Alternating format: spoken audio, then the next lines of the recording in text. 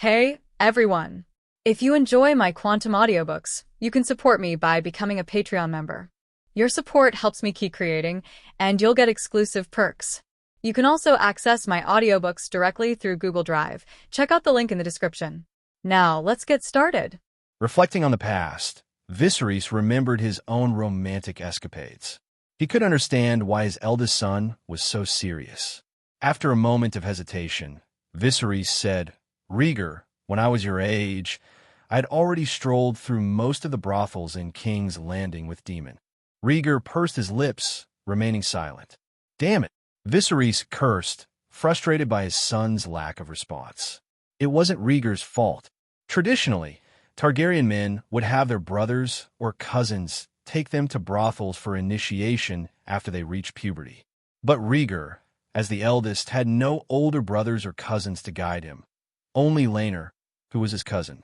His younger brothers were still too young for such activities, except Aegon, who was terrified of Rhaegar and avoided him. Determined to help his eldest son, Viserys decided to take matters into his own hands. "Rhaegar, you should go where Aegon goes. I won't blame you."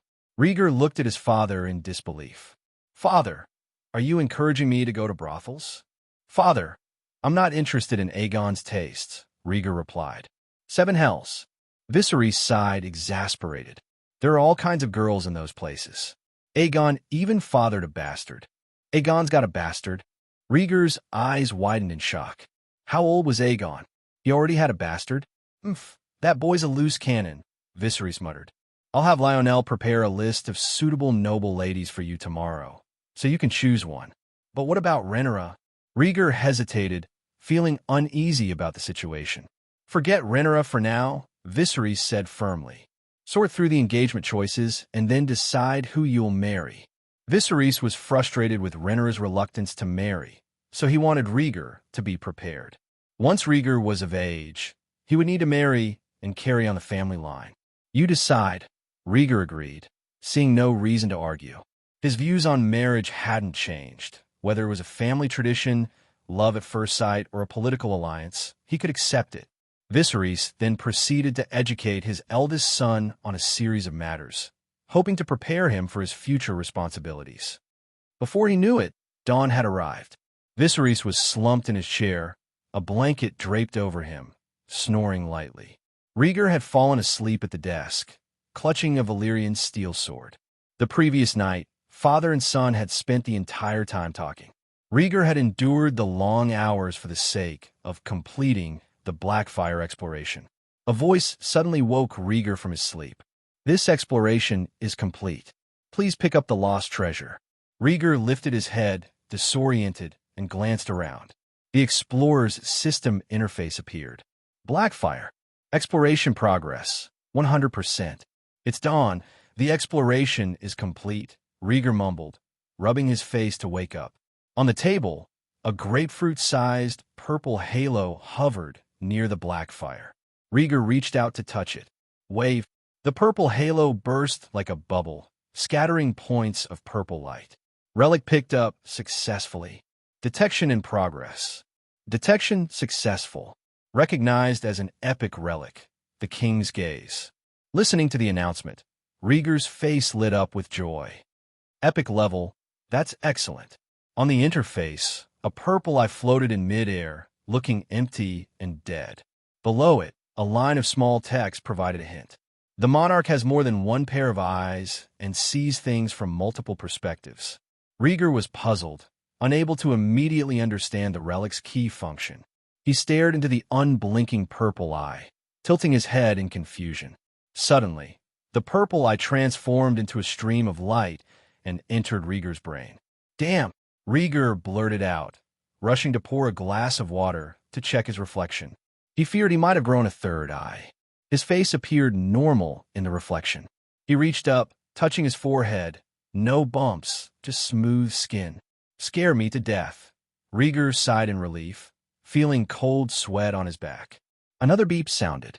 "Congratulations. The King's Gaze has been activated. You have gained Dreamscape. Grade. Legendary Red. Effect. Grants you the ability to maintain awareness in the dream world. Evaluation. a special relic combined with a special talent, giving you a unique perspective. Rhaegar suddenly felt a surge of clarity. His drowsiness vanished, his spirit revitalized, and his mind became sharp. He could recall memories with greater clarity and detail. Looking out the window, he noticed the engraved bricks on the distant city wall with remarkable precision. Rhaegar touched the corners of his eyes and whispered, "Memory enhancement, improved eyesight. This must be part of Dreamscape's ability." He realized these enhancements were just the beginning. Legendary relics were incredibly rare. Currently, he possessed only blood and fire, and true dragon's blood, which had already laid a strong foundation for him. Contemplating further, he opened his personal profile. Rhaegar Targaryen. Talent: Dreamer, gold. Longevity, green. Bloodline: Ancient Valyrian Dragon Lord, 39%. Skills: Sword Mastery, Spear Mastery, Old Valyrian Language Proficiency. Relics: Blood and Fire, True Dragon's Blood, Dreamscape. Evaluation: Your talent has been developed twice. Use it to your advantage and avoid harm. Let's test it, Rhaegar murmured, stretching as he got up. Sleeping at the desk had not been comfortable. He picked up Blackfyre and re-hung it on the wall, then secured his dragon claw and quietly left the room. 3 days later, Red Castle, Throne Hall. Rhaenys stood in the center of the hall, dressed in black and red, surrounded by advisors and nobles of various ranks. Today marked her celebration as the new Master of Dragons. Viserys, adorned in his coronation attire and wearing a crown, stood before the Iron Throne, holding the legendary Blackfyre. His face was solemn as he addressed the assembled crowd. "My lords, the rule of the Targaryen dynasty has endured for 118 years, with our royal bloodline passed down through the generations," he proclaimed. "Today, in the name of Viserys, I establish a new royal duty exclusive to the Targaryens, the Master of Dragons." Applause erupted as his words echoed through the hall. Rhaenys proudly lifted her head and walked toward the Iron Throne. When she was 3 meters away, she stopped and knelt on one knee. Viserys raised Blackfyre and placed it on her shoulder, speaking with grave formality. "Rhaenys Targaryen, I appoint you as the first Master of Dragons, granting you the authority to manage the royal bloodline and oversee the royal legacy." "Yes, Your Grace," Rhaenys responded, her voice steady as she accepted the honorable appointment. Viserys smiled softly, lowered Blackfyre, and symbolically helped her rise. On either side of the Iron Throne stood members of the Targaryen and Balerion houses, each lost in his own thoughts. With a smile, Rhaegar stepped out from the crowd and called, "Father." Viserys looked at him and nodded. Rhaegar approached, unsheathing one of the swords at his waist. Everyone noticed that the heir carried 2 scabbards, one long, one short. Rhaenys, watching intently, was amazed. Rhaegar crossed the scabbard in his hand and smiled. "Auntie, take the sword." Rhaenys recognized it immediately, the house sword, Dark Sister. "Blackfyre is a symbol of kingship, and Dark Sister deserves to have duties of its own," Rhaegar announced, his tone solemn. Its first owner, Queen Visenya, used it to protect Aegon the Conqueror, killing more than a dozen assassins with a single sword. "I hope Dark Sister becomes a symbol of protection for the kingdom." Rhaenys, visibly moved, took the sword with trembling hands. "I never thought I'd hold Dark Sister one day." "The Dark Sister never belonged to any one person," Rhaegar explained. "From now on, it will be the sword of every Master of Dragons." Hearing this, Rhaenys' eyes filled with determination. With a swift motion, she unsheathed Dark Sister and declared, "I will fulfill my duty and bear the burden of guarding the family." Applause erupted, reaching a crescendo. But the celebration was not over. Queen Alicent led the way to the banquet hall, while Rhaegar and the other dragon masters headed to the dragon pit. Corlys took Lena and his 2 granddaughters back to Driftmark by boat. The meeting had been agreed upon in advance. After the appointment of the Master of Dragons, everyone took up their respective duties. Above King's Landing, roar. Accompanied by rising dragon roars, 5 giant dragons burst from the dragon pit, Cannibal, Malays, Sunfire, and others.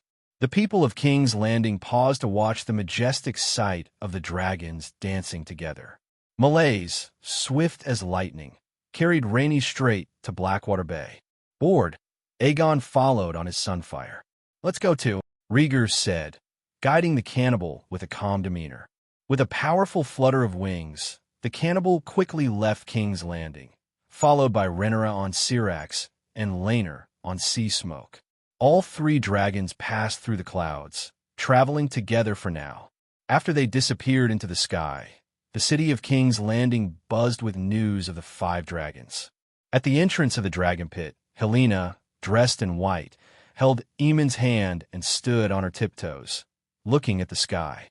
"Sister, the dragons have flown away," Aemon said gently, looking enviously at the sky.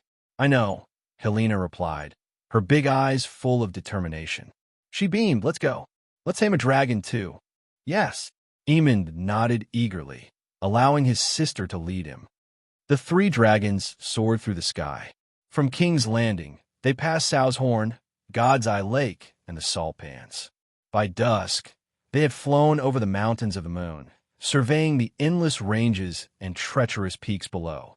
Soon they reached the first gate of the Vale of Arryn, the impregnable Bloody Gate. The Bloody Gate is a fortification consisting of a series of battlements on the cliffs on either side of the road, leading from the Mountains of the Moon into the Vale of Arryn. 2 watchtowers clung to the cliff face, connected by a weathered gray stone arch bridge. The walls have been defended by successive Bloody Gate knights, who had repelled numerous enemies who had attempted to reach the Eyrie. Roar! The cannibals' roar echoed over the Bloody Gate, drawing the attention of the Bloody Gate knights. The dragon was the unmistakable symbol of House Targaryen. The appearance of 3 dragons in quick succession could only signify the arrival of the royal family. In a flurry of movement, dozens of knights emerged and stood upright on the cliffs flanking the arch bridge. A sturdy knight in heavy armor stood on the bridge, looking up at the approaching dragons. Rhaegar, observing the activity below, found it interesting. "This is a Bloody Gate knight. Should I greet him first?" Laenor asked gently, seated atop Sea Smoke. It was getting late, and it wasn't wise to continue the journey at night. They decided to visit Eyrie City with Rhaegar's brother and sister. Before Rhaegar could answer, the knight below shouted loudly, "Who wishes to pass through the Bloody Gate?" It was the duty of the Bloodgate Knights to question those attempting to pass through. Rhaenyra chuckled softly, glancing at the slightly exhausted Rhaegar and Laenor. "They've asked, so it's only right to respond," she said. "Leave it to me," Laenor volunteered. He guided Sea Smoke lower and announced, "This is the eldest son of Viserys I, heir to the Iron Throne, Rhaegar Targaryen." The Knight Commander's pupils narrowed, and he puffed out his chest. "And who are the companions?" he continued. "The eldest daughter of Viserys I, Princess of Dragonstone, Rhaenyra Targaryen, and me, heir to Driftmark, Dragon Rider, Laenor Balerion," Laenor declared proudly. "Understand. Let them pass," the Knight Commander shouted. With a wave of his hand, he signaled the Bloodgate Knights on both sides of the cliff to stand down. Rhaegar found this interesting and whispered, "Let's go. We need to reach the Eyrie before dark." Rhaenyra and Laenor complied, and together they rode their dragons through the towering Bloody Gate. Since the heroic age, countless soldiers and armies had perished here, unable to conquer the Vale of Arryn. Only once, during the conquest, had Queen Visenya landed in the Eyries garden with her dragon, Vhagar, easily bypassing the Bloody Gate. The young Lord of the Eyrie had been amazed as Vhagar descended from the sky, and Visenya held him in her arms and teased him. When his regent mother arrived, Visenya's mere presence was enough for the Eyrie and the entire Vale to submit to Aegon the Conqueror. As the 3 dragons flew through the Bloody Gate, a fierce wind blew in their wake. The Knight Commander knelt on one knee, placed a hand on his chest, and shouted, "The Vale sends its sincere greetings to you, Prince." "The Vale sends you its greetings," echoed the rest of the Bloody Gate Knights, falling to their knees in unison. The voices carried by the wind reached Rhaegar's ears. He smiled faintly and urged Cannibal to speed up. His mother, Emma Arryn, hailed from the Eyrie, making the Vale his natural ally.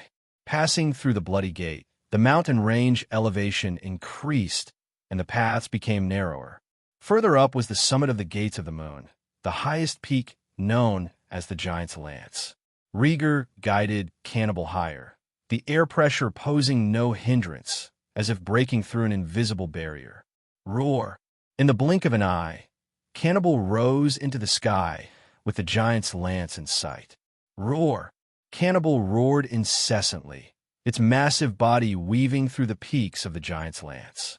Occasionally, green dragon fire flared from its muzzle. Compared to the confines of the dragon pit, the vast mountains provided a perfect wilderness for the dragon to unleash its power. Rhaegar didn't rush Cannibal, allowing the dragon to revel in its freedom while he waited for Rhaenyra and Laenor to catch up. Syrax and Seasmoke had only just reached adulthood. Their speed and endurance were still far inferior to Cannibal's. Had he not been accommodating them, Rhaegar would have arrived at the Eyrie long ago. He looked down at the Giant's Lance below. From a mountain summit to the base of the Vale, the view was endless, bathed in the twilight hues of the setting sun. Eyrie towered over the top of the mountains of the moon, straddling the Giant's Lance. Due to the treacherous terrain, the Eyrie was not very large, consisting of a cluster of 7 long, slender white towers. At this moment, Cannibal's roar echoed across the Giant's Lance, naturally alarming the inhabitants of the Eyrie. Guards emerged from the castle, forming 2 lines to protect a noble, tall woman with long hair and a graceful demeanor. Roar! The roars of Syrax and Seasmoke followed as the 2 dragons carried their masters over the Giant's Lance. In full view of the public, the 3 dragons circled and landed in the front yard of the Eyrie castle. Boom! 3 waves of air rose, and the guards moved quickly to shield the long-haired woman. "Jane!" Rhaenyra shouted joyfully, dismounting first. "Rhaenyra!" The woman waved her guard aside as the smoke cleared, her surprise matching Rhaenyra's. Rhaenyra, dressed in her black riding attire, trotted forward. The woman, in her long skirt, greeted her with a swift swing of her dress. Soon, they met and embraced joyfully. "It's been a long time, Rhaenyra," Jane said, smiling brightly and hugging Rhaenyra's waist before kissing her cheek. Rhaenyra smiled daintily, patting Jane's back. "It's been half a year, and you're still so slim," she said with a hint of jealousy. "Humph, you're as capricious as ever," Jane teased, pinching Rhaenyra's waist to mock her lack of diet control. As they spoke, Rhaegar and Laenor dismounted and approached. Jane, noticing them, whispered, "Let go of my hand. I need to perform a formal greeting." 2 meters away, Rhaegar placed his hands on his belly and smiled. "The Targaryens greet you, cousin Jane."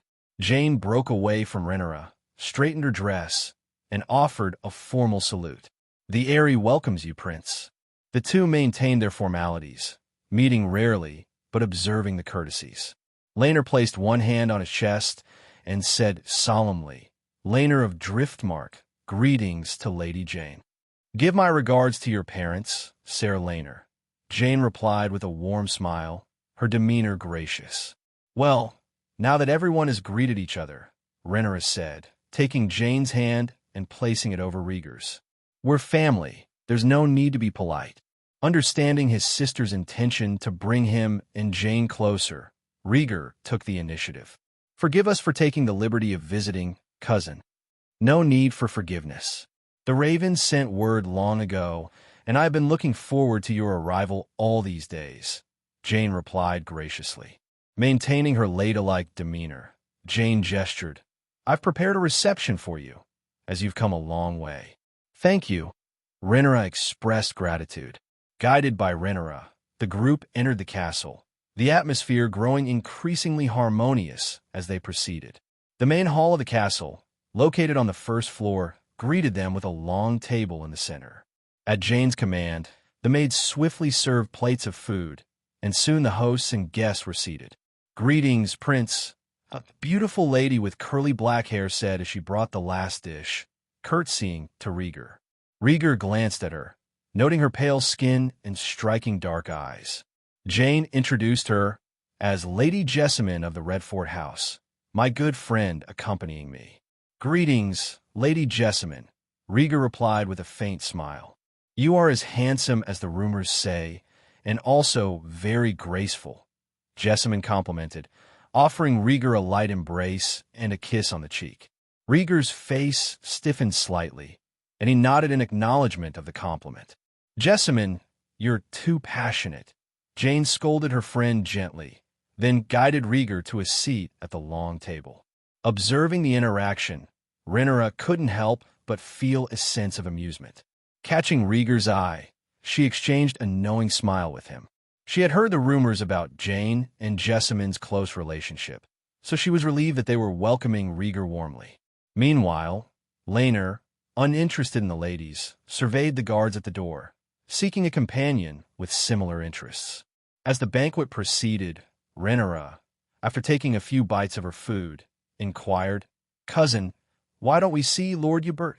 His full name was Ybert Royce. He was the Lord of Runestone and the current Lord Protector of the Vale, Jane's mentor and guardian. He had resigned from his title when Jane was 3 years old to assist her in managing the Eyrie. Jane paused, her expression turning slightly grave. I believe you've heard of the rebellion of the Mountain Clans. Not long ago, the Mountain Clans attacked the Hunter House in Longbow Hall, Jane explained. Upon hearing the news, Lord Ybert summoned his bannermen and led his army to support Longbow Hall. Rhaegar frowned, surprised by the severity of the situation. The influence of the Mountain Clans is this serious. Jane reassured him. You can rest assured, Lord Ybert is skilled with bow and horse. The Mountain Clans, who are like scattered sand, will not take long to be defeated. Rhaegar nodded, acknowledging her words tacitly. He sensed an undercurrent of unease in Jane's tone, but refrained from pressing further, respecting her reluctance to discuss the matter in depth. Rhaenyra, however, had no such reservations. Turning to Jane, she asked, Jane, with the impending war between the kingdom and the three sisters, how many Knights of the Vale can be deployed? Jane explained the difficulty of deploying more men due to the Vale's own troubles, with most troops gathered in Longbow Hall. If you wish support for the Stepstones battle, you should turn to the great families of Gulltown. Understanding the purpose of their visit, Rhaenyra was concerned about the Vale's capacity to contribute to the war effort. Cousin, why don't you let me take the dragon and ride to aid Lord Ybert, and put an end to the rebellion once and for all? Rhaegar offered, eager to assist. Jane's eyes lit up at the suggestion, but before she could respond, Jessamine kicked her friend discreetly under the table. Jane fell silent, as if suddenly remembering something. Rhaegar sharply noticed Jane's reaction and asked, What's the matter, cousin? Jane smiled apologetically. Nothing, just something that suddenly came to mind. In a couple of days, it will be Lady Rhea's wedding. Lord Ybert will be back in time, so you can talk to him then. Is that so? Rhaegar kept his expression neutral, but inwardly, doubts arose. Ybert was Lady Rhea's uncle, and he had passed the earldom to his niece. It made sense for him to return in time for her wedding. Jane resumed her confident smile, got up, and sat next to Rhaenyra. Rhaenyra naturally drew close to her and asked, I hear your cousin Arnold Arryn is questioning your inheritance? Yes, and I have driven him away. Jane sighed helplessly. The boy was quite good, but unfortunately too ambitious. Rhaegar took a sip of sweet wine, listening intently to their conversation. Arnold Arryn was Jane's uncle's son, just 11 years old and working as a squire at Runestone. In terms of male inheritance, Arnold indeed had a stronger claim than Jane. However, Jane had already inherited the Eyrie at the age of 3, long before Arnold was even born. Rhaenyra, concerned for her best friend, took Jane's arm. Protect yourself. You are the first female Lord of the Vale. Jane hummed softly, glancing at Rhaegar. I said the same to you a few years ago. Rhaenyra puffed out her chest proudly. I lost my inheritance rights, but gained more. I don't have to fight for my place or make peace with advisors. I have my own fiefdom, and most importantly, no arranged marriages. Over the years, I've traveled between King's Landing and Dragonstone, occasionally visiting the mainland. I've been living a happy life. Rhaegar glanced at her and remained silent. If Rhaenyra had been more competitive, she would have lived the life she deserved. Jane's eyes filled with envy. She looked at Rhaegar and quietly asked, "Do you plan to follow the traditions of House Targaryen?" Rhaenyra blushed slightly and rolled her eyes, ignoring her friend's question. Seeing this, Jane's eyes sparkled. She stared at Rhaenyra for a while, making her uncomfortable. Rhaenyra pushed her friend's face away in annoyance, causing Jane to laugh uncontrollably. Jane stole a glance at Rhaegar's profile, his long blonde and silver hair, pale handsome face, and clear purple eyes. As the two women bickered playfully, the party grew livelier. Laenor, having filled his stomach, stood up and excused himself. "Thank you for the hospitality. I'm a little tired and will go rest." Jane smiled delicately. "Then I wish you good dreams." "Thank you," Laenor replied, smiling as he walked over to Rhaegar. "Cousin, I'll continue my journey in the morning, so I'll head down first." Rhaegar nodded, watching Laenor head towards the second floor. As Laenor passed a thin male attendant, they exchanged a knowing look, and the attendant followed Laenor upstairs. Rhaegar watched blankly, feeling a sort of admiration for Laenor. He had just arrived at the Eyrie, the banquet wasn't over, and he had already found his prey. Rhaenyra noticed this and pinched Rhaegar's arm. "The Balerion house may not have a throne, but father is still waiting for you to carry on the family line." Laenor's preferences were well known. He only played with boys and never touched women. The sea snake, Corlys, was very worried about this. Rhaegar chuckled. "I'm not interested in men. Mature women are my favorite." As he said this, he glanced at the three women present and leaned back in his chair. After his father's teachings, Rhaegar had become much more open about his attractions. His father had told him that there was no woman a Targaryen man couldn't capture. Rhaenyra glared at him, a silent warning. Jane and Jessamine exchanged looks and turned their heads as if they hadn't heard. The party continued with the three women exchanging drinks and laughter. As the hall began to quiet down, Rhaegar excused himself and went up to the second floor to rest. Night after the banquet, the three drunken women helped each other up to the third floor. First, they saw Rhaenyra to her guest room. Then Jane and Jessamine returned together to the master bedroom. Creak!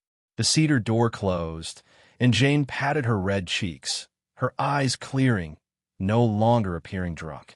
Jessamine didn't even blush as she elegantly walked to the bed and sat down. Leaning against the doorframe, Jane whispered, "You shouldn't have stopped me. By sending out a dragon, the Mountain Clan's rebellion would be quickly quelled. Arnold is hiding in the shadows. If you don't lure him out, your lordship will be over sooner or later," Jessamine warned. "Rhaegar is my cousin. He will support me," Jane insisted. "Don't forget where he got his airship from," Jessamine countered. Jane held her forehead and said no more. Jessamine's disdain for men was too strong to argue with. Jane walked back to the bedside and laid down languidly, murmuring, "Let's wait a little longer. If Ybert can't solve the Mountain Clan's issue, then I'll ask for help." Rhaegar and Rhaenyra were also going to attend the wedding in Runestone and would stay in the Vale for a while. With their relationship, there was no fear of not getting help. The following day, in the front yard of the Eyrie Castle, Laenor, wearing leather armor, stood in front of the light silver-gray scaled sea smoke. Rhaegar and the others were there to bid him farewell. "I'm leaving. You guys be careful in the Vale as well," Laenor said, giving each of them a hug, his dark-skinned face full of smiles. "Take care on the road." "We'll wait for your good news," Rhaegar urged patiently. Laenor's smile grew even bigger as he climbed up the soft ladder onto the back of the dragon and waved from above. Rhaegar returned the smile, knowing from Laenor's demeanor that last night's experience had been enjoyable. Roar! With a roar, sea smoke flapped its wings and slowly rose into the air. Not long after, the light silver-gray dragon disappeared from view. Rhaenyra stood by Rhaegar's side and said softly, "Jane will be leaving soon, so let's follow along." Rhaegar looked at Jane with surprise. "The wedding in Runestone City is still a few days away, right? We don't have dragons, and we have to bring our gifts, so of course we have to leave early," Jane explained, smoothing her long chestnut-colored hair blown by the wind. Simple, Rhaegar said, smiling. Rhaenyra and I will ride the dragons and carry you. Before we left for the Vale, I ordered 500 dragon keepers to go ahead with the goods from the Mushroom Set's caravan. They should arrive soon, he added. After a pause, he continued. Among them are gifts I have selected from goods all over the world, and they will be specially delivered to the Eyrie. The Mushroom Set's merchant caravan only operated in the Crownlands and the Riverlands. Taking advantage of this trip to the Vale, Rhaegar planned to open up a new trade route. The Mushroom Set's caravan was to be developed in the Vale. Facing Rhaegar's invitation, Jane raised her eyebrows lightly and hesitated. Rhaenyra noticed her expression and, with a mischievous smile, said, "What? You don't dare?" She knew her good sister was afraid of heights.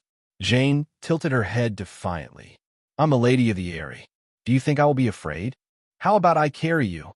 Rhaenyra teased, closing in on her. "Just let the dragon through," Jane replied, fear aside, full of determination. Noon, in the guest room. Rhaegar stayed in the cramped, stone-built room, holding a letter from Driftmark. A letter from Driftmark? What does it say? Rhaenyra, sitting on the edge of the bed, looked a little worried. "Don't worry. It's good news," Rhaegar replied, handing her the letter with satisfaction. Corley's fleet was stationed at Bloodstone Island.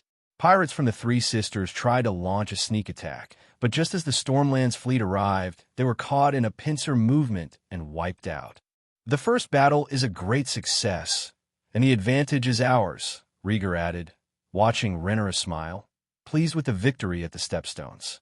"Yes, Corlys has secured his position in the Stepstones. Once support from the rest of the realm arrives, the Three Sisters will be defeated," Rhaegar analyzed, considering the support from the Vale. Once the wedding ceremony at Runestone was over and the fleet in Gulltown was gathered, they could proceed with their plans.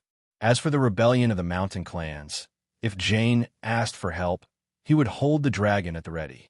If Ybert resolved it, they'd head straight for the Stepstones. "This cousin of ours is a bit unreliable," Rhaegar mentioned abruptly. Rhaenyra tilted her head. "How so?" "A woman in charge of the overall situation, relying on the regent's bannermen to fight foreign wars. I suspect she doesn't have enough real power," Rhaegar speculated boldly. "Jane has Yorbert's counsel, and the Vale has not been in chaos all these years," Rhaenyra countered, thinking of the defender of the Vale who is out in the field. Rhaegar shook his head. "Ybert is getting old. If he passes away, there will be countless troubles for Jane." Ybert had resigned from his position as the Lord of Runestone in his prime and had supported Jane for over 20 years. The death of such an old man would not be sudden. "Aren't you still here?" Rhaenyra murmured. "Jane is our blood relative, your staunch supporter. You can't just stand by and watch." "I'll help her, but she has to be strong herself," Rhaegar said indifferently. "Let's see how Jane responds to this Vale rebellion." Rhaenyra was unsure and looked at him quizzically. "She'll listen," Rhaegar said, suddenly placing his index finger on his lips and pointing to the narrow window. Bewildered, Rhaenyra pressed her ear a little closer. "Hear what?" "A noise." Rhaenyra looked skeptical, feeling he was playing a trick on her. "It's the sound of Alyssa's tears," Rhaegar said, pulling her up and pushing open the wooden door to go outside. "There are many sights in the Vale. I've seen the Bloody Gate and the Giant's Lance, but I haven't yet seen Alyssa's tears." His pace quickened, and he quickly walked down the stairs and out of the castle gates.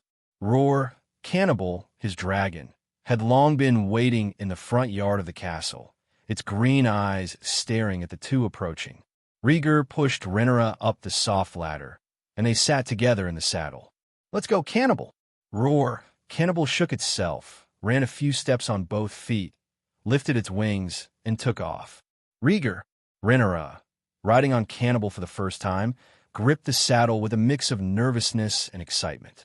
"Don't be afraid. Syrax is too slow. I'll show you Cannibal's speed," Rhaegar reassured her, staying close with a smile.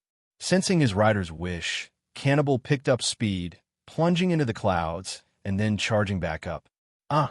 Rhaenyra screamed, unable to hold on, gripping Rhaegar tightly. Rhaegar laughed and rose from the saddle, enjoying the weightlessness against the howling wind.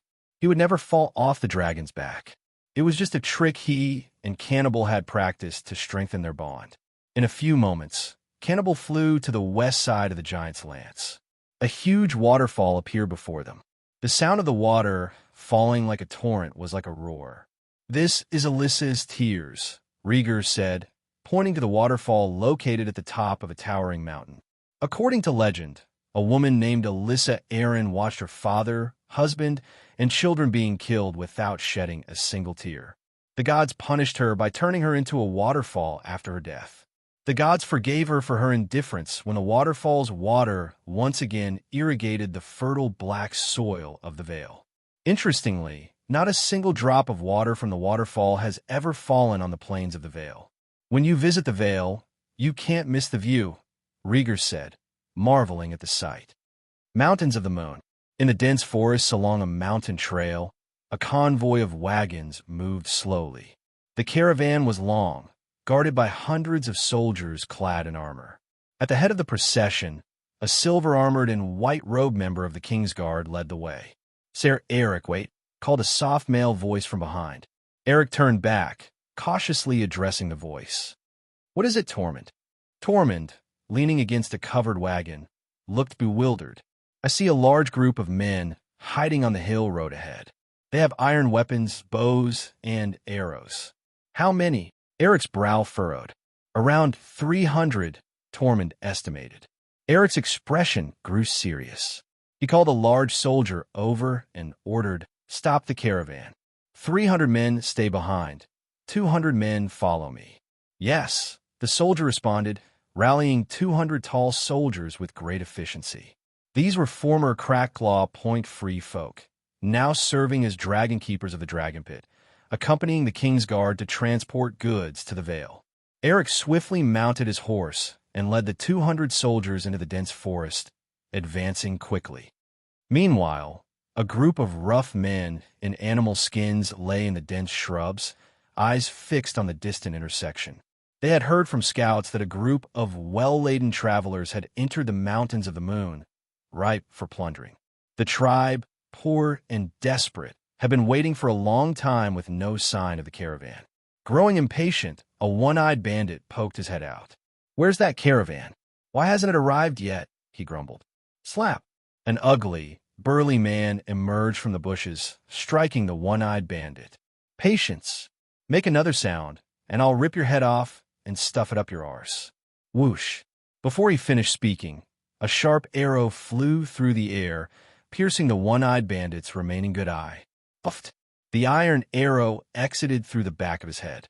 The one-eyed bandit, his expression still grimacing, staggered and fell to the ground. The burly man looked dumbfounded, blurting out, "Now he's only got his arsehole left." "Kill!" Shouts of battle erupted from all directions as a swarm of soldiers emerged from the dense forest. Eric led the charge, his sword cleaving the head of a mountain clansman. "Leave no one behind," he roared. The dragon keepers, clad in armor, advanced valiantly. Swords and axes gleamed as they hacked through the mountain men who were too weak to resist. In the blink of an eye, the dragon keepers had slashed their way through the mountain clans' people's ranks, blood staining the bushes.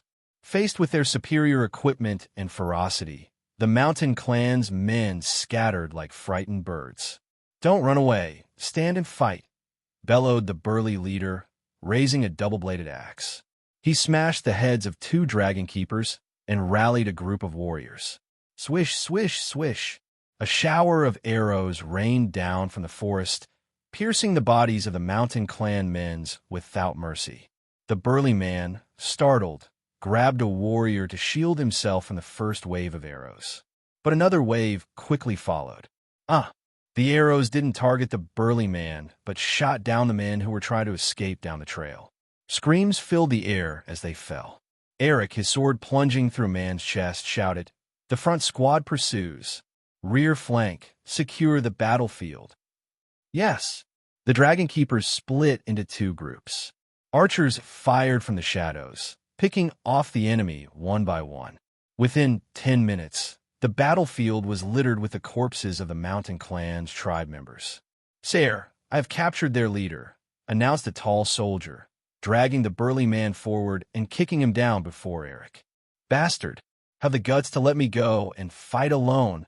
The burly man spat, his face smeared with dirt. Bang! The tall soldier kicked him in the head. "Be honest, dumbass." "You piece of shit, my name is Shagga. Smart Shagga." The burly man, Shagga, cursed as he spat out more dirt. The soldier raised his hand to strike again, but Eric waved him off. "Trangal, I'll interrogate him myself." "Yes." The former Crabclaw, Trangal, stepped aside, respecting the king's guard. Eric pulled his white robe behind him, wiping his blood-stained sword. "Shagga, which mountain clan do you belong to? Who do you think you are, daring to question the clever Shagga?" Shagga sneered defiantly. Swish! Eric's long sword sliced through the air, severing one of Shagga's ears. The bloody ear fell to the ground and twitched. Damn you, you cut off Shagga's ear." Shagga screamed, clutching his head and writhing in pain. Eric planted his boot on Shagga's neck and pressed the tip of his sword to Shagga's forehead, speaking coldly. "I'll ask you again. Which mountain clan are you from?" "The Stone Crow clan." "Shagga comes from the Stone Crow clan," Shagga admitted, fear overcoming him. Eric continued. "The Stone Crows are a large tribe among the mountain clans. Are you involved in the rebellion?" "Yes." Shagga and his two foolish brothers gathered many warriors and scattered them throughout the Vale, Shagga confessed. "How many of you are there, and how many are involved in the rebellion?" "The Stone Crows tribe has 1,000 people. The Black Ears tribe, the Burn Men tribe, and the Painted Dogs tribe are part of 10 or so tribes, adding up to tens of thousands of people." "Then how come you only have this many people here?" "The tribal warriors were taken by Shagga's two foolish brothers to follow the Flame Witch in her siege of the Hall of Longbows." "Who is the Flame Witch?" Eric frowned, suspicious of the term witch. Shagga, trembling, said, "A red-robed woman with a large naiad, a messenger of some god who can summon fire." "Really?" Eric was skeptical. Shagga did not lie. "The Flame Witch seduced my father, and I saw her use flames to cover her weapons," Shagga replied, a mix of fear and envy in his eyes. "Sire, is the interrogation over?" Tormund's falcon, seeing the end of the fighting, led his team over as the Dragon Keepers continued to clear the battlefield. Eric mused. "Almost, but there's something unsettling about it." He glanced at the white falcon circling in the sky. Magic existed in the world, and skin changers, just like dragons, had their own mysterious gifts.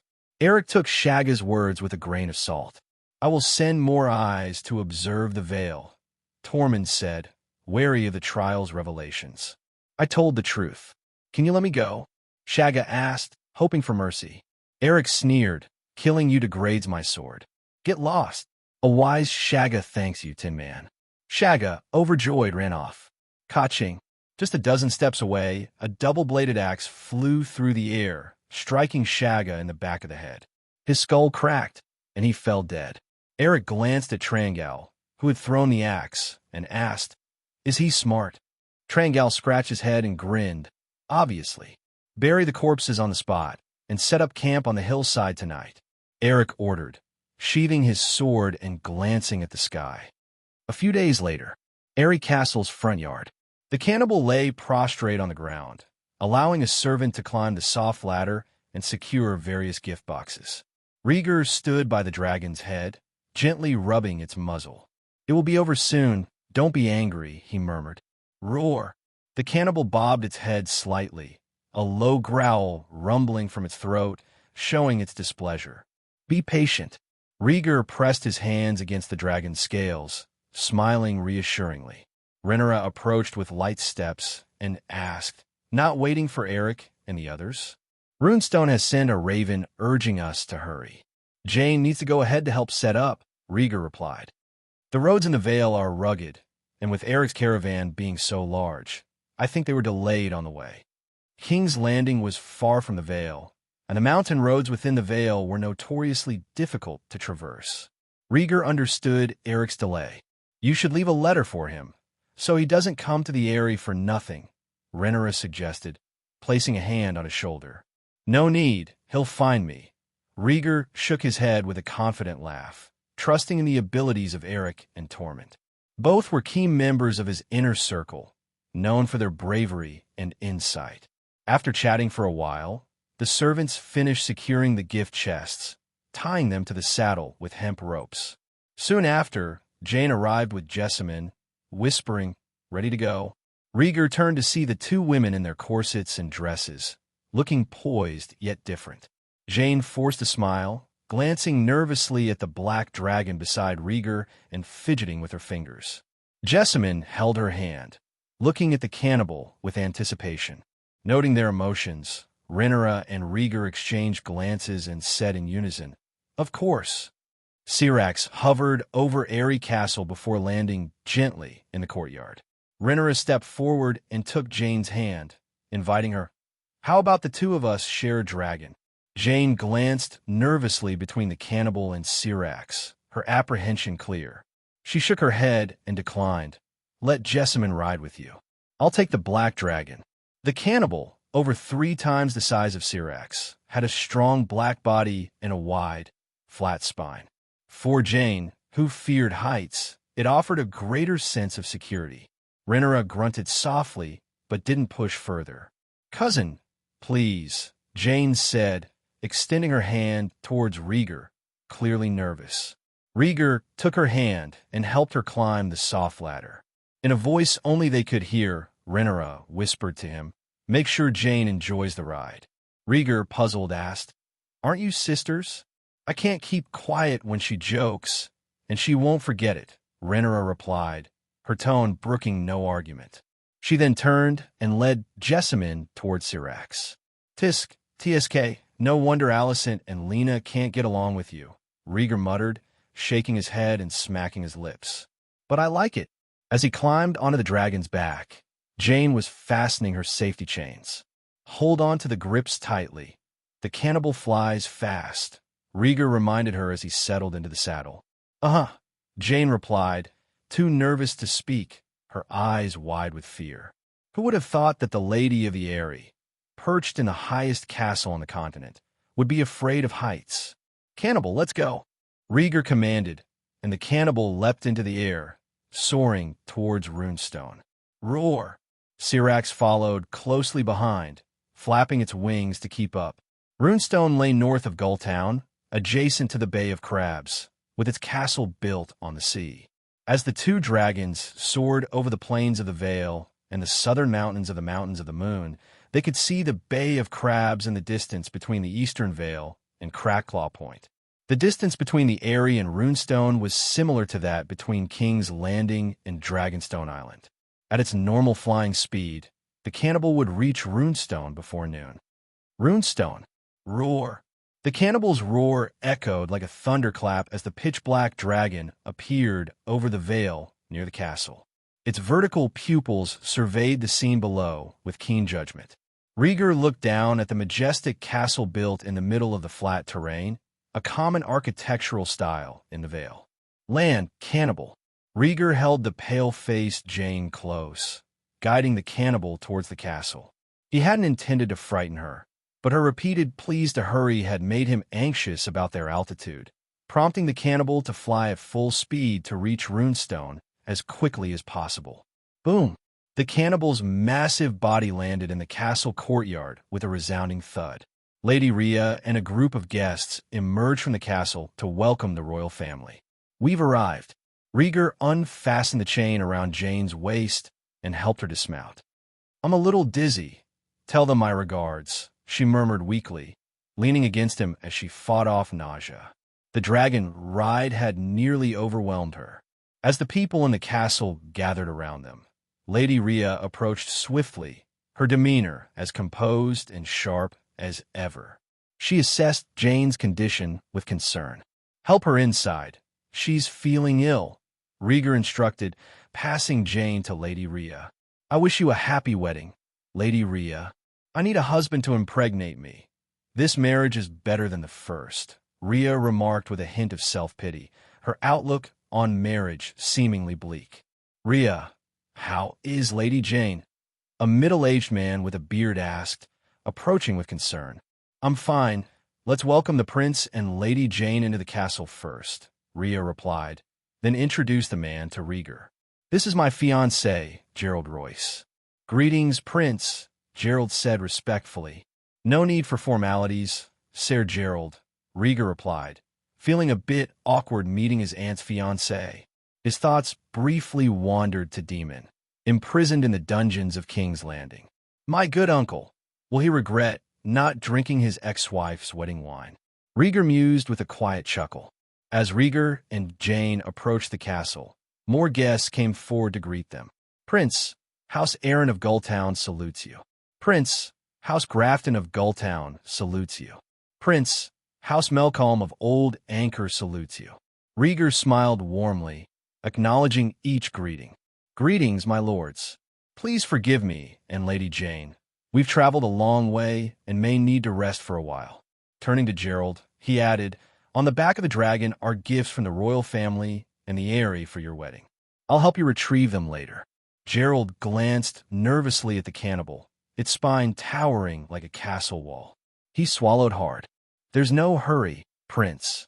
Gerald had met dragons before, including demons' caraxes, but the cannibal's sheer size and menacing appearance were overwhelming. The cannibal's green eyes and black scales gave it an aura of malevolent power. Roar! The cannibal, sensing the human's attention, lowered its head, its piercing eyes scrutinizing the gathered crowd. Everyone instinctively took a step back. Cannibal, don't scare my friends. Rhaegar chided gently, hiding a smile. Prince, please come inside, Gerald urged, gesturing toward the castle and leading Rhaegar in, surrounded by the crowd. The castle's first floor featured a grand hall, lavishly decorated. Rhaegar called for a maid to assist Jane upstairs to rest while Gerald stayed to manage the guests. Rhaegar took the first chair beneath the main seat, greeting the nobles of the Vale one by one. Most were from the southern part of the Vale, untouched by the Mountain Clan's rebellion. Gerald, despite his ordinary appearance, was courteous and attentive, ensuring everyone felt welcome.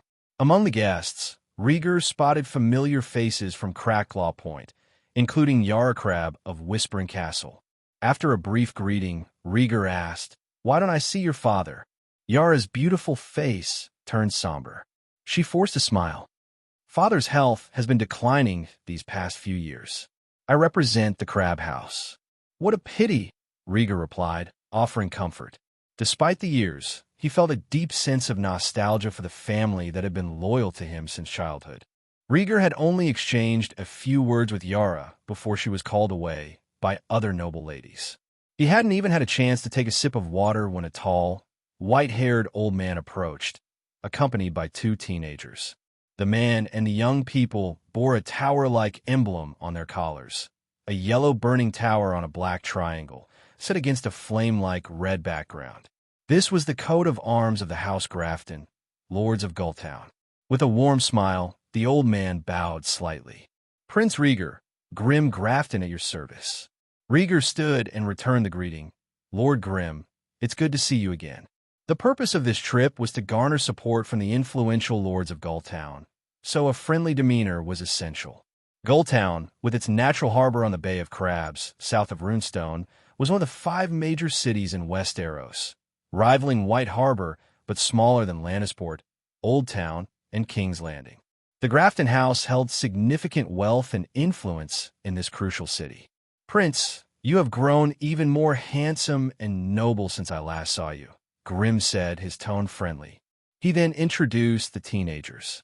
"These are my grandchildren, Joffrey and Jonel." Rhaegar observed them closely. Joffrey, about 16 or 17, was handsome with the Grafton House's signature black curly hair and light gray eyes. Jonel, similarly aged, was strikingly beautiful with a notably fit physique. To Rhaegar's surprise, Jonel had silver blonde curls and purple eyes, a classic Balerion appearance. "Miss Jonel's hair color," Rhaegar began, glancing curiously at Lord Grim. Grim laughed, his eyes shining. "My grandmother was Lady Prudence of House Celtigar. Jonel inherited her Valyrian characteristics from her great-grandmother 2 generations ago." "I see. Lady Jonel is truly a sight to behold," Rhaegar praised, genuinely impressed. He recalled the historical connection between the Grafton and Celtigar houses. The Graftons' wealth made them desirable allies, and many great houses sought marriages with them. Moreover, in the brief history of House Targaryen, it was mentioned that Lady Prudence had once saved Rhaegar's great-grandmother, Queen Alysanne. Feeling a genuine warmth, Rhaegar's smile broadened, and he engaged in an even more enthusiastic conversation. Jonelle stood by her brother's side, her head slightly bowed and her cheeks tinged with pink as she stole glances at Rhaegar. The conversation concluded. Rhaegar broached a serious topic. "Lord Grimm, the war between the kingdom and the three daughters is about to begin, and we need your house's support." "Prince, I've already received the raven," Old Grimm replied cheerfully.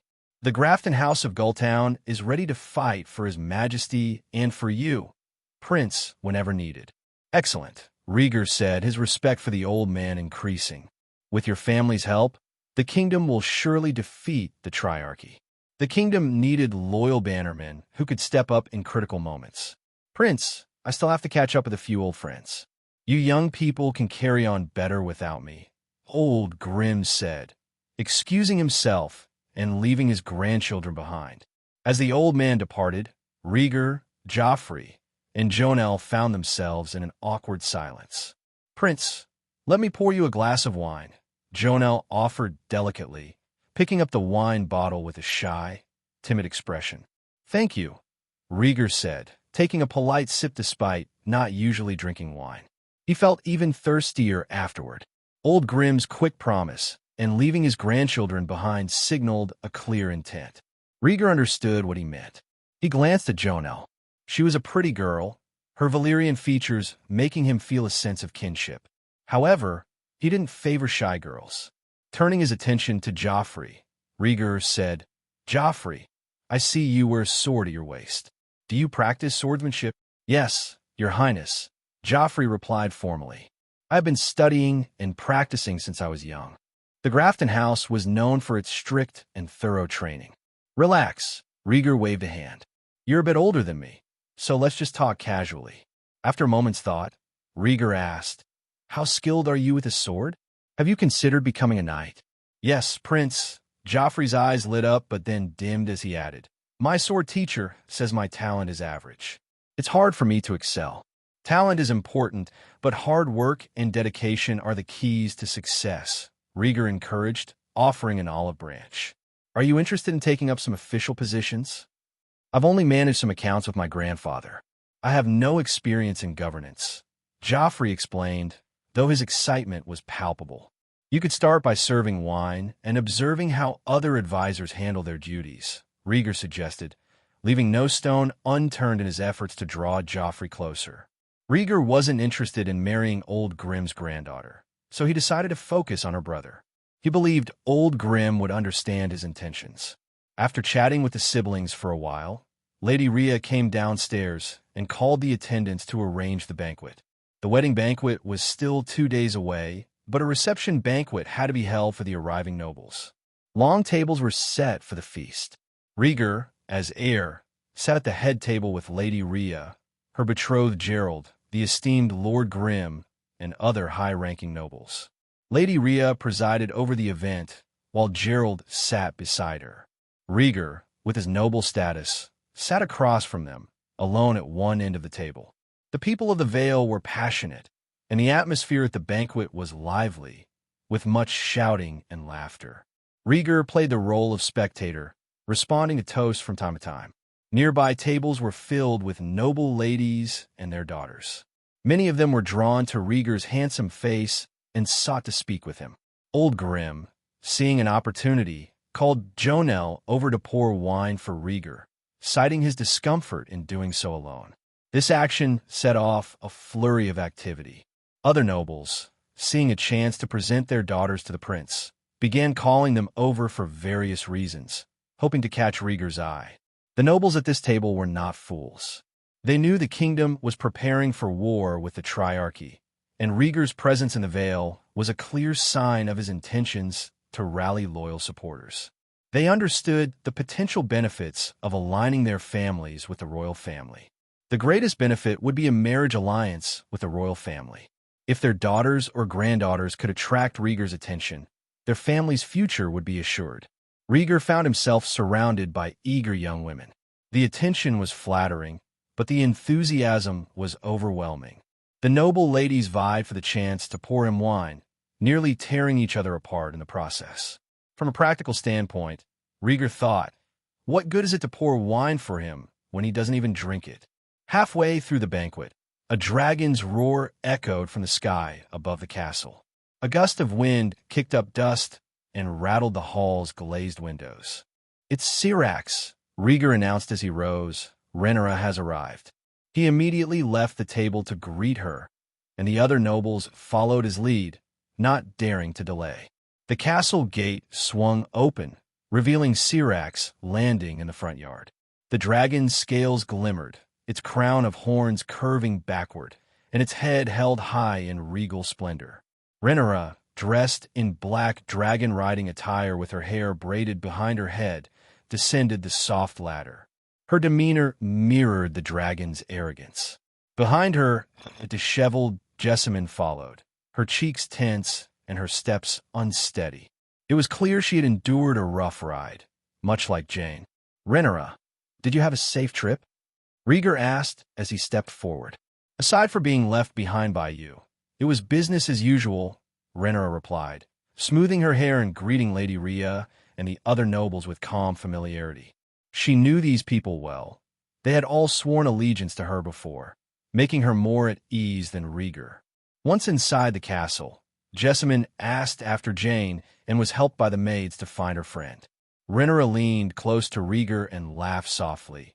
"You flew so fast, Jane was afraid she'd fall apart." "Don't blame me. She's the one who's afraid of heights and wanted the ordeal to be over quickly," Rhaegar responded, his expression innocent. Rhaenyra smiled, sniffing his lapel. She detected Jane's minty scent and a hint of wine, but nothing else suspicious. As she glanced around the hall, her eyes landed on the noble ladies who had recently been vying for Rhaegar's attention. "Rhaegar, you are quite popular," she remarked, adjusting his collar with a knowing smile. Rhaegar's good looks and noble status had made him the object of many ladies' affections. Rhaenyra, having once been the center of similar attention herself, could sympathize. She recalled how, as a teenager, men of all ages had sought her hand, including the Lannister brothers Jason and Tyland, who nearly fought over her. Chairs were brought in, and Rhaenyra took her customary seat beside Rhaegar. Her presence brought the party to a climax, with nobles toasting and boasting of their achievements. Rhaegar, now relaxed, enjoyed the respite her presence afforded. The noble ladies, intimidated by Rhaenyra, kept their distance. Even the timid Jonel, who had been pouring wine, now stood quietly by Lord Grimm's side, avoiding Rhaenyra's gaze. "Rhaenyra, you still command the room as usual," Rhaegar remarked amusedly, finishing in a low voice. "Have I said or done anything?" Rhaenyra smiled sweetly, clutching her dinner knife in one hand and resting the other on Rhaegar's thigh. "No," Rhaenyra assured him, holding her slender hand on his thigh with a sincere smile. 2 days later, the wedding was held at Runestone. Nobles arrived daily, and the castle stables were so crowded that some guests had to park their carriages nearby. The ceremony was not held indoors, but in the back garden of Runestone, as the Royce house, with its long history, still adhered to the worship of the old gods. In the back garden stood a sturdy weirwood tree, ancient and revered. Under its thick, rustling leaves, Rhea and Gerald, dressed in ceremonial robes, swore their vows of love and loyalty to each other. Jane, as witness, placed a crown of flowers on Rhea's head to mark the end of the vows. The nobles applauded and offered their heartfelt blessings. With a beaming smile, Rhea held Gerald's hand, and the couple invited everyone to return to the castle for a feast. Another great feast began. After being persuaded to take a few sips of red wine, Rhaegar managed to escape the persistent toasts of the nobles. He slipped away to the second floor to find a moment of peace. The second floor was filled with noble ladies, their laughter and chatter echoing through the corridors. On the balcony, through an open floor-to-ceiling window, Rhaenyra sat elegantly in a rocking chair, dressed in a striking red gown, one leg crossed over the other. Rhaenyra, why aren't you with Jane and the others? Rhaegar asked, surprised to see her alone. Rhaenyra gently swirled her glass of red wine and turned her face away from him without a word. Why aren't you saying anything? Rhaegar leaned down, holding the back of the rocking chair to look at her closely. Get away. Rhaenyra chortled, playfully pushing him away. Who upset you? Rhaegar asked, concerned, as he squeezed her shoulders. Rhaenyra had been in good spirits the previous night, so something must have happened to upset her. Rhaenyra remained silent, staring out the window. Following her gaze, Rhaegar saw the lush greenery of the Vale and a weirwood tree in the garden where a group of children played beneath its branches. Rhaegar frowned slightly, seeing nothing amiss. Thinking it over, he slowly wrapped his arms around her waist, leaning in to whisper in her ear, Did I make you unhappy? Rhaenyra usually took on a sisterly role, caring for him daily. Rarely did she get angry with him. Perhaps the warmth of his breath was too much. Rhaenyra head-butted him lightly, her mood sour. What does my dress look like to you? Rhaegar was momentarily stunned, then seriously examined her strapless red gown. It's beautiful, he said innocently. Doesn't it look like the red carpet you gave Jane? Rhaenyra turned her head, their faces inches apart. Rhaegar froze, black lines forming on his forehead. Have you read the messages from the ravens from the Eyrie? He asked. The previous evening, Eric had led a caravan through the bloody gate to the Eyrie, bringing many exotic treasures, including the red carpet. Rhaenyra's eyes were filled with anger. That red carpet was my gift to you on your 11th naming day. Rhaegar felt a chill run down his spine and took a step back. Get back here, Rhaenyra demanded, pulling him by his collar. Their foreheads collided, and they stared at each other. I choose all my gifts from my private coffers. I had no knowledge of that red carpet, Rhaegar stammered, trying to find an excuse. He had secretly added the carpet to the gift list, not realizing Rhaenyra would notice. You think I'll believe that? Rhaenyra's eyes were fierce. The red carpet had been costly, and she had gone to great lengths to acquire it. Alicent. Rhaegar quickly invoked the queen's name to divert blame. She saw the gift list. She must have added it by mistake. Rhaegar didn't want to face Rhaenyra's wrath, so he quickly decided to throw his stepmother to take the blame. You think I'm a fool? Rhaenyra snorted, her eyes growing more and more hostile. Rhaegar's cold sweat ran down his back as he recalled childhood memories of being at the mercy of Rhaenyra's temper. He coughed lightly to cover his nervousness and tried to sound profound. The red carpet was just something we couldn't use. Giving it away seemed practical. Rhaenyra was silent, but her grip on the soft flesh of Rhaegar's waist tightened. It wasn't about the red carpet's value, but the principle of giving away her gift. Sister, I also prepared a gift for you, Rhaegar said, trying to defuse the situation. He held her small hand at his waist with one hand and pried her fingers off his collar with the other. Rhaenyra bit her lip lightly and listened to his explanation, curious about what he could come up with. Rhaegar held out his hand, opening 5 fingers in front of her eyes. Look, he shook his arm, and when his fingers opened again, a delicate, square gift box appeared out of thin air. Rhaenyra lifted his cuff, revealing a silver-gray space bracelet. After years of living together, she knew about Rhaegar's magical bracelet. Rhaegar smiled sheepishly and placed the gift box in her palm, saying softly, Open it and see. You'll definitely like it. Let's see what trick you're playing now, Rhaenyra said, her mood lightening slightly as she pressed her lips together in a hint of smile. She opened the gift box, which was padded with black soft cloth, but found it empty. She pinched the soft cloth, thinking the gift might be hidden in a compartment. However, after examining the box thoroughly, she found nothing. There was a short silence. Rhaenyra glanced at Rhaegar, who was all smiles, and gently closed the box without saying a word. Do you like it? Rhaegar asked. Rhaenyra closed her eyes, crossed her arms, and leaned back in her chair. She didn't want to talk to him. Just take it as received, she thought. Seeing her reaction, Rhaegar restrained his smile, reached out, and waved his hand in front of her eyes. He whispered softly, Look again. You'll definitely like it. Rhaenyra's knuckles turned white as she suppressed her anger. Perhaps she had been away from Rhaegar for so long that he had forgotten what the wrath of a sleeping dragon was like. Her hands itched for action.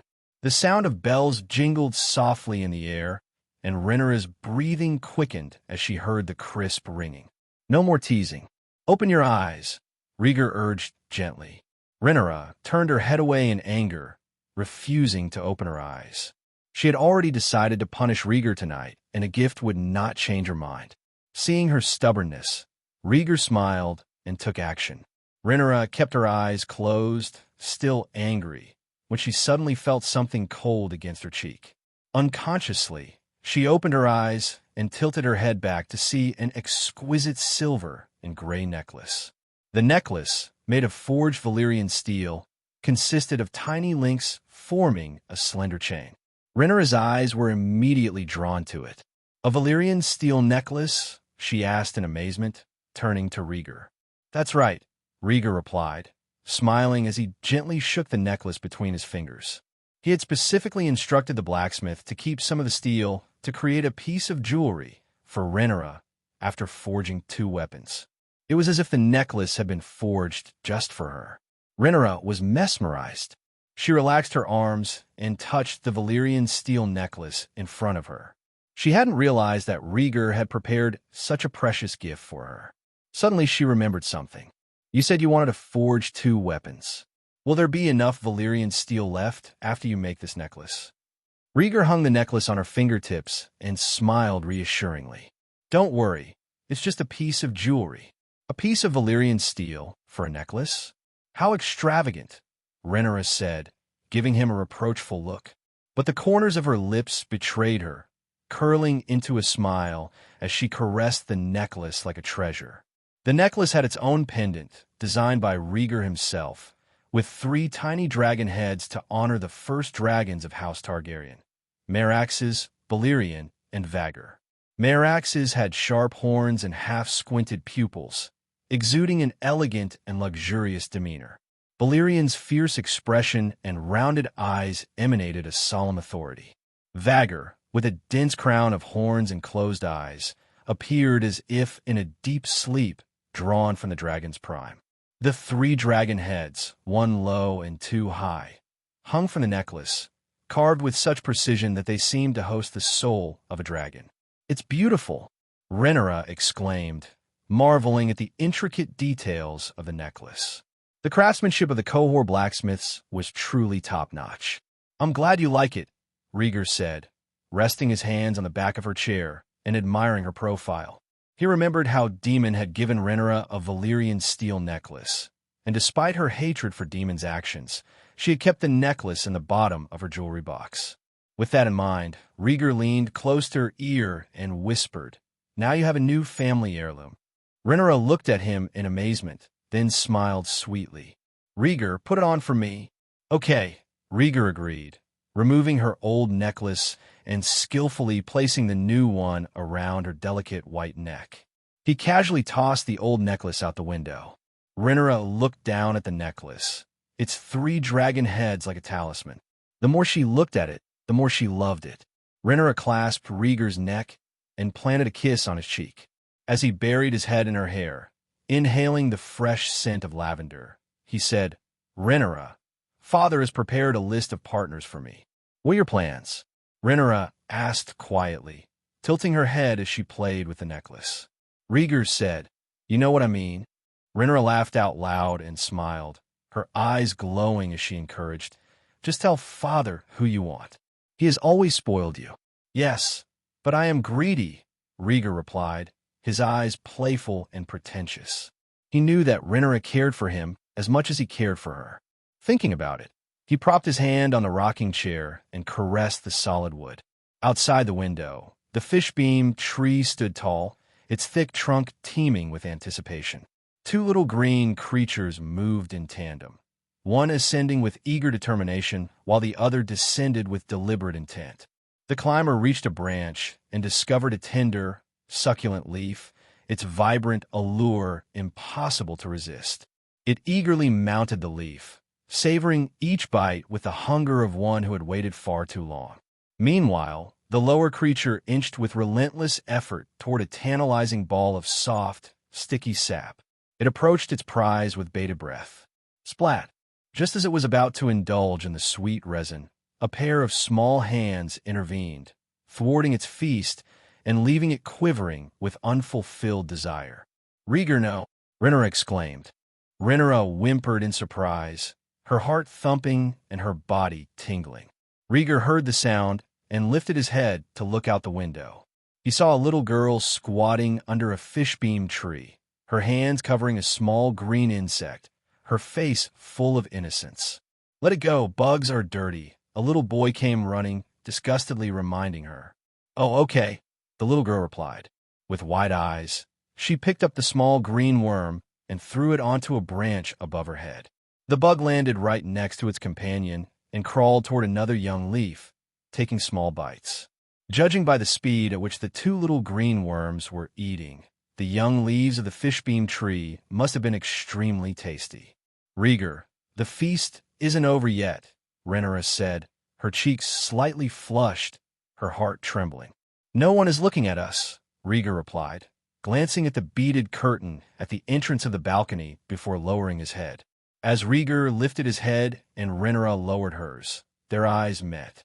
Rhaegar's cold violet eyes flickered, his lips crimson, and the knot in his throat moved as he swallowed.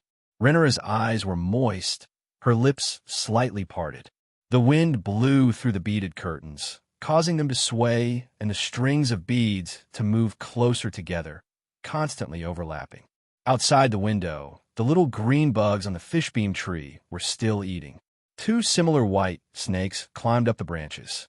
The white snakes' bodies were entwined, their heads touching each other's, spitting out their tongues and not giving way. It was a chilling scene, as if they were vowing to swallow each other alive.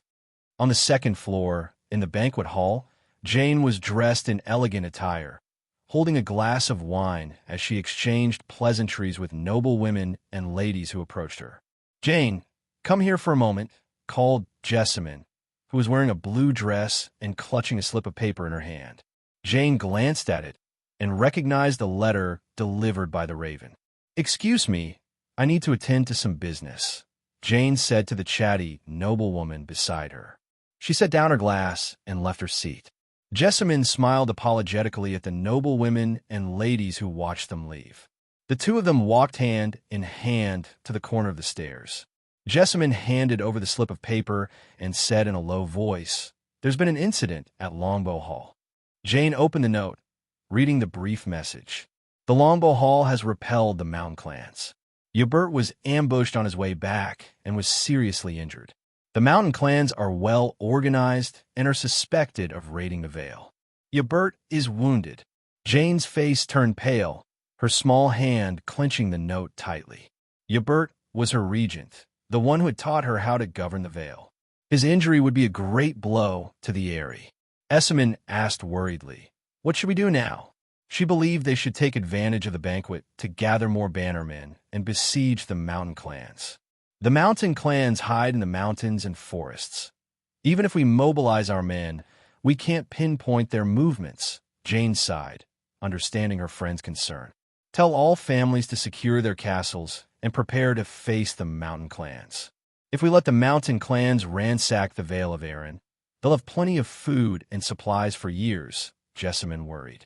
The Vale was surrounded by the Mountains of the Moon, but the plains in the center were fertile with highly productive black soil. If the Mountain Clans plundered the Vale, this year's production would be severely impacted. "Jessamine, you don't understand my plan," Jane said with a slight headache. "Go to Rhea and tell her I will return to Eyrie tomorrow. Prepare the carriage for me." Jessamine opened her mouth to argue, but knew she couldn't change her friend's mind. She nodded helplessly. As she walked away, Jane called after her, "Have you seen Rhaenyra? I need to discuss something with her." She planned to talk to Rhaenyra about solving the Mountain Clan's problem.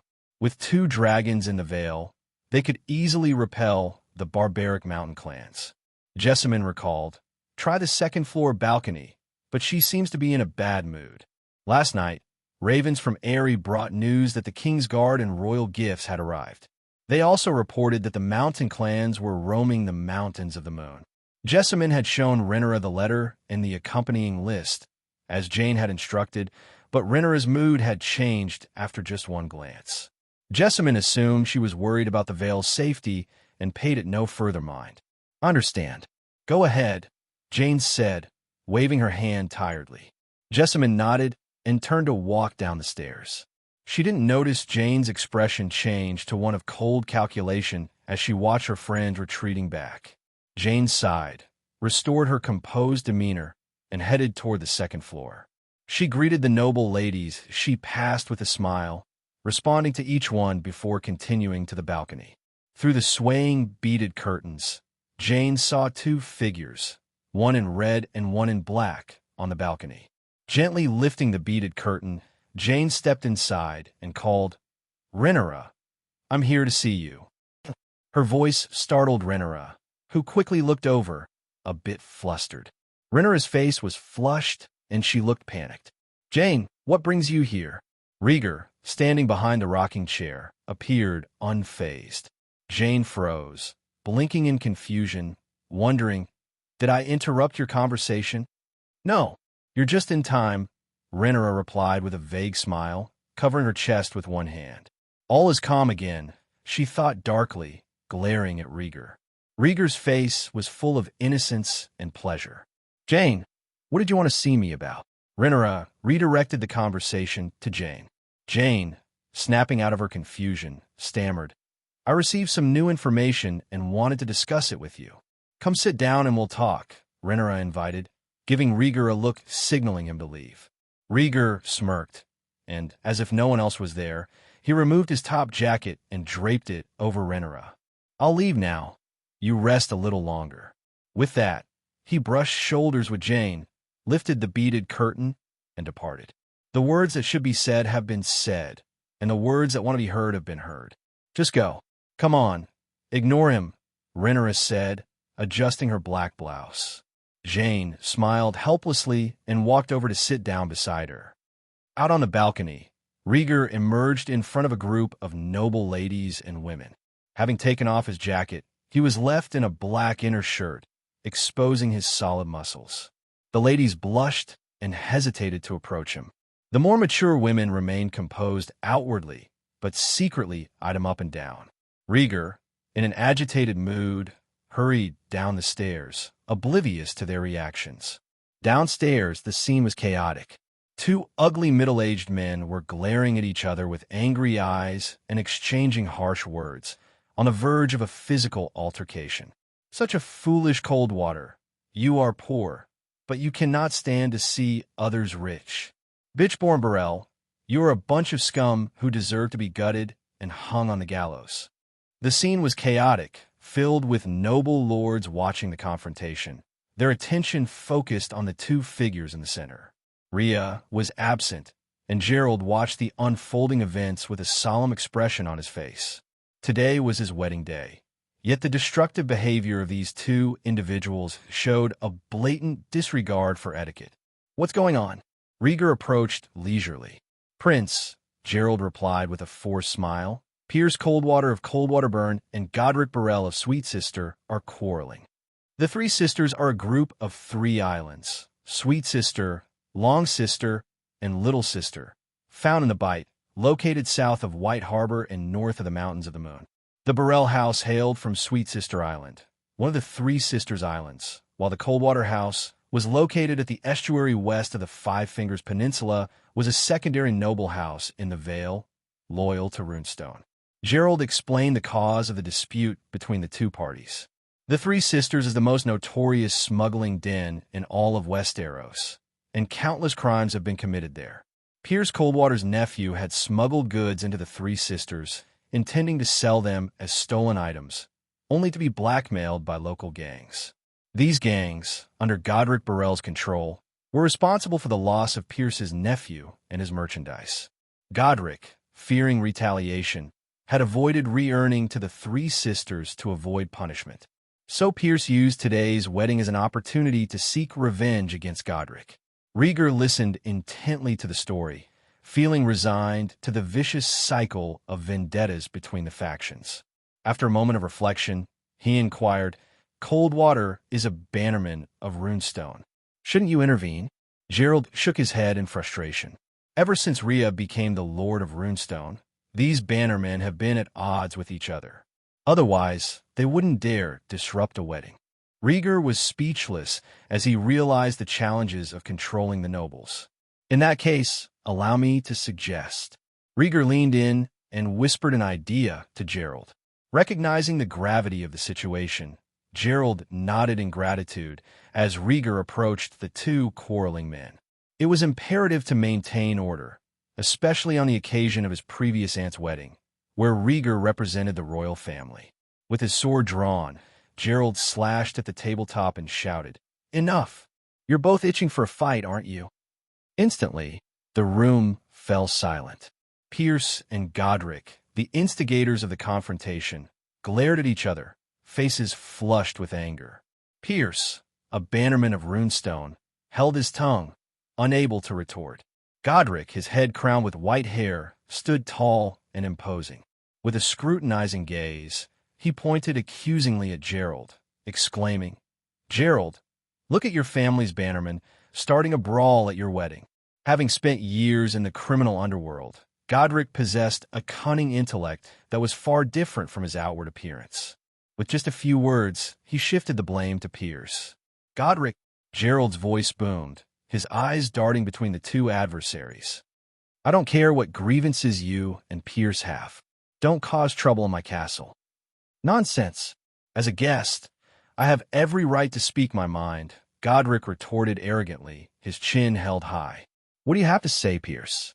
Gerald turned to the burly man. "Oomph. He killed my nephew, and I'm just stating the facts," Pierce roared, pounding on the table in frustration. It was evident that neither side held much regard for Runestone. Amidst the tension, Rhaegar stepped forward, a playful smirk on his lips. "I hear some of you are eager for a fight to liven things up." Rhaegar's presence shifted the atmosphere once again. The onlookers, who had enjoyed the spectacle, now grew tense, siding with Pierce. "Prince Pierce of House Coldwater insulted me, disregarding the rights of a guest." Godric interjected, attempting to deflect blame. "I have ears and eyes. I don't need your explanations," Rhaegar retorted, stepping closer to Godric, his gaze cold and unwavering. Caught off guard, Godric stumbled backward, his pride momentarily shattered by the prince's imposing presence. The three sisters, once a haven for pirates and bandits, had surrendered to the might of Visenya Targaryen and her dragon, Rhaegar.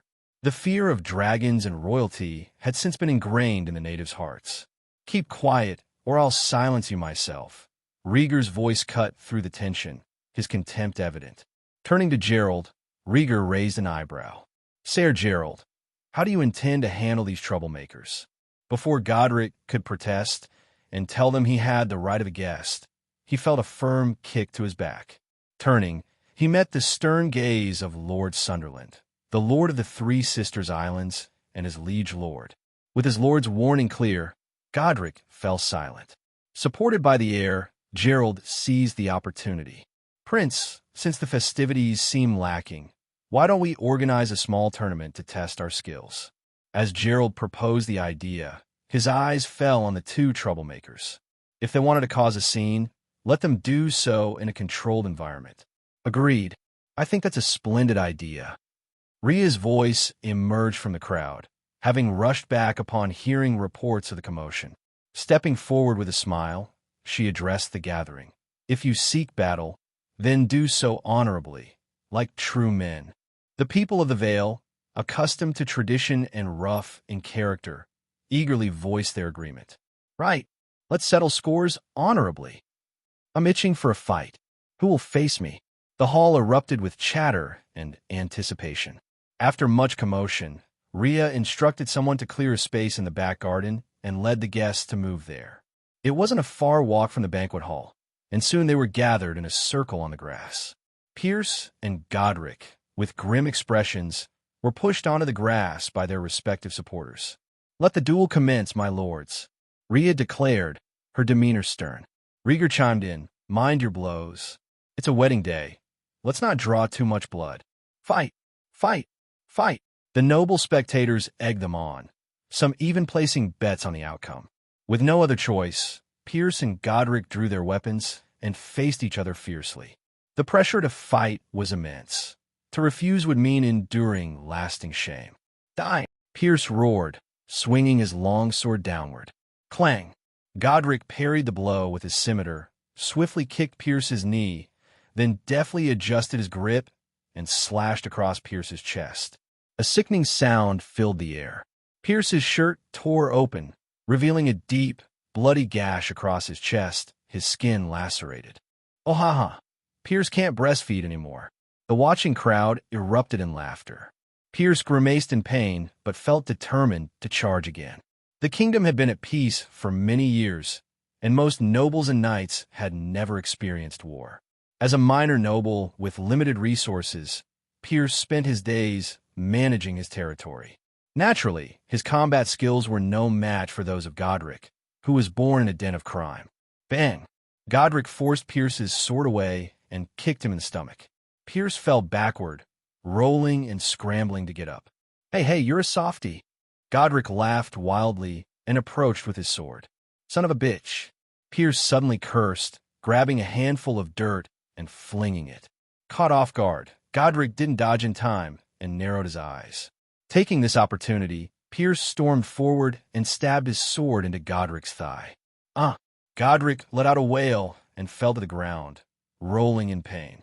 Pierce quickly retreated, looked around the room, and yelled, "I won, he can't get up." Unfortunately, no one cheered for him. The way he won was disgraceful and earned him the nickname Pierce the Pussy. Realizing he had not won honorably, Pierce sheathed his sword and slipped away from the crowd. Soon after, attendants dragged the wailing Godric away to the castle to call the maester for help. Rhea stepped before the crowd and shouted, "The first fight is over. Does anyone else want to fight?" Now that the tournament had begun, it couldn't just stop. The guests responded in unison. "I'll do it. Who will fight with me?" As soon as the words fell, someone stepped forward, clamoring for an opponent. It was a rare occasion to participate in a martial arts tournament, and such a small tournament was a great opportunity. A tall man emerged from the crowd to act as his opponent. Within a few moments, the tall man wielded his axe. The tall man swung his axe and knocked away his opponent's long sword, winning the match. Most of the crowd cheered, looking forward to the next match. Rhea called for a squire to pour wine for the winner. The tall man gulped down the wine and clamored for a rematch. Another challenger stepped forward, and the two engaged in combat. This time, however, the battle did not go as smoothly. The tall man's axe struck violently, shattering his opponent's spear and nearly cleaving him in half. At this point, the brutal nature of the martial arts tournament became evident. Gerald frowned and whispered, "Prince, martial arts always carry risks. We should stop now." Today was a wedding, and while the initial trouble had been resolved, any deaths from the martial arts contest would be problematic. "Don't worry, I'll handle it," Rhaegar reassured him, patting his shoulder and walking to the center of the grassy field with a warm smile. "Prince, you want to compete too?" The tall man looked at the young prince with some hesitation. Rhaegar drew the dragon claw sword from his waist and declared loudly, "If you defeat me, this sword is yours." Having just parted with Rhaenyra, his spirits were high and his energy boundless. It was the perfect moment to exercise his muscles. At the sight of the Valyrian steel sword, everyone present stared in awe. There were only a few such precious weapons in the entire Vale. The tall man breathed heavily, hardly believing his ears. "If I win, can I really have this sword?" "A Targaryen is bound by his word." Rhaegar drew his sword and took a stance. He had learned his swordsmanship from Syrio and had complete confidence in himself. "Good. Then I'll accept your challenge." The tall man laughed and swung his axe, charging forward. A Valyrian steel sword was a treasure that could be an heirloom for generations. As long as he controlled his strength and didn't hurt the prince, he could win this divine weapon. "Courage, I like it." Rhaegar felt no fear as the bear-like man rushed towards him. Instead, he felt exhilarated. As the tall man closed in, he swung his axe down with force. Heavy weapons like axes didn't require fancy moves, just strength and precision. Clang! The sound of metal clashing rang out as Rhaegar stepped forward and moved to the side, his dragon claw sword slashing the back of the descending axe. In an instant, the axe flew out of the tall man's hand. Before the tall man could react, Rhaegar extended his arm, pressing the tip of his sword against his opponent's neck. "You lose." The tall man's body stiffened, his eyes widened, and he subconsciously swallowed hard. He hadn't even seen what happened before the tip of the sword was at his neck. "You win, Prince." Acknowledging both his inferior status and strength, the tall man honestly admitted defeat and retreated into the crowd, his face flushed with embarrassment. Rhaegar laughed, pointing his sword at the crowd of onlookers, and said arrogantly, "Is there anyone else who wants to challenge me? If you win, you can take this sword from my hand." He didn't know what had come over him. He just wanted to vent the excitement in his heart. The martial arts competitions of his youth had left a deep impression on him, and he wanted to relive that excitement in this small arena. "I'll do it." A burly young man stepped forward, eyes glowing. "Lester Waynwood, I wish to compete with you." He was the heir of Iron Oaks and had been trained as a knight since childhood. "Strike, Lester." Rhaegar stepped forward, unable to stop smiling. Lester, also a swordsman, gripped his two-handed greatsword and attacked with great force. His assault was fierce, but Rhaegar maneuvered flexibly, waiting for the right moment to counterattack. A series of collisions echoed through the arena. The dragon claw sword followed the blade of the greatsword, and as Rhaegar's footsteps closed the distance, his sword grazed his opponent's neck. Lester continued his swinging motion, a thin trickle of blood oozing from a scar on his neck. "Your sword is quick, Prince," Lester said, frozen for a moment and disoriented as he admitted defeat. Rhaegar had only scratched his skin, but they both knew that if he could cut the skin, he could cut his artery. "Anyone else? Fight again." Rhaegar continued to invite challengers. Most retreated, realizing the prince's superior swordsmanship, but some still coveted the Balerion steel sword. Within half an hour, Rhaegar had defeated 7 opponents in a row, each time hitting the mark. The defeated fighters couldn't even touch him, and the victory was decided in moments. His swordsmanship was characterized by speed and precision. Sirio had once said that Rhaegar's sword was so fast that one wouldn't feel the pain until the blood flowed. This fast sword allowed him to duel evenly with him. Sirio's sword art emphasized speed and flexibility, appearing light and slow but full of deadly opportunities. Rhaegar had to be faster and more agile to compete. "My lords, the tournament is not over yet. Does anyone still want to challenge me?" Rhaegar was in high spirits, opening his arms wide and looking around the crowd. The onlookers exchanged glances in disbelief and remained silent. The prince's swordsmanship was evident to all. Not only could he defeat his opponents, but he could also ensure they weren't seriously injured.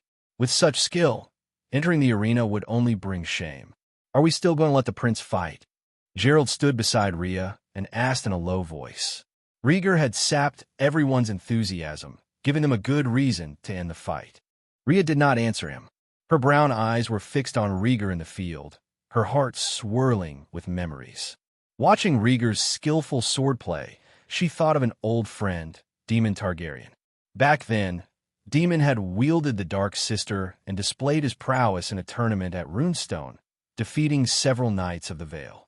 It was because of Daemon's skill and elegance that she had married the young Daemon under the arrangement of Queen Alysanne. The untamed nature of uncle and nephew was exactly the same. Second floor, balcony. Rhaenyra leaned against the railing, watching the fight in the back garden. "Rhaegar is still so playful," she remarked. "Very brave and skilled." Jane commented objectively beside her. Rhaenyra moved closer, caught a glimmer in Jane's eye, and laughed. "Are you going to be hanging out with Jessamine all the time?" "She and I are friends, soothing each other's souls," Jane replied lightly.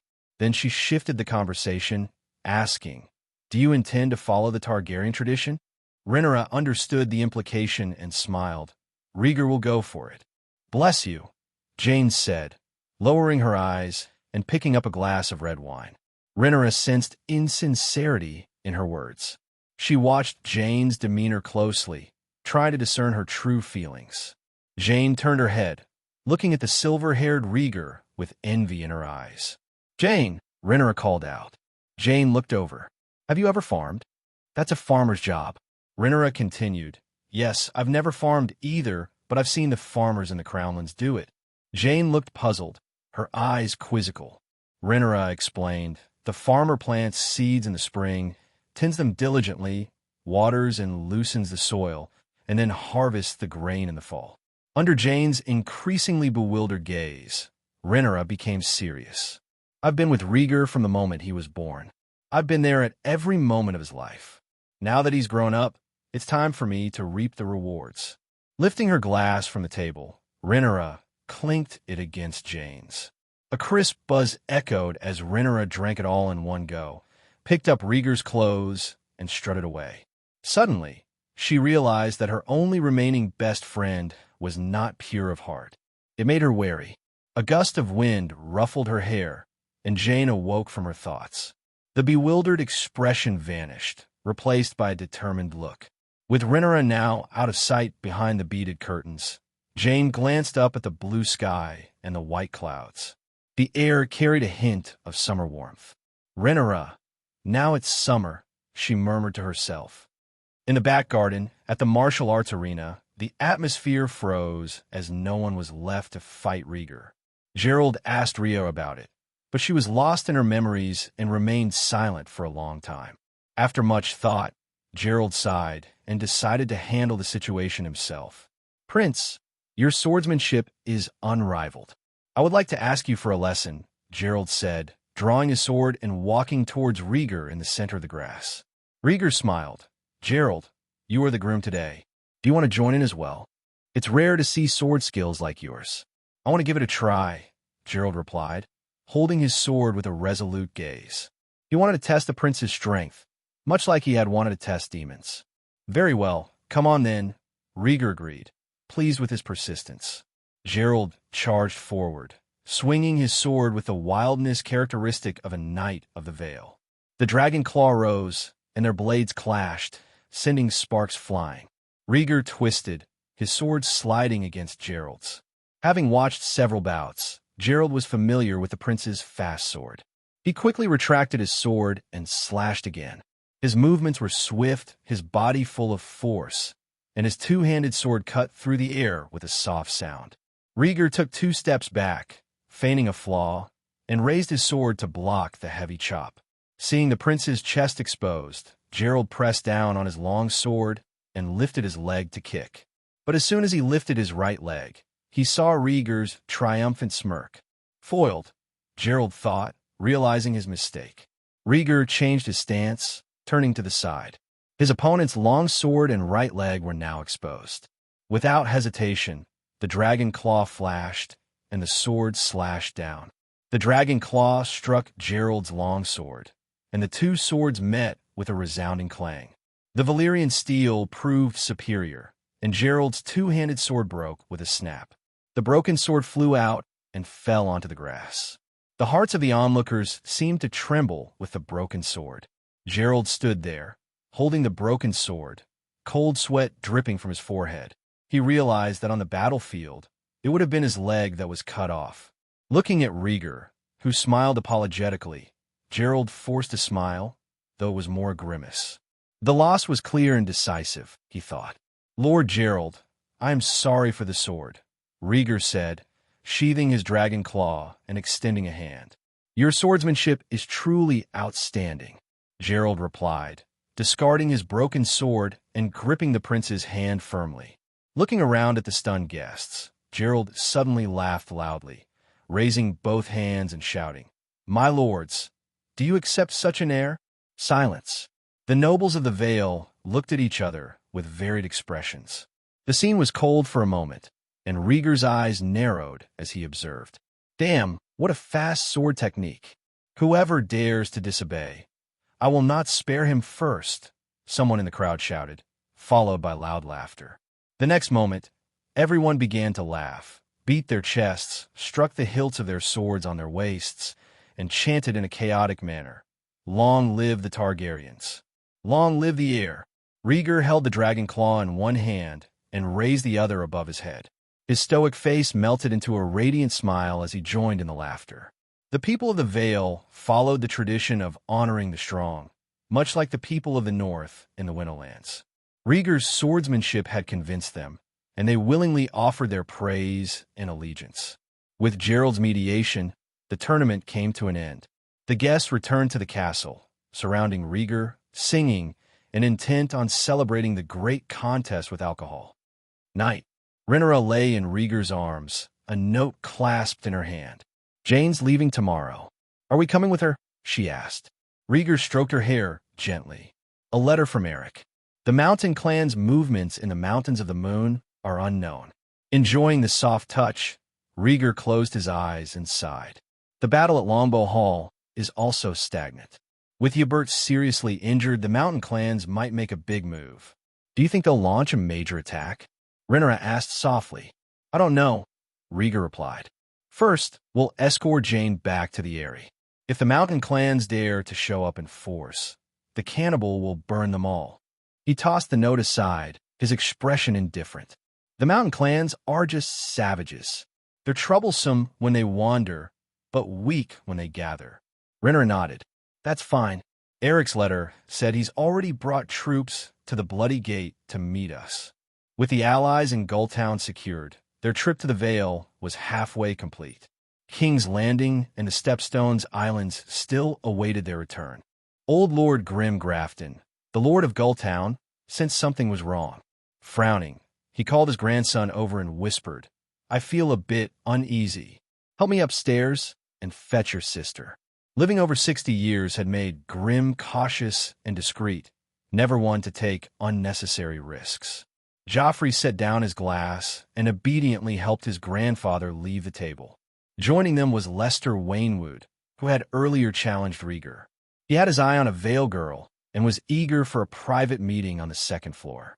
The banquet didn't falter despite a few missing attendees. Instead, it grew more boisterous with time.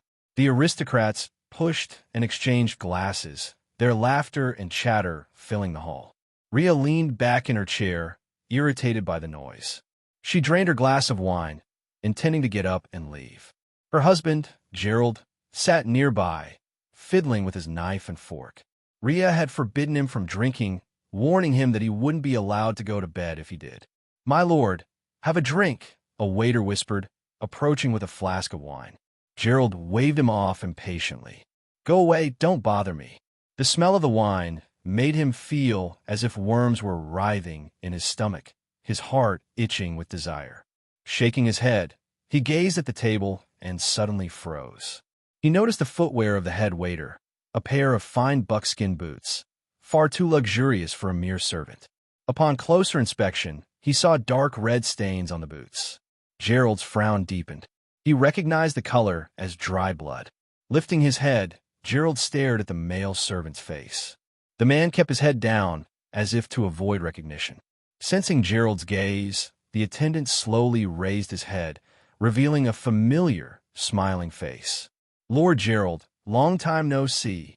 It was the face of a teenager Gerald knew only too well. "Arnold!" Gerald exclaimed, his voice a mixture of shock and anger.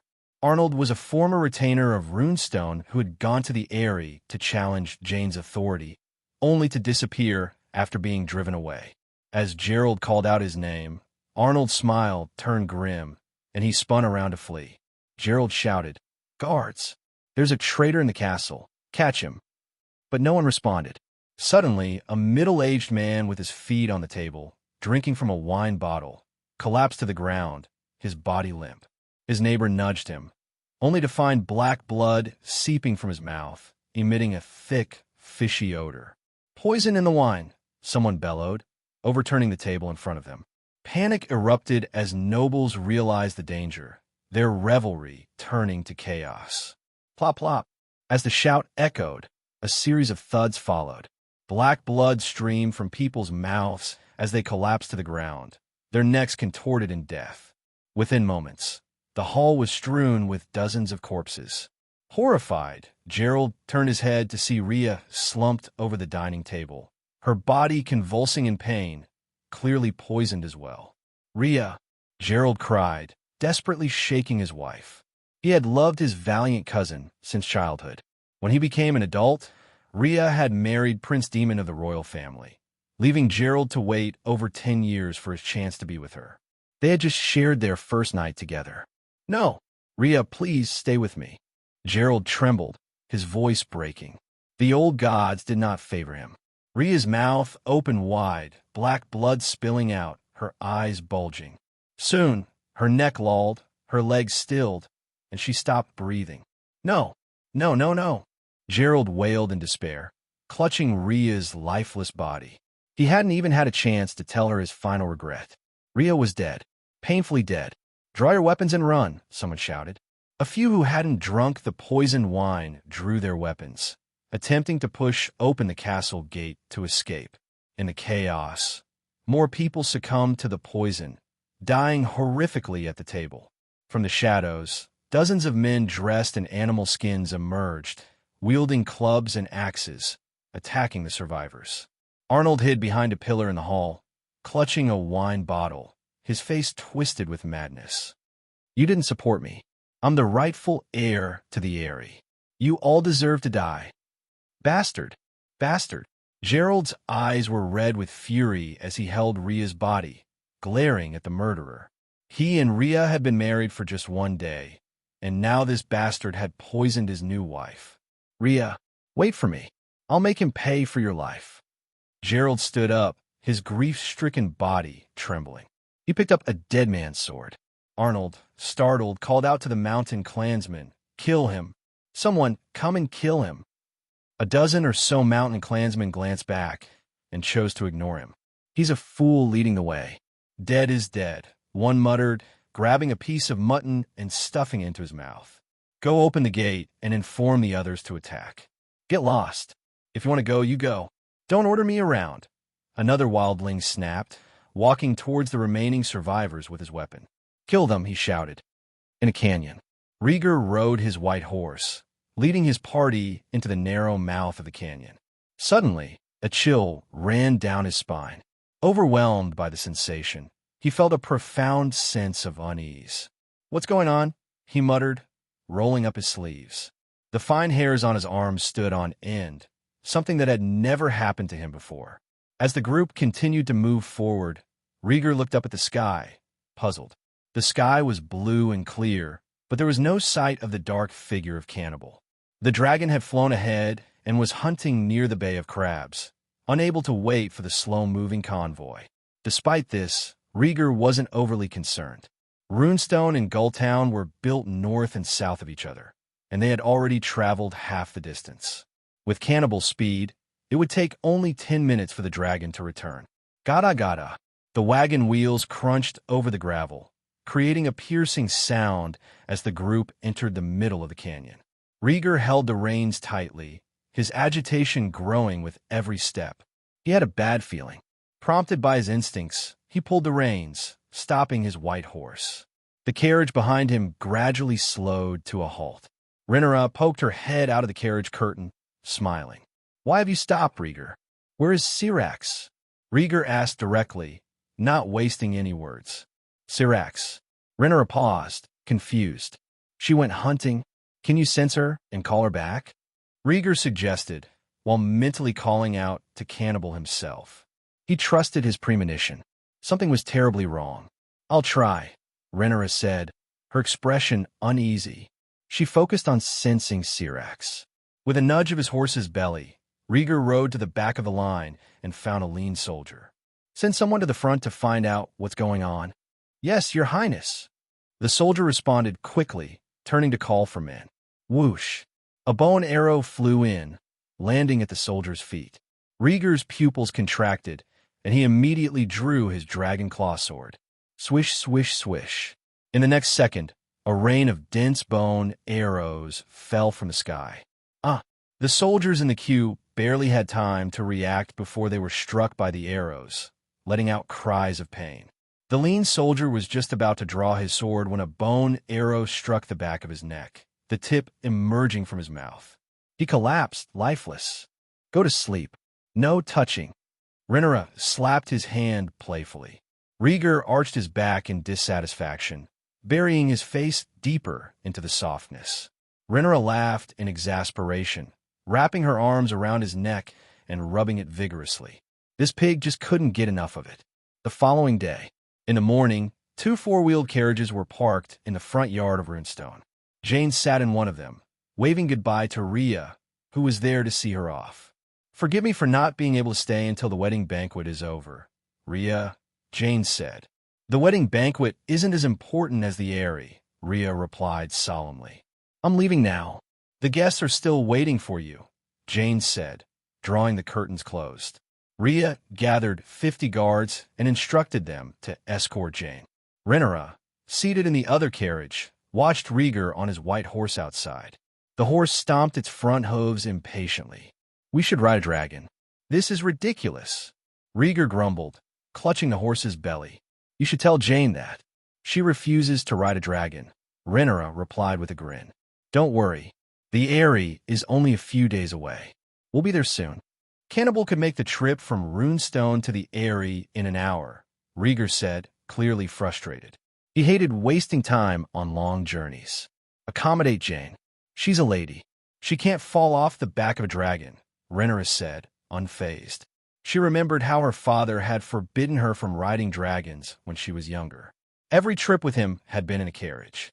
Rhaegar sighed, taking the reins and urging the white horse forward. He wished he could let Jane leave with just the guards so he wouldn't have to escort her himself. Gerald approached to bid them farewell. "Prince, the roads through the mountains of the moon are treacherous. Be cautious." "Don't worry," Rhaegar nodded.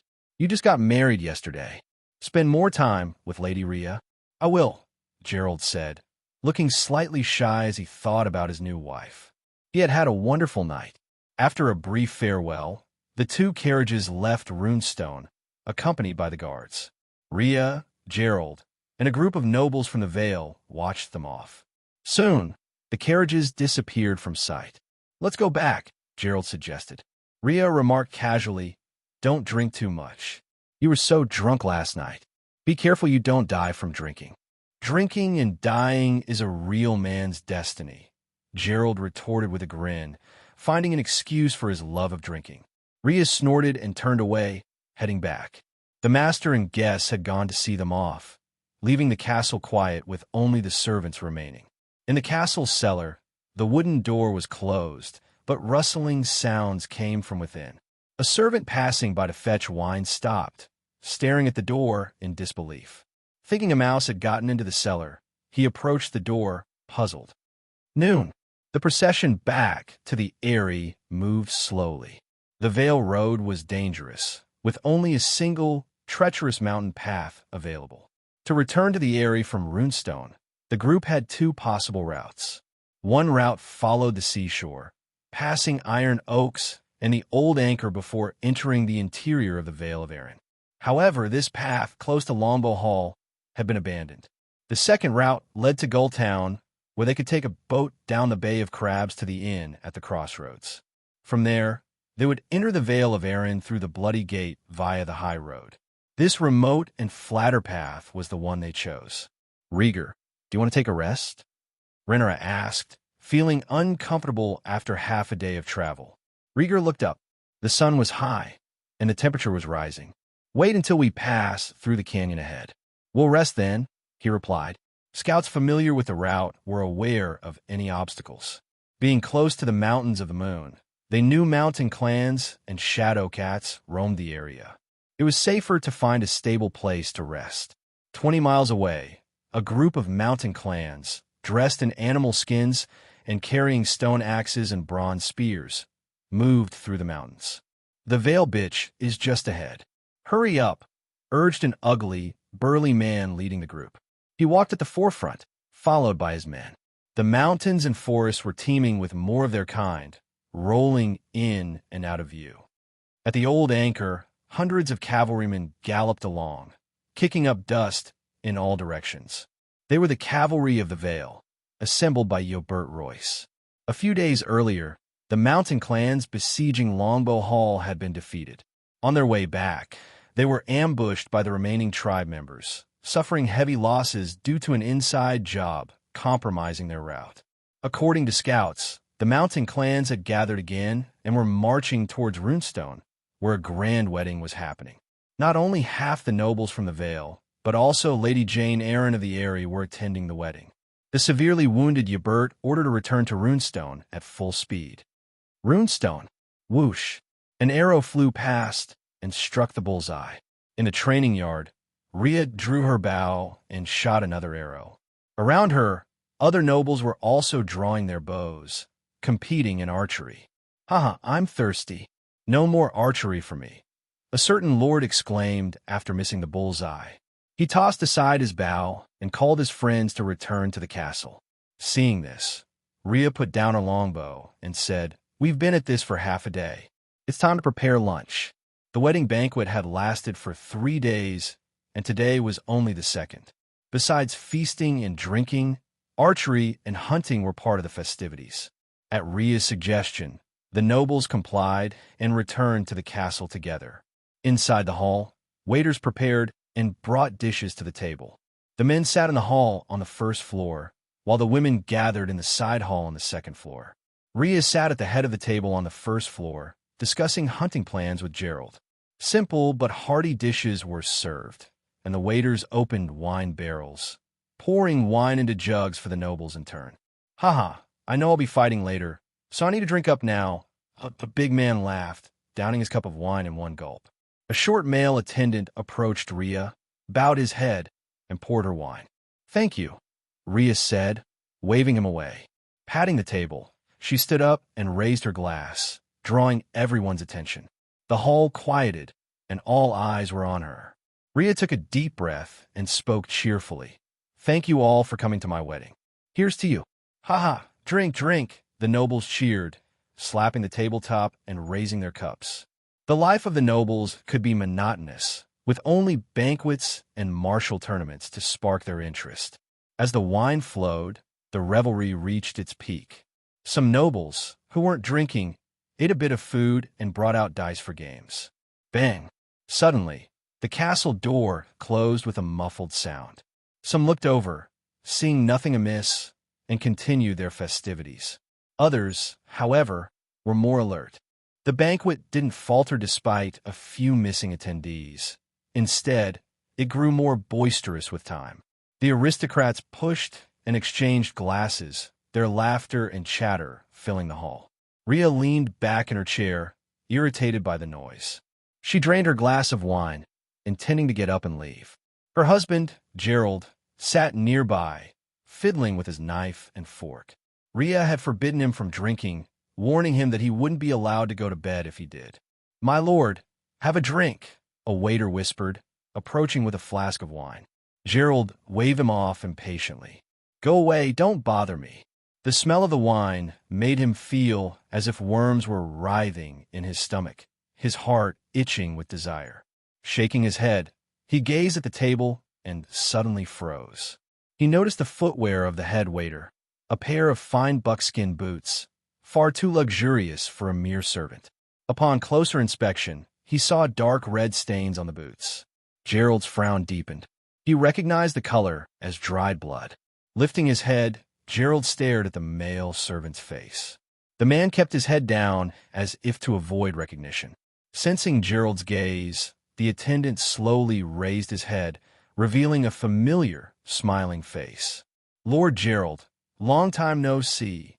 It was the face of a teenager Gerald knew only too well. "Arnold," Gerald exclaimed, his voice a mixture of shock and anger. Arnold was a former retainer of Runestone who had gone to the Eyrie to challenge Jane's authority, only to disappear after being driven away. As Gerald called out his name, Arnold's smile turned grim, and he spun around to flee. Gerald shouted, "Guards! There's a traitor in the castle. Catch him." But no one responded. Suddenly, a middle-aged man with his feet on the table, drinking from a wine bottle, collapsed to the ground, his body limp. His neighbor nudged him, only to find black blood seeping from his mouth, emitting a thick, fishy odor.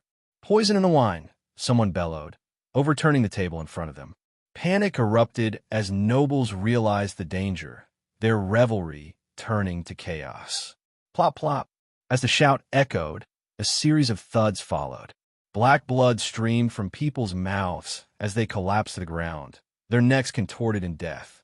Within moments, The hall was strewn with dozens of corpses. Horrified, Gerald turned his head to see Rhea slumped over the dining table, her body convulsing in pain, clearly poisoned as well. "Rhea!" Gerald cried, desperately shaking his wife. He had loved his valiant cousin since childhood. When he became an adult, Rhea had married Prince Demon of the royal family, leaving Gerald to wait over 10 years for his chance to be with her. They had just shared their first night together.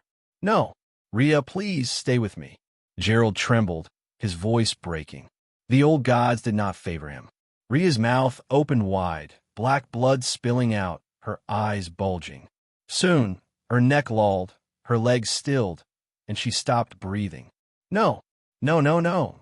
Gerald wailed in despair, clutching Rhea's lifeless body. He hadn't even had a chance to tell her his final regret. Rhea was dead, painfully dead. "Draw your weapons and run," someone shouted.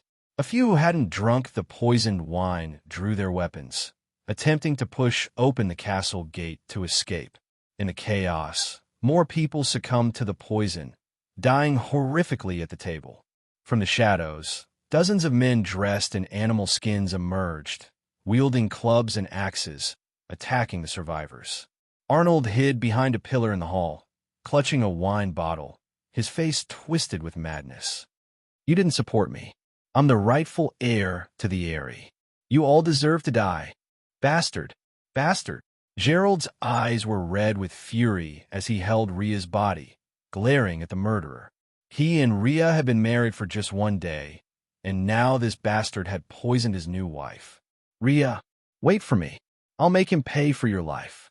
Gerald stood up, his grief-stricken body trembling. He picked up a dead man's sword. Arnold, startled, called out to the mountain clansmen, "Kill him. Someone come and kill him."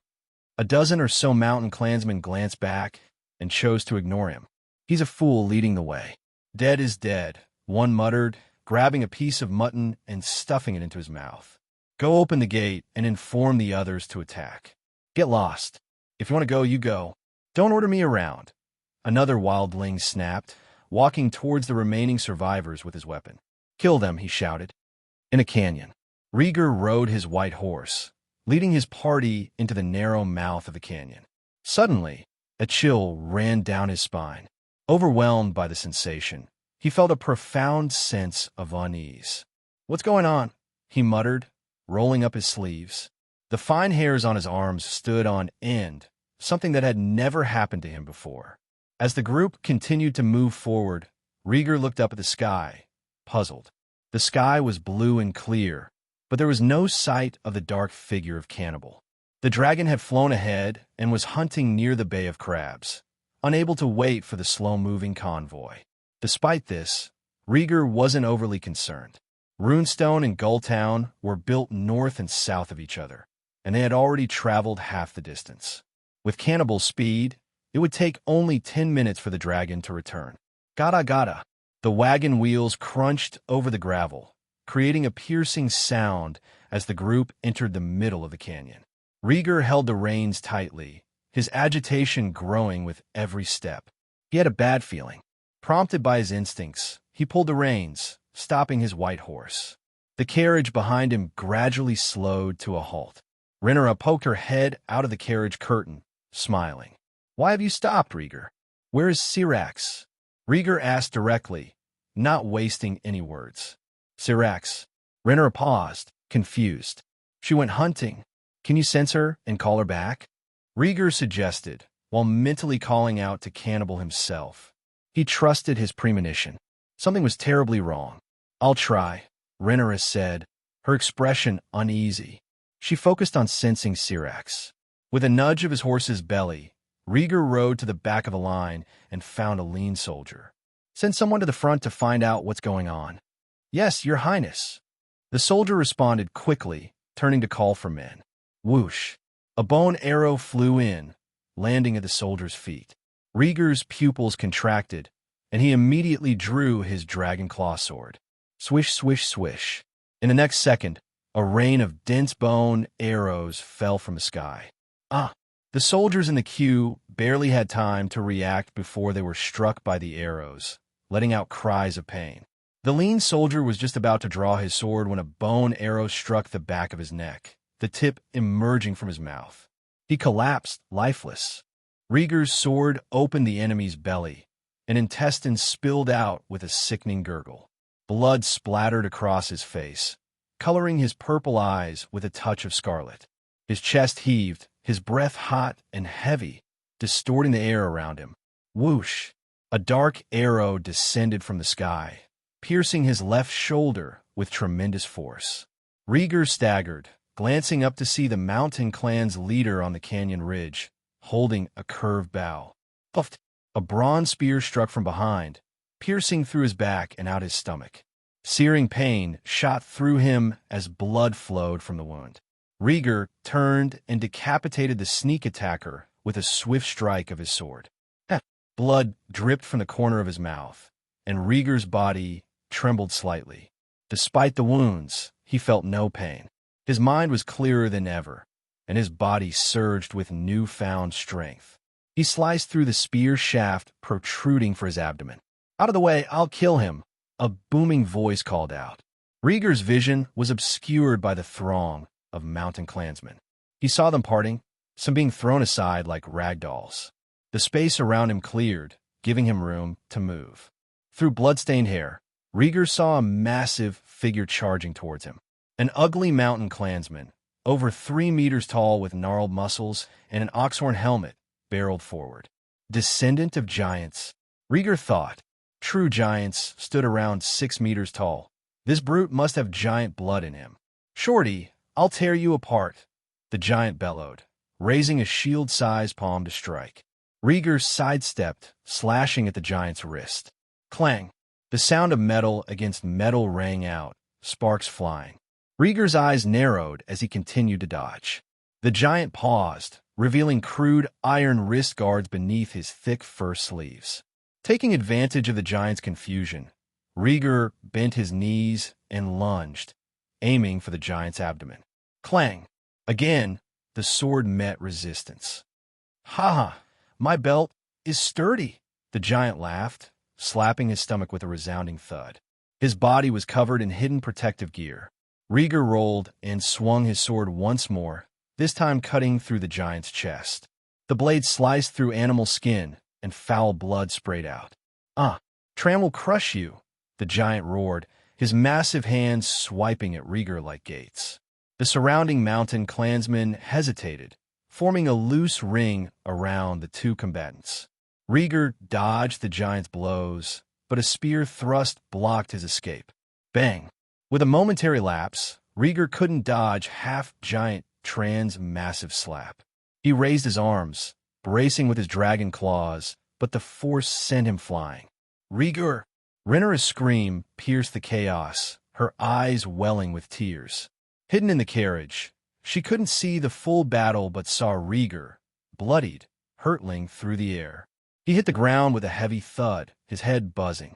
Instinctively, he rolled to lessen the impact. His skin flushed red, steam rising from his body, especially from the wounds on his shoulder and abdomen. Blood sizzled on the grass. Suddenly, a system beep echoed in his mind. "Congratulations, the blessing of the Lord of Light has been activated. You have obtained." Through blood-stained eyelashes, Rhaegar's vision cleared. Pyromancer. Grade: Epic Purple. Function: stimulates the power hidden in the bloodline. Evaluation: empty of blood. Now you have gained a corresponding talent. A token engraved with the blazing sun's red heart materialized, then burst into flames. The firework-like sparks floated down, merging into his flesh. 0. Flames ignited from the corner of his eye, drawing his attention. Phew! Fire erupted from his body, spreading to every corner. His long silver-gold hair flew wildly, sparks crackling. Slowly, Rhaegar stood, dragon claw in hand, feeling warmth and strength surge through him. He looked down at his abdomen. The blood in his wound coagulated under the flames. Rhaegar grabbed the spear's tip and yanked it out with a puff. Blood spurted, quickly igniting, as the flames converged on the wound, sealing it. He repeated the process with the arrow in his shoulder, his mind racing. Realization dawned as he called the system panel. Rhaegar Targaryen. Talent: Dreamer, gold. Pyromancer, purple. Longevity, green. Bloodline: Ancient Valyrian Dragonlord, plus 42%. Skills: Sword Mastery, Spear Mastery, Old Valyrian Language Proficiency. Relics: Blood and Fire, True Dragon's Blood, Dreamscape. Evaluation: Ancient bloodlines are awakened, and powerful gifts are born. The Dragonlord's bloodline is purified. Have I become a pyromancer? Rhaegar muttered, puzzled. His bloodline purity had been stuck for years, unable to cross 40%. Now, as a pyromancer, his bloodline had advanced. Or perhaps it was the purification of his bloodline that made him a pyromancer. The two elements complemented each other. Contemplating for a moment, Rhaegar gripped the blade of his dragon claw tightly and drew it across his palm. A stabbing sound, his palm cut, and blood-stained dragon claw. Instantly, the blade burst into flames, the unique water wave pattern of Valyrian steel seeming to come alive, rippling slightly. Fire. Flames are burning on his body. The transformation startled and terrified the besieging mountain clans. Get out of the way. The tribe has plenty of torches. What are you afraid of? The half-giant pushed aside his kin, blocking the path, and charged with his fists. Rhaegar, expressionless, clasped Dragon Claw with both hands, silently acclimating to the flame's enchantment. When the half-giant's fist came crashing down, Rhaegar didn't dodge. Instead, he rushed forward, slashing his sword across his unprotected fingers. Splat! 3 thick fingers were severed, falling to the ground. Damn it! The intense pain drove the half-giant into a frenzy, arching his back and waving his arms wildly. Rhaegar struck again, this time slicing into the giant's bare arm, the blade lodging deep in the bone. The giant wailed and cursed, pressing the blade against his arm, and with a mighty effort, yanked it free. Rhaegar's expression remained unchanged as he abandoned the sword and dodged. Die bug! The half-giant, believing he had disarmed Rhaegar, laughed harshly and lunged with open arms. It's you who should die. Rhaegar rolled forward, turned to face his opponent, and swiftly thrust out his right arm. The space bracelet on his wrist flashed, and a 2-meter-long spear materialized in his hand. Poof! The spear's 1-foot-long head plunged into the half-giant's heart. Ho-ho! With his heart pierced, the half-giant's eyes widened, and a huge mouthful of blood gushed out. Using his last strength, he tried to close his arms around Rhaegar. Rhaegar pulled out the spearhead, gripping the end with his left hand, and thrust it forward, stabbing the giant in the throat. With a powerful swing, the Valyrian steel tip shattered the cervical vertebrae, decapitating the giant. The giant's head rolled away, its size dwarfed by the fury in Rhaegar's heart. Blood boiled through his veins, his entire body surging with untamed energy. Under the flames, he felt invincible. Rising, he picked up the flaming dragon claw with one hand and gripped his spear with the other. His eyes, sharp and cold, scanned the mountain clans, who now hesitated to advance. After killing the half-giant, the flames around him intensified, dancing wildly in the wind. Rhaegar advanced toward the gathered mountain clans, his arms spread wide, head held high, and bellowed. Come on, kill me. Kill a dragonlord. Fear gripped the mountain clans as they stared at the fire-wreathed, silver-haired boy. Continuing forward, Rhaegar pointed a spear at them, his voice booming. I am Rhaegar Targaryen. I am Rhaegar Targaryen. Who dares to take my life? His voice echoed through the veil, reaching every ear. At this moment, he was fearless. With the bloodline of the Dragonlord and the talent of a pyromancer, he was no ordinary human being. The mountain clans retreated further, pushing and shoving each other, none daring to be the first to attack. A young man engulfed in flames had slain the strongest descendant of giants in the Vale, a spectacle that transcended their comprehension. In their eyes, Rhaegar was no longer human. He was a fire god who had performed a miracle. Up in the canyon, the mountain clan's leader, eyes wide with disbelief, shouted frantically, "Kill him! He's exhausted, kill him!"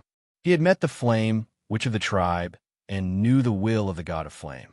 The fire-bathing boy before him had to be a fake. Fake! Hearing the commander's order, the mountain clans forced themselves to stop retreating, trying to resist the urge to flee. Rhaegar continued to advance, his expression indifferent. With each step, he closed the distance between them. The mountain clans gripped their weapons tightly, their fear palpable. Go! He is alone! A shout came from the crowd, and the mountain clans, overwhelmed by the intensity or unable to cope with the fear, rushed forward in a swarm. Rhaegar's face remained calm and unperturbed, his spear and sword at the ready. The distance closed rapidly, and soon their weapons clashed. Roar! Suddenly, a dragon's roar echoed through the sky, and a vast shadow enveloped the entire vale. Boom! Ghostly green dragon fire cascaded from the sky, a torrent engulfing half of the vale. The mountain clans didn't even have time to scream. They were incinerated instantly, turned to ash within moments. Rhaegar tilted his head back and closed his eyes, standing resolute in the dragon fire. Nearby, everything, rocks, grass, trees, and even iron weapons, had melted away, leaving a vast expanse of scorched earth. In the eerie green glow of the dragon fire, only Rhaegar's reddish aura remained. Half a second later, the flames ceased. Cannibal's immense black form hovered above the vale, its green eyes blazing with madness, dragon fire still spewing from its maw. It's over. Rhaegar opened his eyes as the flames on his body gradually extinguished. Looking around, he saw nothing but devastation. No survivors remained. Turning back, he saw the two carriages miraculously unscathed by the dragon fire. Suddenly, his ears twitched at a faint sound. His gaze locked onto the upper part of the canyon. The leader of the mountain clans had crawled up from the ground, running in a panic. A faint sting in his left shoulder made Rhaegar smirk. The dark arrow had hurt him, but the leader wouldn't escape. He picked up a spear and hurled it.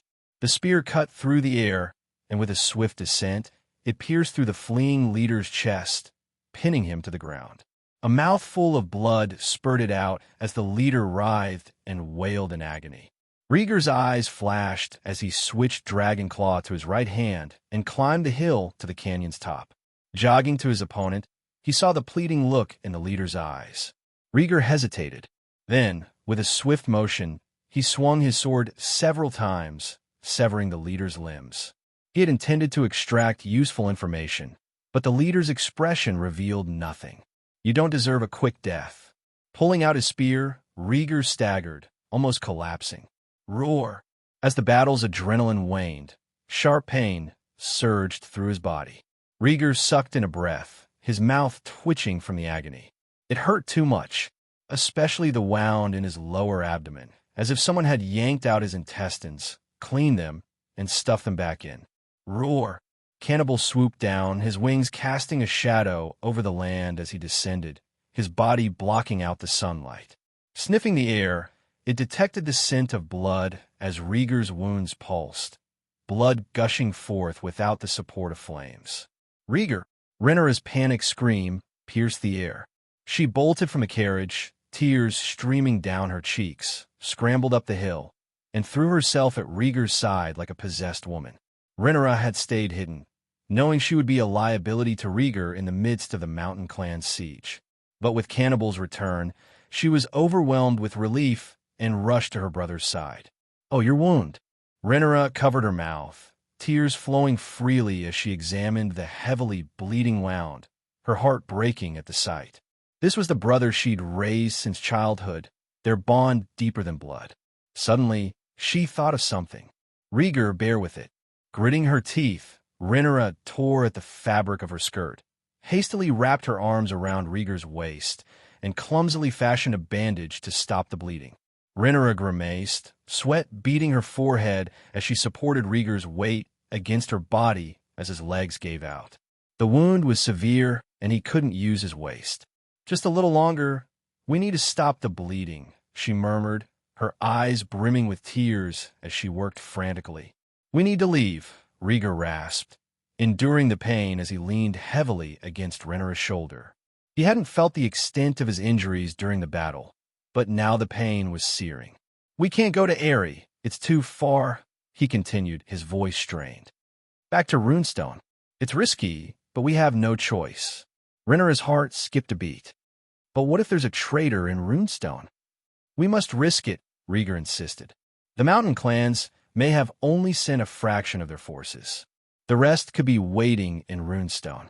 Runestone housed many of the Vale's nobles. If it fell to the mountain clans, chaos would ensue." Rhaegar hesitated, fearing the danger. "Gulltown, not safe either," Rhaegar replied. "Runestone it is. We'll rally the nobles and prepare for the worst." "Okay," Rhaegar nodded, resigned. "Let's get you on Cannibal." With great effort, they helped Rhaegar on a cannibal's back, the dragon obediently lowering itself for its rider. "Rhaegar, I'm here to help you." Jane's hoarse voice rang out. Rhaegar turned to see Jane struggling up the hill, carrying an unconscious Jessamine. "How is she?" Rhaegar asked, forcing a smile, her concern more perfunctory than genuine. "She's weak from blood loss," Jane replied, her voice dazed. She gently laid Jessamine on the ground and moved to support Rhaegar. Rhaegar glanced at her, noticing her dull eyes and slight tremble, signs of shock. "Be careful not to aggravate the wound," Jane warned, carefully taking Rhaegar's arm, her grip tight. She had witnessed Rhaegar's solo stand against the mountain clans. In the heat of the battle, she had drawn her dagger, ready to end both her and her friends' lives if Rhaegar fell. By some miracle, they had survived. Bloodied swords, flying sparks, and a blazing dragon had been her reality moments ago. Her worldview had been shattered and reshaped by the sight of Rhaegar's valiant fight and the dragon's fiery wrath. "This is a miracle," Jane murmured, clutching Rhaegar's arm tighter, seeking security. With great effort, Rhaegar flattened himself on Cannibal's back. The saddle would only worsen his injuries. Rhaegar and Jane climbed off the dragon, then carefully lifted Jessamine onto its back. Syrax, not as swift as Cannibal, was still on its way back. Rhaegar settled into the saddle and earnestly pleaded, "Cannibal, fly us back to Runestone safely." "Roar!" Cannibal rumbled, slowly standing and flapping its wings to stabilize its flight. It understood the gravity of the situation. Behind the saddle, Rhaegar and Jessamine lay on the dragon's back. Jane sat between them, holding each of their hands, her eyes tightly shut as she fought her fear of heights. She held on firmly, though the fear of falling was unfounded. Cannibal, an adult dragon, had a broad back and flew smoothly, ensuring their safety. Runestone, the outer walls of the castle, stood firmly shut. Soldiers atop the battlements drew their bows, loosing arrows and hurling logs and stones down upon the attackers. Below, clusters of mountain clansmen swarmed together, their crude ladders and siege wagons crashing chaotically against the city gates. "Don't stop the rolling logs. Bring up the oil," bellowed Gerald, clad in iron armor, commanding the battle from the city gate. "Lord Gerald, we're running out of soldiers at the gates." Lester Waynwood arrived breathless, panic evident in his eyes. "Send a team to reinforce them now." Gerald's face was smeared with blood as he shouted orders. An hour earlier, most of the guests at the wedding banquet had died from poisoning. Amid the chaos, a dozen mountain clansmen infiltrated the castle through a secret passage, intending to kill the survivors. Fortunately, Gerald and a few other Vale Knights held their ground, fighting the intruders to a standstill. Lester and Joffrey, positioned on the second floor, provided critical support, helping to repel the attackers. However, their relief was short-lived. A large force of mountain clansmen appeared outside Runestone City, forcing the soldiers to immediately shut the gates and prepare for a siege. Despite heavy casualties, the mountain clansmen persisted in their relentless assault. Gerald grabbed a messenger, his voice tense with urgency. "Did the Raven carrying our plea for help to Gulltown get out?" Gulltown, the closest and most powerful town, was their best hope for reinforcements. The Lord of Gulltown and his family were also present in Runestone, ensuring that any message would be quickly acted upon. "The raven has flown out, my lord," the messenger confirmed. Relieved, Gerald released the man.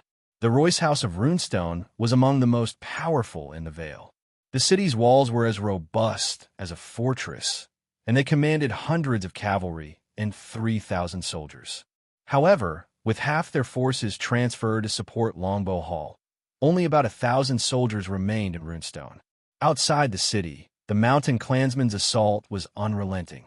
The sheer number of attackers stretched as far as the eye could see. Gerald had just experienced the agony of losing his wife, and now, for the first time, he found himself commanding a large-scale battle. His heart was heavy with unease. The siege wagons ground to a halt at the city gates, their hammers pounding repeatedly against the doors. Soldiers on the walls poured oil and shot arrows in 'em mercilessly. The oil ignited instantly, engulfing the siege wagons and the surrounding mountain clansmen in flames.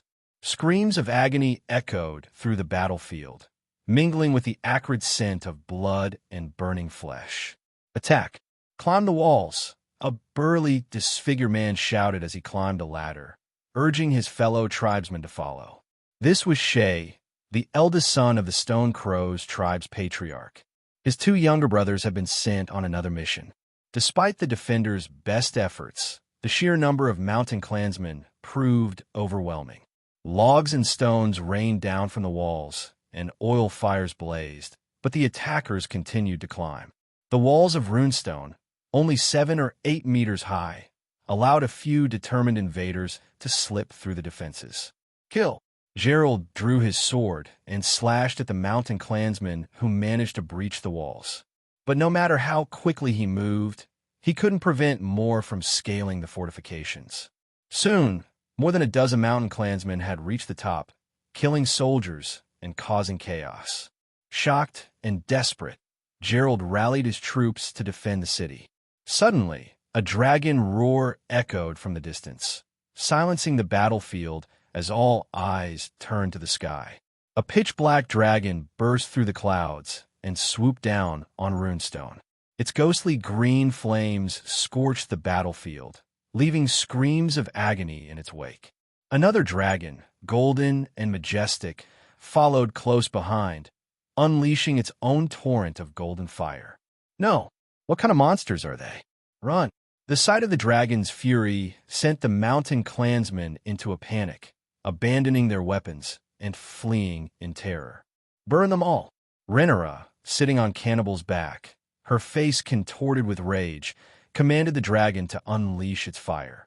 The two dragons, one black and one gold, circled above the battlefield, their flames crisscrossing in a devastating pattern. The mountain clansmen, packed tightly on the ground, were incinerated en masse. Rhaegar, consumed by vengeance, pursued them relentlessly. She and Rhaegar had nearly perished at the hands of these savages, and she was determined that they would pay in blood and fire. "Help! Help me!" came the desperate cries of the fleeing clansmen, their voices cut short by the dragon's fire. In moments, the area around Runestone was reduced to scorched earth, littered with the bodies of the dead. Only a few mountain clansmen escaped into the Vale and the forests. The rest were consumed by the dragon fire. Rhaegar's eyes were red, her face streaked with dried tears. "Rhaegar, stop chasing!" Jane cried out in panic, clinging to Rhaegar and Jessamine on the dragon's back. "Be gentle, Jane." Rhaegar's face was pale as he held Jane's trembling hand. He shared her desire to annihilate the mountain clans, but the pain from his wounds was unbearable. Rhaegar snapped out of her fury at the sound of his voice, turning to look worriedly behind the saddle. "Cannibal, land at Runestone," Rhaegar commanded, patting the pitch-black scales beneath him. The dragon obeyed and descended toward the besieged city. "Roar!" Cannibal couldn't hear Rhaegar's voice, but their minds were as one, and the dragon immediately responded to his command. With a final blast of dragon fire incinerating a group of fleeing mountain clansmen, Cannibal turned and soared towards Runestone. Syrax, however, did not take the command and continued to pursue the mountain clansmen as far as the eye could see. As an almost adult dragon, It was impervious to ordinary bows and arrows, except for the deadly scorpion crossbow.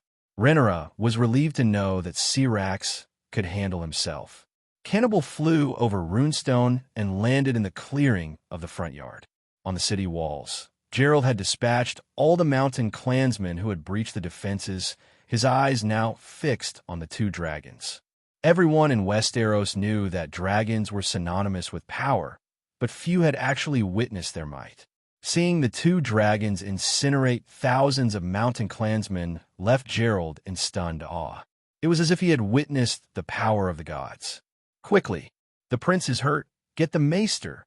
Jane's voice broke through Gerald's daze, her urgent cry snapping him back to reality. Night fell. In a dimly lit bedroom, Rhaegar lay unconscious on a bed, his body stripped bare. Herbs and bandages covered his shoulders and abdomen, treating his injuries from the recent bloody battle. Despite the severity of the fight, his injuries were limited to 2 major wounds and several bruises. The Runestone Maester had assessed his condition and determined that neither wound was critical. The arrow hadn't hit any bones, and the stab wound in his abdomen hadn't damaged his intestines. With proper care and prevention of infection, he would recover. Creak! The door to the room opened slightly and Rhaegar entered, carrying a bundle in her arms. "Rhaegar," she called softly, hoping to wake him. Seeing no response, Rhaegar walked silently to his bed. In her arms were 2 precious items, a sheathed half-sword and an ancient bronze breastplate. She drew the sword halfway, revealing the undulating pattern on the Balerion steel blade. This sword, called Lamentation, was a treasured heirloom of House Royce of Runestone. She placed the sword beside Rhaegar and placed his left hand on the hilt. Then she placed the bronze breastplate at his feet, making sure one foot touched it. The breastplate, aged in green with patina, bore faint runic carvings around its heart and edges. The Royce house, founded in the heroic era, was known as the Bronze Kings. They specialized in bronze casting and still used bronze armor and weapons, a tradition reflected in the nickname Demon once used for his ex-wife, Bronze Bitch. The Royce house worshipped the old gods and believed in the power of runes, which they inscribed on their bronze armor to increase its strength and protective properties. The breastplate Rhaegar brought was the oldest surviving piece, rumored to be thousands of years old. "Rhaegar, you must wake quickly," Rhaegar whispered, planting a soft kiss on his forehead. Fetching Lamentation and the bronze armor was Rhaegar's request before he lost consciousness, believing that these ancient objects would give him strength. Though Rhaegar didn't fully understand their significance, she granted his wish. She knew that Rhaegar had a passion for collecting antiquities, and many of the exotic items he had given her had been acquired at great expense. With her task completed, Rhaegar hesitated before deciding to stay. She removed her boots and climbed in a bed beside Rhaegar, lying on her side with her head propped on one hand. She didn't feel comfortable leaving him alone and wanted to be by his side all the time. According to Gerald, a hidden tunnel had been discovered in Runestone, leading to the massacre of almost all the Vale nobles who had attended the banquet. Though the tunnel was now sealed and soldiers patrolled Runestone around the clock, Rhaegar's fear persisted. She didn't want Rhaegar out of her sight. As sleep overcame her, she remained unaware of the significance the 2 artifacts held for Rhaegar. A system prompt echoed in his mind. "This quest has begun. The target is the Balerion steel sword, Lamentation. Exploration progress, 0.3%. Time passed, and in the middle of the night, another system beep sounded. "This exploration is complete. Please retrieve the lost treasure." Then, "This quest is open. The target is the runic armor." Runic armor. Exploration progress, 0.3%. Rhaegar's eyelids fluttered slightly as if disturbed, but he did not wake up. He had long wanted to explore the Royce family's treasures, Lamentation and the bronze armor, but had refrained due to the complications of his marriage relationships with them. Now, with Rhea dead and the runestone in turmoil, everything had been simplified. At Rhaegar's request, Gerald had generously loaned the artifacts. Creak! The door opened again, and a silhouette stood at the entrance, peering through the narrow crack. Rhaenyra, Jane murmured softly.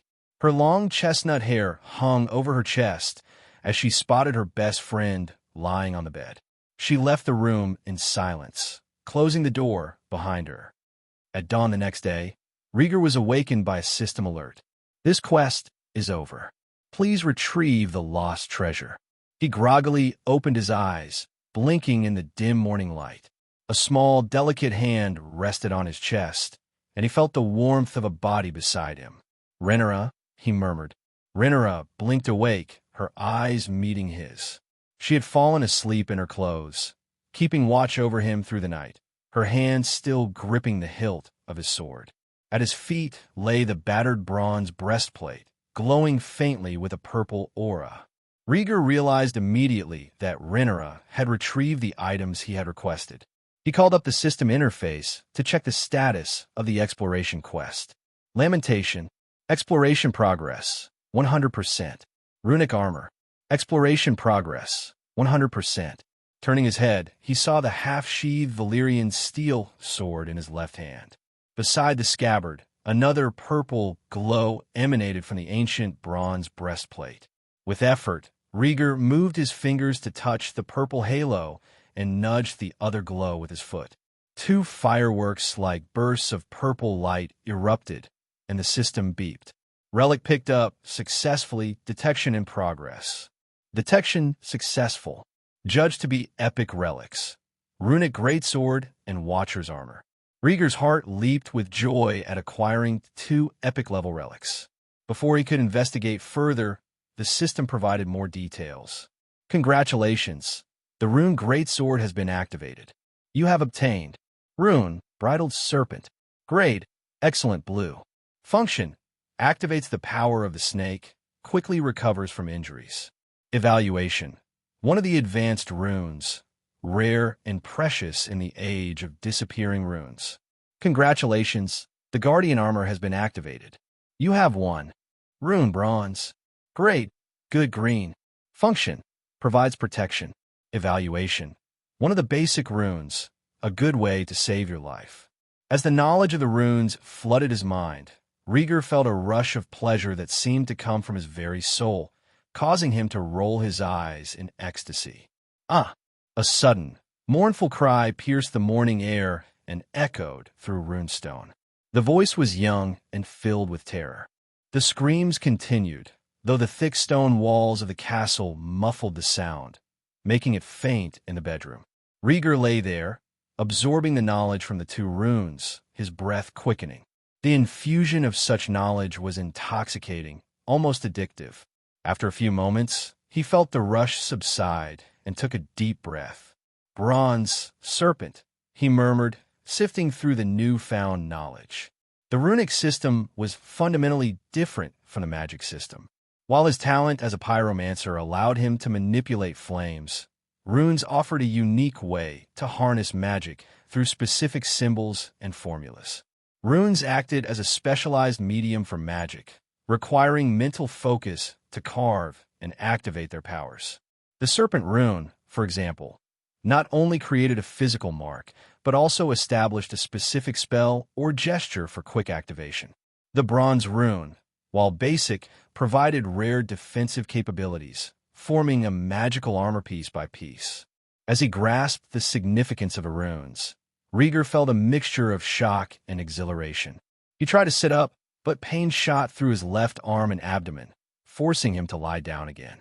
I should test these runes, he thought, deciding to try something practical despite his injuries. Rhaegar glanced at the sleeping Rhaenyra beside him, a faint smile touching his lips. The fact that he was alive and surrounded by those he cared about filled him with contentment. Serpent, he mentally commanded, focusing his mind to carve the first rune of his life. Carving a rune required a supply of magic, but it wasn't as demanding as the pyromancer's talent, which required pure dragon blood or an affinity for fire. Every Targaryen carried a trace of magic in their blood, a heritage of blood and fire. Enhanced by Dreamscape and his knowledge of runes, Rhaegar's mental power was formidable. Concentrating deeply, he felt his magic flow smoothly throughout his body. Buzz. A bright light flickered in Rhaegar's heart as his mental strength mobilized the magic in his blood. Given his strong Targaryen bloodline, the magic was strong and robust. The light grew brighter, outlining a streak as black as ink. Rhaegar frowned slightly as a strange murmur filled his ears. He remembered the words about runes on the Explorer's system. Each rune is a treasure to the world, and its birth is highly anticipated. Rhaegar smirked, dismissing the ethereal whispers, and focused on engraving the runes. Time passed slowly, and morning sunlight streamed through the glazed window, casting a warm glow on the corner of the bed. On Rhaegar's bandaged chest, a dark, black serpent symbol began to form, emitting thick black smoke. The serpent was long and twisted, with no eyes, nose, teeth, or tongue, only a large black mouth disproportionate to its head. This was the prototype of the serpent rune. The next step was to create a spell or gesture to fully control the rune. Rhaegar's talent with runes was remarkable. He engraved the advanced rune with precision and ease. He decided to implement a dual control system using both a spell and a gesture. This precaution was recommended in the runic knowledge, as one could never predict when they might lose the ability to speak or move. "Reverse," he whispered in High Balerion, setting the first stage. Suddenly, his face paled and cold sweat broke out on his forehead. The magic in his blood was almost gone. Any further extraction might burn out his blood supply. Roar! Just as he hesitated, a deep dragon roar echoed in his mind. A wave of fiery magic flooded his body. Rhaegar immediately recognized it as the magic of Cannibal, his dragon. Dragons were magical creatures, and their bodies were reservoirs of fire magic. This was the effect of the Knight's Oath. Cannibal, as his guardian knight, shared a magical bond with him, allowing the transfer of power. Buzz! A powerful magic filled the room. The spell and gesture were successfully set, and the rune was quickly engraved. The serpent rune twisted and turned, its slender body forming a circle with the mouth biting into the tail. Dark light blossomed, and wisps of black smoke filled the room, dispersing the morning sunlight that filtered into the bedroom. Rhaenyra grunted softly, her eyelids fluttering slightly as her arms and legs began to move. Rhaegar hesitated, then stopped supplying magic, causing the snake rune to dissipate. The bedroom returned to normal. Rhaenyra woke, her eyes opening in a daze. "Calling someone?" Rhaegar smiled and took her small hand from his chest. "You're awake?" Rhaenyra's almond-shaped eyes widened in surprise, and she sat up quickly, a delighted curve appearing on her lips. "Rhaenyra, I'm hungry," Rhaegar said with a pitiful look, pointing to the morning sun. Yesterday's intense battle had taken its toll. 90% of his blood and magic had been drained, leaving him weak. "You wait. I'll prepare something for you right away." Rhaenyra hurriedly got out of bed, hastily put on her boots, and dashed out the door. "I still want to ask about the situation in Runestone." Rhaegar trailed off as she disappeared. With a resigned smile, he retrieved a loaf of bread, a plate of ham, and a bottle of milk from his space bracelet. Having such an artifact, it was only natural to keep some food handy. He intended to tease Rhaenyra, but she had already run off. After finishing his meal, Rhaegar felt much better, his hunger satiated. "Let's test the ability of the bridled serpent rune," he murmured. Rhaegar extended his right hand, touching his thumb and pinky together in a swearing gesture. Magic flowed, and the black serpent rune appeared. He directed it towards the wound on his abdomen. The serpent released its tail and slithered into the wound. Zzz. Black smoke began to rise from the wound, visible to the naked eye. However, the smoke wasn't caused by the serpent, but by the dirty air that had accumulated in the wound. The serpent opened its mouth wide and inhaled the black smoke. As it inhaled more and more, the pain in the wound lessened. After about 5 minutes, the serpent, now bloated, closed its mouth. When Rhaegar examined the wound, the black smoke had diminished considerably. The snake, resembling a fat loach, twisted its body and returned to his hand. Rhaegar understood that his mastery of the serpent rune was not yet sufficient to heal the wound completely in one go. He would have to wait for the snake to digest before attempting another healing session, probably by this time tomorrow. Rhaegar, I'm back. You must be starving. Rhaenyra's hurried footsteps echoed outside the door as it creaked open. Rhaenyra entered the bedroom with a large tray filled with bread, sausages, and melons. Careful, no need to rush, Rhaegar gently reminded her. Oh, is Runestone? You're already injured like this. Focus on recuperating, Rhaenyra said, her eyes reflecting a touch of sadness, reluctant to elaborate further. Arnold, the traitor, had colluded with the mountain clans, infiltrating Runestone through a hidden passage he discovered years ago. He had killed a wine waiter and poisoned the wine. All the nobles of the Vale who drank at the banquet were killed, and the hall reeked of poisoned blood. The wedding ceremony had turned into a funeral. There was no greater tragedy than this. Rhaegar, noting her demeanor, realized the situation in Runestone was dire. After a moment of silence, he began eating. Even the heir and the lady of the Eyrie had barely survived an ambush. The defenseless nobles stood no chance. After finishing his meal, Rhaegar wiped his mouth with a handkerchief and asked, I heard someone screaming in agony this morning. Was it a captured member of the Mountain Clan? It's Arnold, Rhaenyra said, lowering her head. She had seen him being tortured when she went to fetch food. The Mountain Clan members who infiltrated Runestone had been killed on the spot. Arnold had been captured alive by Gerald and was now being tortured. Rhaegar's expression grew somber as he grasped the full extent of the betrayal. Rhaenyra, find a wheelchair and push me out, he requested. He wanted to see Arnold himself and witness his suffering. You're seriously injured. The maester said you need a rest for at least half a month, Rhaenyra insisted, her tone firm. Rhaegar had been stabbed in the back, leaving a gaping wound. Even though it had been bandaged, there was still a risk of infection and inflammation. In the underdeveloped Westeros, an inflamed wound could mean death. Ignoring her, Rhaegar supported himself with his right hand and slowly sat up. The serpent rune had healed part of his wound, making it manageable. Rhaegar, you're so stubborn, Rhaenyra exclaimed, rushing to support him, letting him lean into her arms. I'm fine. The flames give me strength, Rhaegar reassured her, feeling the soft touch of her back. He smiled confidently. Rhaenyra, watching him closely, hesitated and then asked, Did you have fire burning on you yesterday? Rhaegar nuzzled her neck and laughed. The Targaryen blood contains magic, and I tapped into it. Among the 40 Dragonlord families, the Targaryens were ID to lower tier. They had few dragons and limited knowledge, offering little help to their descendants. Rhaegar's generation knew only dragon riding and had never seen magic. Aegon the Conqueror may have known something, but he left behind only the song of ice and fire. He didn't leave any valuable knowledge. Rhaenyra, intrigued, gently ran her hand over Rhaegar's skin. Can I learn? Hardly, Rhaegar replied honestly. His bloodline purity was only 5% initially. Even if it increased as he grew, it would be around 10% at most. Rhaenyra was 7 when she tamed a dragon, which is good, but her talent should be less than 40%. Becoming a pyromancer is almost impossible. Rhaenyra looked down, disappointed. She had hoped she could learn magic too. But Rhaegar continued, changing his tone. I found a new kind of magic. Once I'm familiar with it, I can teach you. He was referring to runes.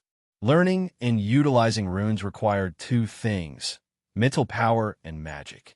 The Targaryens had magic in their blood, and mental power depended on personal talent. Really, Rhaenyra's eyes lit up with excitement. Rhaegar smiled, rubbing his cheek against her neck. Yes, during the Old Valyrian period, the Targaryens' magical inheritance included blood sorcery and pyromancy. This knowledge had been lost or never possessed by the Targaryens. Rune power would become the Targaryens' greatest reliance after dragons. At noon, Rhaenyra slowly pushed Rhaegar out of the castle, leaning on a wheelchair. The sunlight was bright and blinding, so Rhaegar raised his hand to shield his eyes and looked around.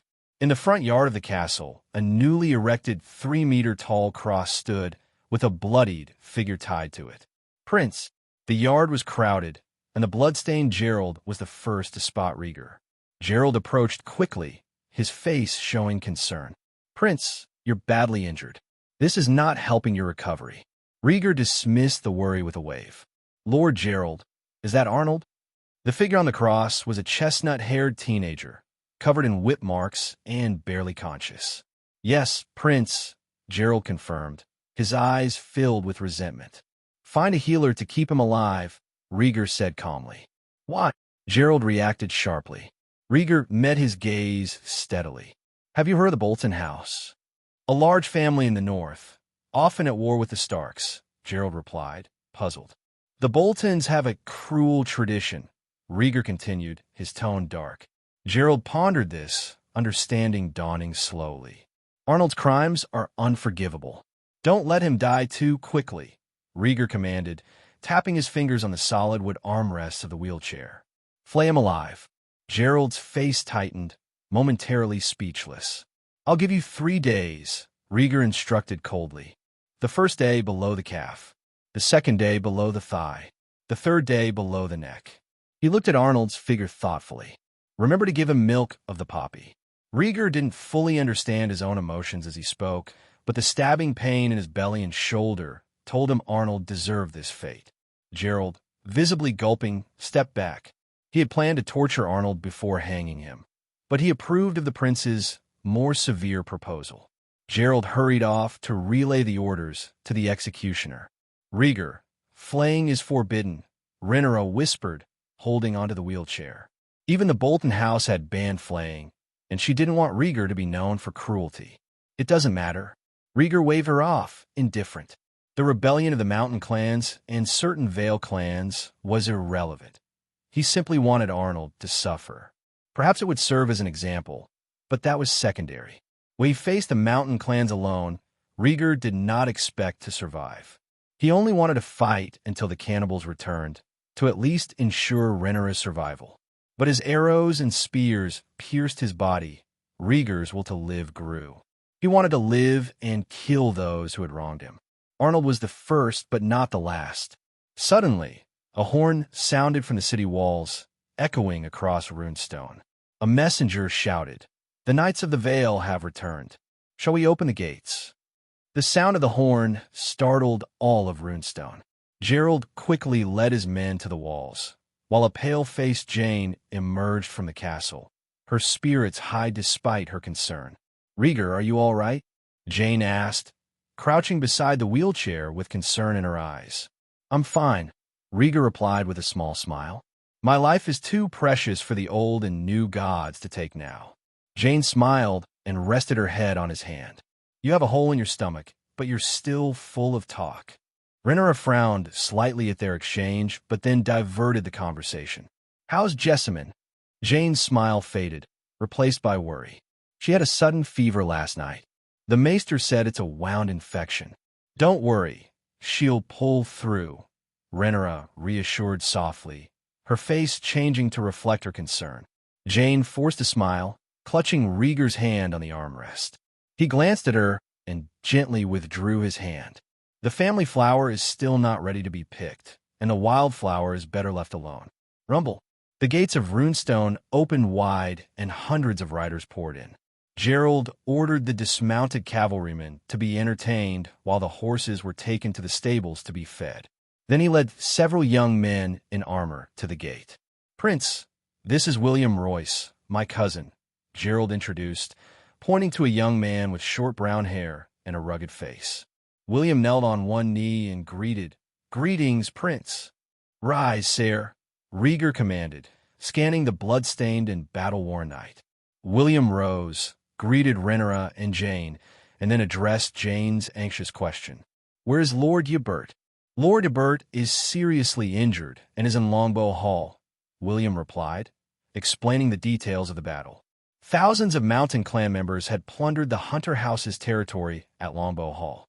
With thousands of cavalry and 2,000-foot soldiers, Ybert had initially won the battle easily, driving the mountain clans back into the mountains over half a month. However, on the way back, the army was ambushed. Thousands of mountain clan members, including a shadow cat and a 3-meter-tall giant descendant, attacked. Ybert was nearly killed by the Shadow Cat, resulting in heavy losses. Before falling unconscious, Ybert had ordered William to return to Runestone with the remaining cavalry to protect the wedding party from further attacks. As they talked, two figures emerged from the castle, Old Grim and Joffrey of the Grafton House. Rhaegar encouraged, "Joffrey, I heard that you killed 2 Mountain Clan members. Good job." Joffrey blushed and puffed out his chest. "It's what I should do, defend the Vale and protect my family."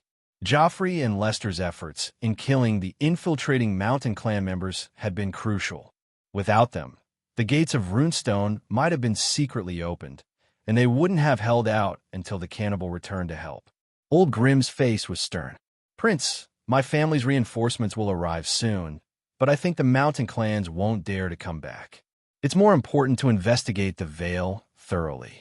Colluding with the Mountain Clans, leading attacks on Longbow Hall and Runestone, and orchestrating the tragic Black Wedding, Arnold couldn't have done it alone. Someone must be supporting him from the shadows, looking to profit from the chaos. Rhaegar smiled and said, "Lord Grim, your insight is invaluable. I suggest we escort Lady Jane back to the Eyrie first and then mobilize the army." Old Grim suggested sincerely. The Runestone had just been attacked and wasn't safe. As Lady of the Eyrie, Jane should sit on her own turf and use her power to plan. Jane remained silent and looked at Rhaegar. With Ybert gravely wounded and her loyal bannermen decimated, she trusted her cousin more than ever. Rhaegar's mind was already made up. "No need. My dragons are on standby until we leave the Vale." Having suffered once, Cannibal would not stray far from him. Turning to Gerald, Rhaegar asked, "Lord Gerald, who were the nobles who were supposed to attend the wedding but didn't?" Loyal nobles had perished at the Black Wedding, so the traitors must be among those absent. Gerald pondered, "House Shed of Gulltown and House Tollet of Grey Glen." Jane added, "Gulltown's branch of House Arryn." Old Grim's eyes gleamed. Gunthor Royce from Runestone didn't come either. The Royce house had many branches, and Gunthor, a second-generation cousin of Albert, was known for his love of banquets and tournaments, but he hadn't attended the Black Wedding. "Very well, the rebels are clear," Rhaegar said, smiling. He turned to Joffrey. "Joffrey, I have a mission for you. Do you accept?" "Always ready," Joffrey replied, though his eyes showed nervousness. Rhaegar addressed William. "Organize your cavalry and take Joffrey to Gulltown." William agreed without hesitation. Rhaegar then instructed Old Grim, "Write a letter of request for help. Give it to your grandson. Have him lure Shed House and the influential members of the Arryn House branch to Runestone." Old Grim's face tightened. This mission was dangerous. Revealing their intentions might provoke the other families to attack. Gulltown was originally Shed territory, wasn't it? Rhaegar reminded. Old Grim weighed the pros and cons. "Joffrey will complete the mission, Your Grace." He understood Rhaegar's implication. The Shed House was finished. House Grafton would administer Gulltown long-term. "Lord Gerald, you have a mission too," Rhaegar continued. "Bring in the traitors and conspirators from House Royce. Rhaenyra will use the dragons to force them out." Rhaegar couldn't act himself, but Syrax would ensure the traitors were flushed out. Beyond the initial targets, other nobles and knights involved in the rebellion would be dealt with, leaving the rest to Jane. "Yes, Prince." Gerald was encouraged by the promise of dragon support. A sharp cry from above drew their attention. A white falcon flew over Runestone, and Rhaegar raised his hand, snapping his fingers and whistling. The falcon flew in, landing on his arm without fear. Its pupils were white, Tormund's message. Rhaegar retrieved a slip of paper from its talons and read it. The Mountain Clan's gathering place. The letter contained a detailed map of a certain vale in the Mountains of the Moon where the remaining Mountain Clans were gathered. Rhaegar chuckled, shaking his head as he read the note. Hee, it's as if a pillow fell right into my lap. He handed the note to Jane and the others. Tormund and Eric had accidentally discovered the Mountain Clan's gathering place on their way to meet them. They had already positioned their troops nearby, awaiting Rhaegar's instructions. Jane, excited by the news, said, "Rhaegar, if this letter is accurate, we can mobilize our forces and ambush the mountain clans. The rebellion involved many tribes. Now that they knew where they were meeting, they could take them by surprise and wipe them out. However, Old Grim shook his head. Prince, the marketplace is in the mountains. Our current troops are limited, and fighting in the mountains and forests favors the mountain clans. My suggestion is to deal with the traders first, and then deal with the mountain clans. In his opinion, resolving the Shed House was the top priority. Besides, Runestone lacked enough troops, and with an unstable rear, victory would be difficult. Everyone, the traders must be apprehended and the mountain clans must be wiped out, Rhaegar said firmly. Bring the traders to me within 3 days. After that, I will personally lead the dragon to defeat the mountain clans. 3 days would be enough time for him to recover from his wounds. Rhaegar, your injuries. Jane began, worried. Enough, Rhaegar interrupted, waving his hand. The decision is made. Carry out your missions, and in 3 days we will besiege the mountain clans. He had spent enough time in the Vale. The mountain clans and the rebels would meet their end. The group exchanged glances, and even Lady Jane, hesitant to defy Rhaegar's command, nodded in agreement. Very well, take me back, Rhaenyra, Rhaegar said, not wanting to waste time. He still needed to write back to Eric. Rhaenyra, surprise evident in her eyes, pushed him back toward the castle. As Rhaegar disappeared from view, he had unknowingly become the center of power, and his words were the law. Nightfall. Rhaegar lay in his bedroom, a faint green light flickering on his chest. The light traced a pattern, forming a strange rune. Buzz. As the rune completed, the green light coalesced into a ball, manipulated by an unseen force. Gradually, it formed a diamond-shaped dragon scale, about the size of a baby's fist. The scale hovered 3 inches above Rhaegar's chest. With a thought, Rhaegar guided the scale to his heart, where it merged with his skin. The light faded, leaving behind an intricate green dragon scale pattern, like an elegant tattoo. Phew, the first bronze rune is finally complete. Rhaegar sighed in relief, raising a hand to touch the scale pattern on his chest. He had meticulously carved the bronze rune, adjusting it to the shape of a dragon scale and embedding it in his skin. Testing its effectiveness, he drew a dagger and slashed at the scale. Buzz. The green scale appeared, blocking the blade and preventing any damage to his flesh. Rhaegar's face lit up with joy. An excellent means of preserving one's life, he exclaimed. For now, there was only 1 bronze rune protecting his heart, but as he engraved more runes, they would eventually form a complete set of runic armor. Once complete, ordinary swords and knives would be powerless against him.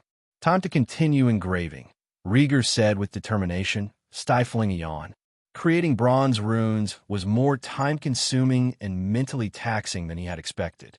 While the serpent rune was physically draining, the bronze runes were sapping his mental strength. In his current state, engraving 3 runes a day would significantly deplete his energy reserves. King's Landing. Recent events had set off a flurry of rumors throughout the city. The former hand of the king, Otto Hightower, had returned to King's Landing and rejoined the small council as Master of Civil Affairs. Accompanying him was High Septon Maddock of the Church of the Seven, both of whom were welcomed by the king and queen. One of Otto's first initiatives was to help the orphanages and impoverished residents of King's Landing. High Septon Maddock provided manpower and led his congregation in distributing food and tending to the sick and wounded. The city's poor expressed their gratitude for the Master of Civil Affairs' generosity and praised the Church of the Seven. Flea Bottom. A group of figures in black robes moved stealthily through the streets and alleys, using the cover of night. 2 figures approached the entrance of a brightly lit brothel, hiding in the shadows. "Are you sure about this, girl?" asked one of the black-robed figures, removing his hood to reveal brown curls and a confident smile. The other figure lifted her hood, revealing the delicate face of a foreign young girl. "I have a name, Sarah," she responded calmly. "It doesn't matter. Valum Morgulus. All men must die," Sirio replied with a chuckle, his eyes fixed on the girl. Sarah remained expressionless. I no longer belong in that hellhole. That's right. You're in Westeros now, serving an heir, Syrio said, raising an eyebrow with a hint of regret. I'm a failure. Please don't mention it again, Sarah said coldly as she pulled her hood back up and headed toward the brothel's back door. Valadohiris. All men must serve. Syrio watched her go, whispering a girl with talent. Moments later, screams echoed from inside the brothel. Sarah emerged from another corner, wiping a blood-stained dagger on her black robe. Let's go. I cut the throat of that fat pig who abused the young. Very good, Syrio said with satisfaction, pulling his hood back on. The two disappeared into a narrow alley, their presence vanishing into the darkness. By the next day, news of the High Septon's assassination in a brothel would spread throughout King's Landing. More shockingly, the assailants were revealed to be two children under 10, a boy and a girl. 3 days later, Runestone Castle Vale. A cross stood in the castle's front yard, lined with naked men and women. Their faces were ashen, and their previously pampered lives were evident from their oily hair and pale flesh. Joffrey, now sporting a new scar on his face, stood in the courtyard, naming the captives. Ser Uther Shet, Lord Shet, and his son John Shet from House Shet of Gulltown. Ser Avery Tollet from House Tollet of the Grey Glen. Ser Gunthor Royce. Behind Joffrey stood Gerald, Jane, and Old Grim. It was a gathering to punish the rebels. Clap, clap. A burst of applause sounded as the castle door opened, revealing a tall figure. Rhaegar, his long hair tied back and clad in black armor, emerged. With a slight smirk, he announced loudly, "My lords, thank you for waiting." Rhaegar looked much better than he had 3 days ago, though he remained pale, with dark circles under his eyes. Roar! A dragon's roar echoed from the sky as a black dragon circled above Runestone, spewing ghostly green dragon fire. It sensed its master's emotions and declared its presence in advance. Striding before the gathered crowd, Rhaegar glanced at the rebels bound to the crosses. They were still alive, only suspended in their torment. Some wept and begged for mercy, while an elderly man with black and white hair cursed. Splat! A long whip struck the cursing man, leaving a bloody scar on his flesh. "Lord Gerald, are you ready?" Rhaegar asked, his face impassive, ignoring the miserable cries of the traitors. These rebels were kept alive for a public execution, to serve as a warning after the mountain clans have been dealt with. "Prince, the soldiers will be ready to leave at dawn," Gerald replied respectfully, lowering his whip. Rhaegar scanned the area, noting the absence of William Royce, who commanded the current force. "Guard the gate well. I'll be back soon," Rhaegar ordered, his tone serious as he walked out of the runestone alone. Roar! Cannibal landed and crept outside the city gates, waiting. The gates opened and Rhaegar walked through with calm determination. In the distance lay the golden form of Syrax, with Rhaenyra, dressed in her dragon rider's armor, perched on her saddle. Rhaegar mounted Cannibal, and he and Rhaenyra exchanged knowing smiles. Roar! The cannibal spread its wings and took off, heading straight for the Mountains of the Moon. Syrax followed closely behind, roaring with excitement. In the past 2 days, Syrax had burned down 2 small castles, and now there was an air of eager anticipation for the next bout of dragon fire. South of the Mountains of the Moon, in a secluded vale, thousands of mountain clans tribe members had gathered and set up camp. Inside a large animal skin tent, a group of men adorned with bone jewelry argued heatedly. "2 fire-breathing monsters incinerated our tribe's best warriors. Over 1,000 men," one shouted. "My tribe barely escaped. If I hadn't run so fast, I'd be ashes by now," another retorted. "This so-called alliance is worthless. Those nobles are dead, but we lost almost our entire army." The arguments intensified. More than a dozen mountain clans had united, annexing smaller tribes and amassing tens of thousands of warriors. Yet their attempt to capture Runestone had nearly led to their destruction. The fragile alliance was on the verge of collapse. Outside the camp, Eric and his men hid in the woods. Tormund lay in a clearing, his eyes glazed white as he surveyed the camp through the eyes of a white hawk. Sire, 2 groups of reinforcements have arrived, Tormund reported, his pupils returning to normal. He had seen the emblems of the arriving clans, a yellow burning tower and an orange base covered with gravel. They moved quickly toward the camp. A gust of wind blew through the forest, casting shadows over their hiding place. Looking up, they saw a black dragon hovering above, surveying the camp below. "Cannibal Dracarys," Rhaegar commanded, his voice unwavering. Without hesitation, the cannibal dove low, green dragon fire accumulating in its maw before erupting onto the camp. Boom! The dragon fire obliterated the arrow towers at the camp's entrance and spread through the screaming masses. "Monsters! Fire-breathing monsters are attacking us. Run!" Panic gripped the mountain clans as they scattered in fear. Rhaegar, his expression cold as ice, commanded, "Cannibal, leave no one behind." The cannibal roared, his dragon fire consuming tents and warriors alike as he glided back and forth across the camp. Roar! Syrax arrived, blocking the escape routes of the mountain clans. Rhaenyra, perched atop Syrax, her hair tied back and hands gripping the saddle, shouted, "Dracarys!" In response to her High Valyrian command, Syrax roared and unleashed golden dragon fire, sweeping over the fleeing clans. Green and gold dragon fire turned the mountainside into a tableau of blood and flame. "Counterattack! Counterattack!" some tribal chiefs shouted, trying to rally their archers. But the dragons flew too high, their scales impervious to the arrows that fell short. "Where's the witch? Bring her out," a chief demanded, gripping the leader of the Stone Crow tribe in desperation. The witch, known for her fire magic, had united the clans with her prophecies. Nearby, a woman in a red robe and ruby necklace, her beautiful face contorted with fear, hid by a campfire.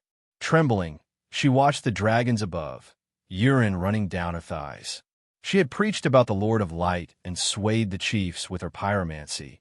But now, in the face of real dragons, her magic seemed weak. "Lord of Light, please give me the strength to withstand the dragon fire," she prayed desperately, kneeling in the dirt, oblivious to her filthy condition. Boom! A surge of dragon fire swept through the camp, engulfing the red-robed sorceress. She screamed in agony, clinging to life as the intense heat seared her skin. Her ruby necklace glowed, shielding her for a moment before the flames moved on. Stripped of her robes, she collapsed naked and trembling in the mud. The scene caught Rhaegar's attention. Rising from his saddle, he looked down in astonishment at the unharmed figure below. The naked woman had survived Cannibal's dragon fire, something he'd only seen once before. "Is this witchcraft?" Rhaegar muttered, remembering the flame which Eric had mentioned in his letter. "Kill. Destroy the mountain clans," he commanded, refocusing on the battle. Armored soldiers rushed into the chaotic camp, sealing the exits and slaughtering the panicked clansmen. Rhaegar resumed his bombardment with Cannibal, intent on destroying the mountain clans for at least a century. Whoosh! A sharp arrow pierced the sky, hitting Cannibal's ebony scales with a crunch before splintering apart. Rhaegar glanced down and saw a towering figure, a 14-foot half-giant with a stern face. "Another giant descendant," Rhaegar remarked, intrigued by the sight. Giants had once ruled Westeros, driven to near extinction by the first men. To see a half-giant here, almost as tall as a full-blooded giant, was unexpected. "Rhaegar, are you all right?" Rhaenyra's voice called out as she descended on Syrax. "No, don't burn him, Rhaenyra." Rhaegar urgently stopped her. The half-giant intrigued him. He envisioned taming it and bringing it back to King's Landing as a formidable guard. What could be more impressive than a half-giant guard? Bad taste, Rhaenyra huffed, rolling her eyes before guiding Syrax away. The battle continued into the evening, a one-sided massacre lit by the flames of 2 dragons. The entire camp was transformed into a sea of fire, filled with the screams and acrid smell of burning flesh. Thousands of Mountain Clan's tribe members perished, save for a few lucky souls who managed to escape. "Cannibal land," Rhaegar commanded, guiding his dragon to the only remaining clearing, surrounded by flames and charred bodies. Rhaegar, we've captured the giant's descendant. What are you doing down there? Rhaenyra's voice rang out. Syrax landed a few dozen meters away, its feet on a burning tent, eyes agitated as it stared at Cannibal. Cannibal shifted and slumped to the ground with a contemptuous snort. Syrax, an inexperienced female dragon, was far too excited by the minor victory. "Do not dismount," Rhaegar shouted back, moving forward with one hand on Cannibal's body. He was searching for the naked woman who had survived the dragon fire. After becoming a pyromancer, he had not yet mastered any magic or fire sorcery. Bathing in fire had given him immense power, but it was too exhausting and single-minded. He needed something more versatile. Rhaenyra obeyed, remaining on Syrax's back, her eyes fixed on Rhaegar. The true power of a dragon rider was in the dragon itself. Going down would compromise her safety. Rhaegar scanned the burning ruins until he heard the faint murmur of a woman. Pulling aside a charred log, he stepped into the hot wreckage. There, crouched in a corner, was a naked woman with snow-white skin and a delicate figure. Her long black hair partially obscured her face, but Rhaegar could hear her praying to some god. "What is your name?" he asked coldly, slowly approaching her. The woman shivered, lifting her head timidly. Her sultry cheeks and captivating eyes drew him in as she softly spoke, "Myrcella." Her voice was so enchanting, it felt like an invitation. Rhaegar's gaze drifted to her chest, and for a moment he was mesmerized. Noticing his interest, Myrcella's eyes sparkled as she proudly lifted her breasts. "My lord, do you want to do it?" she asked seductively. "No," Rhaegar replied coldly. "Are you a flame witch?" "Yes, my lord," Myrcella said, standing up and boldly walking towards him. "Bless the great Lord of Light for guiding you to me." Clang!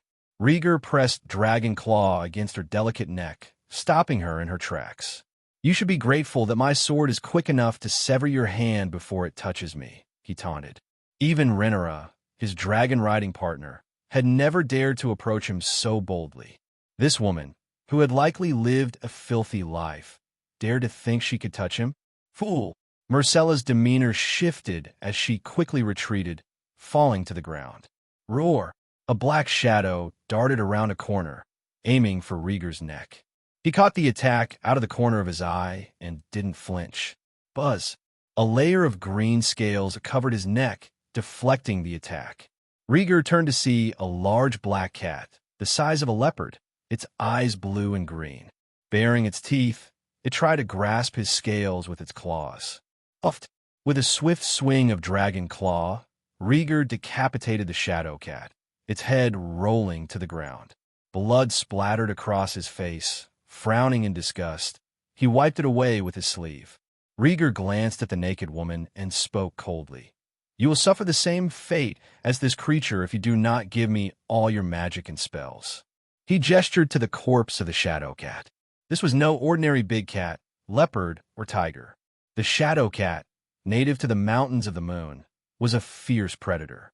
Much like a leopard, an adult shadow cat could hunt down and kill large wild animals. Cruel by nature, it preferred to strike in the dark. Rhaegar had heard rumors that these beasts were bred by witches among the mountain clans. "I'm sorry," the woman stammered, almost paralyzed with fear as she looked at the dead shadow cat. "I'm a follower of the Lord of Light, and I know nothing of witchcraft." She really didn't know any magic. If she had, she would have infiltrated noble circles long ago to deceive the lords with her supposed powers. "All right, I believe you," Rhaegar sighed, admiring the woman's submissive posture as he slowly approached. She quickly stopped crawling, spreading her legs and forcing a smile, trying to appear cooperative. A flash of cold steel. A section of her head and hair flew off, and a fountain of blood erupted. Rhaegar shielded himself from the blood with his hand and removed the ruby necklace from her headless body. Looking down at her severed head, which still held a grotesque smile, Rhaegar murmured, so confident, yet so fragile. With a sense of finality, he kicked aside the corpse and walked out of the ruins, the ruby necklace clutched in his hand. Nightfall. Runestone held a grand banquet to honor the victorious warriors. The rebels, now stripped and hanged from the castle walls, served as a grim reminder of their fate. Inside the castle, the celebrations were subdued, the shadow of the Black Wedding still looming over the guests. Many noble women and their ladies remained upstairs with Jane, grateful to be safe, but mourning the fathers and brothers who would never return. Rhaegar sat at the head of the table in the first-floor hall, with only a few guests joining him. Old Grim stood, raised his glass, and said solemnly, "Thank you, Prince, for bringing victory to the Vale and avenging the dead." To the brave and noble Rhaegar Targaryen, echoed through the hall as nobles, knights, and soldiers raised their glasses and chanted his name. Rhaegar rose slowly and said, "To all of you." To the prince, the hall responded in unison, drinking deeply from their cups. The wine had been carefully tested by servants to ensure its safety, a precaution that would likely become standard throughout the Vale. Taking a sip, Rhaegar sat down and addressed Old Grim. "Lord Grim, I will return to King's Landing tomorrow. Please mobilize your fleet as soon as possible. Your gift to House Grafton will not be forgotten." Old Grim replied warmly, showing the utmost respect. With the elimination of rival noble branches in Gulltown, his house's power was poised for unprecedented growth, making them crucial allies in supporting the Stepstones. Rhaegar raised his glass in gratitude and fell silent. The Black Wedding had decimated half the Vale's nobility, and the recent rebellion had claimed even more lives. As the noble ladies returned to their families with the grim news, a significant redistribution of power within the Vale was inevitable. "Rhaegar, your wounds are not yet healed. It's time to rest," Rhaenyra advised gently as she descended the stairs from the second floor. Rhaegar smiled and replied, "Okay, I'll go back now." His injuries had long since healed, thanks to the Serpent Rune. The bannermen were unaware that his bandages were only for show. Rhaenyra's arrival to call him away was a prearranged signal. He had no intention of staying at the banquet all night. Leaving behind the remaining bannermen, Rhaegar allowed Rhaenyra to lead him back to their bedroom. As soon as they entered, Rhaenyra eagerly began. "Jane is rallying the noble women, promising 2 of them control over their families." Rhaegar reclined on the bed, his reaction calm. "That was expected. Did Jane discuss this with you?" Rhaenyra scrutinized him, her gaze suspicious. "Jane is smarter than you think," Rhaegar replied with a smirk. "The Arryn branch in Gulltown is failing apart, and Arnold is finished." He continued, "Next she'll return to the Eyrie to rally other Arryn branches and comfort the victimized clans, thus securing a group of loyal followers." The Black Wedding had indeed decimated many nobles, especially those who had either defied or ignored Jane's orders. With the traitors eliminated, the Vale's power structure was more malleable than ever. Lady Jane seized the opportunity to create a unified regime. Though the nobles' leaders and heirs had perished, their knights and soldiers remained intact, ensuring that the Vale's overall strength would not be significantly diminished. With royal backing, Jane could emerge as the greatest beneficiary of the rebellion, if she can withstand the pressure. Rhaenyra, shocked by this revelation, covered her mouth. "Are you suggesting that Jane might?" "Sure," Rhaegar whispered, "do not speculate. She faced danger with us." In his opinion, Arnold's rebellion probably had Jane's subtle influence, but the severe consequences, the grave injury to Ybert and the Black Wedding, were too high a price to pay. It was likely that Jane had underestimated the ruthlessness of Arnold and the Mountain clans. In another bedroom, Jessamine lay on the bed, her face pale and still in a coma. The door opened softly, and Jane walked in with gentle steps. She sat on the edge of the bed, looking at her friend's face and wiping the sweat from her brow with a handkerchief. "Jessamine, you must be strong and wake up," Jane whispered, lowering her eyes and taking one of Jessamine's hands. "Ybert is getting old, and I need you to help me carry the weight of this responsibility." Jane had successfully gathered most of the noble women that evening. Gerald and the Old Grim had also pledged their loyalty to her. Soon she would secure her position as Lady of the Eyrie for a long time to come. King's Landing. News of the assassination of the High Septon of the Faith of the Seven spread quickly throughout the city. Rumors were rampant, claiming that the High Septon had been molesting children in a brothel before his death. It wasn't just the High Septon. Over a dozen other high-ranking priests were found murdered in brothels, their throats slit and their genitals mutilated and stuffed into their mouths. Within 3 days, the scandal had caused an uproar throughout the kingdom. The new Master of Civil Affairs, Otto Hightower, also came under scrutiny. Investigations revealed that Otto had used treasury funds for charitable donations, dividing the money between buying food for the poor and donating it to the Faith of the Seven. Whether these rumors were true or not, Otto's reputation among the commoners was in tatters. In the Red Keep, Alicent and Otto Hightower dined together in tense silence. Otto ate his steak calmly, seemingly unconcerned by the gossips swirling around him. "Father, someone is trying to slander you. You'll be held accountable," Alicent said, frowning and barely touching her food. "Don't worry," Otto replied, putting down his knife and fork and taking a sip of red wine. "I didn't take a single coin from the treasury. Lord Lyman can vouch for that." While it was true that Otto had financial dealings with the High Septon, but the money came from the Hightower house and not from the royal treasury. Back at the center of power, Otto was careful not to leave any loopholes for his enemies to exploit.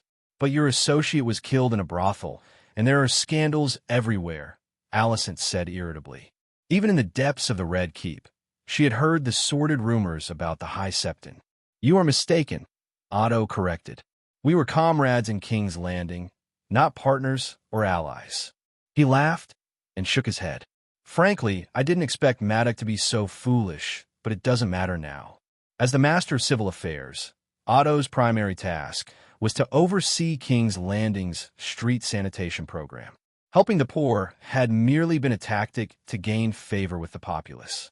Now, he needed to gauge the true state of affairs in King's Landing. A group of assassins killed the High Septon and spread these scandals as a warning, Otto mused. "They're telling me not to overstep my bounds, or I'll meet the same fate." Despite the dire situation, Otto was somewhat relieved. Maddox's death meant he could continue his work without the hindrance of a scandal-ridden partner. "There's a bit of trouble," Otto murmured, contemplating the complexities of King's Landing's underground networks. "My old informants are too weak now. I need to build a new web of spies to understand what's truly happening in this city." Otto resolved to re-establish his network and regain control, ensuring that he stayed informed and ahead of any threats. Alicent lifted her head, gazing at her father with suspicion. Otto leaned back in his chair and said gently, "You know who has a comprehensive intelligence network at their disposal." But Alicent began to protest, but Otto waved a hand to silence her. "Acquiring that network is crucial. We need more allies." Without giving her a chance to refuse, Otto stood up and left the room. Alicent watched her father's retreating back, her eyes filled with dissatisfaction. She clenched her fists tightly. After a moment, she slammed her hand on the table, straightened her dress, and stood up. When she opened the door, a king's guard stood there, bearing an uncanny resemblance to Eric. Alicent adjusted her posture and took a deep breath. "Sir Eric, accompany me to the dungeon." "Yes, Your Grace," Eric replied, following her without hesitation. They soon reached the dungeon of the Red Keep. As Alicent entered, the prisoners leered and shouted vulgarities. Eric grabbed one of the prisoners by the hair and smashed his head against the iron bars until he fell unconscious. Alicent looked away and whispered, "Thank you, sir." "That's my duty," Eric replied, gripping the hilt of his sword as a warning to the other prisoners, who quickly retreated into the shadows. "Sir, you can wait here," Alicent instructed as she moved deeper into the dungeon. Eric nodded and stood guard as Alicent moved on alone. She stopped at a cell and peered through the iron bars at the inmate. "Demon, I know you can hear me," she said, addressing the white-haired man sitting on the edge of the bed. "Demon, don't play dumb," Alicent scolded impatiently after a long silence. "Ugh, can a man get some rest in his cell?" Demon's magnetic voice finally replied as he slowly lifted his head. Even in the dungeon, Demon's handsome face and royal demeanor remained intact, though his long, messy hair and slightly crooked nose, thanks to a mediocre job by the maester, marred his appearance. He scanned Alicent up and down, teasing, "A private meeting with a prisoner at night? The queen is quite bold. Shut your mouth, unless you want filth in your meals from now on." Alicent snapped, her face contorted with anger.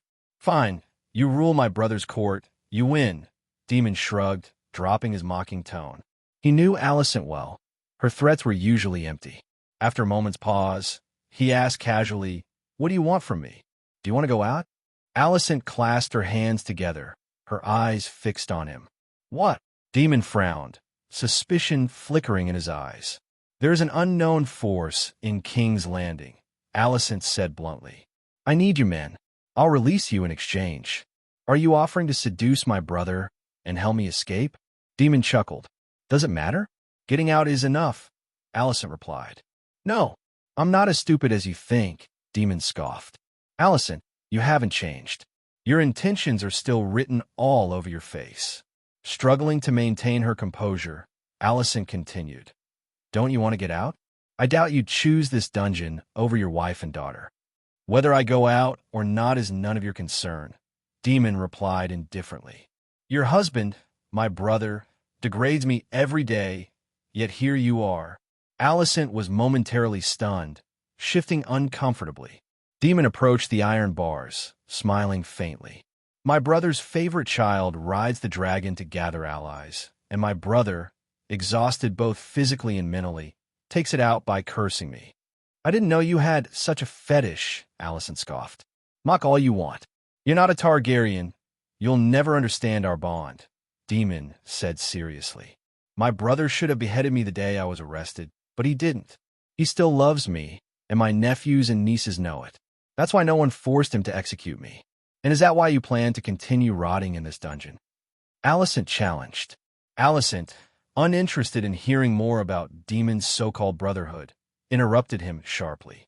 "You're pathetic. You only see what you want to see. No wonder you're being manipulated." Demon's voice remained calm. "My brother comes down here every few days to scold me. I know what he means. He wants me to admit my mistakes, make amends, be forgiven." Demon had plenty of opportunities to escape. On the ship to King's Landing, Lena had asked him what he wanted. But Demon didn't want to return to exile. He was a pure Targaryen prince, a descendant of Balon Targaryen the Brave.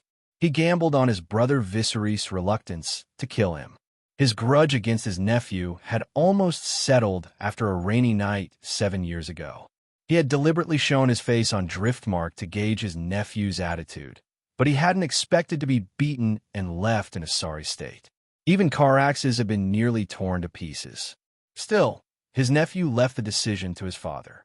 Alicent's face grew increasingly grim. Try to walk out of your cell with honor, after trying to murder the heir, is a pure fantasy. The heir's heart is much broader than yours, Demon countered, his eyes twinkling with mischief. "No, yours isn't small either. One hand can't grasp it. How dare you? I am the queen." Alicent exploded, her anger palpable.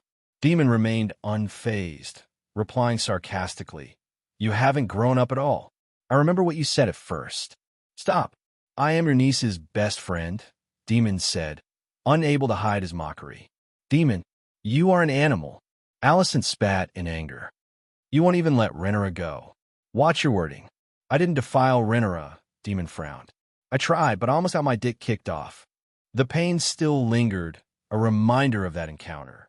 "You're still a tyrant and a brute." Alicent cursed. "Whatever you say, I don't care." Demon resumed his nonchalant attitude and turned back to his bed. He had to get back to his family and didn't want to get involved with Alicent. Their last collaboration had ended badly. Alicent's face was like frost, her chest heaving with anger. She had come to recruit him, but had only been mocked and humiliated. "Demon, you can rot in your cell." With one last angry scream, Alicent stormed out, unwilling to spend another moment in the stinking dungeon. Demon snorted, dismissing her as a foolish woman. Meanwhile, on Bloodstone Island, a dim light flickered under the dark night sky from a cluster of bonfires. Soldiers were busy dragging stones and wood to build a watchtower. Oh, a horn sounded, causing the soldiers to stop what they were doing and quickly put on their armor. More than a dozen three-masted sailing ships appeared on the horizon, each teeming with Triarchy pirates brandishing their blades. As the horn continued to sound, a warship bearing a seahorse flag sailed forth to confront the pirate ships. "All hands on deck, draw your bows." The commanding voice of the sea snake echoed, rallying his soldiers. They swiftly readied their longbows, aiming at the approaching pirates. "Lower the ramming horns and move forward at full speed," the pirate commander ordered, their savage nature clear. "Release the fire arrows," the sea snake commanded as the two fleets drew closer. Soldiers shot flaming arrows, raining them down upon the pirate ships. Under this fiery assault, the pirates of the Triarchy suffered heavy casualties, their screams of pain piercing the night. Yet, their commander remained unharmed, urging them forward. Boom! The ships collided with a resounding crash, their ramming horns splintering each other's bows. "Kill! Take back the stepstones!" the pirate leader shouted. The Triarchy pirates hurled chains, latched onto the enemy ships, and swarmed aboard. "Man, kill them all!" a sea snake in silver armor roared, leaping into the fray and decapitating a pirate with a single stroke of his sword. The battle was fierce and chaotic. Roar! A dragon's cry resounded through the night as a light silver-gray dragon soared above Bloodstone Island. Dracarys, Laenor, riding the dragon Seasmoke, commanded from above. Roar!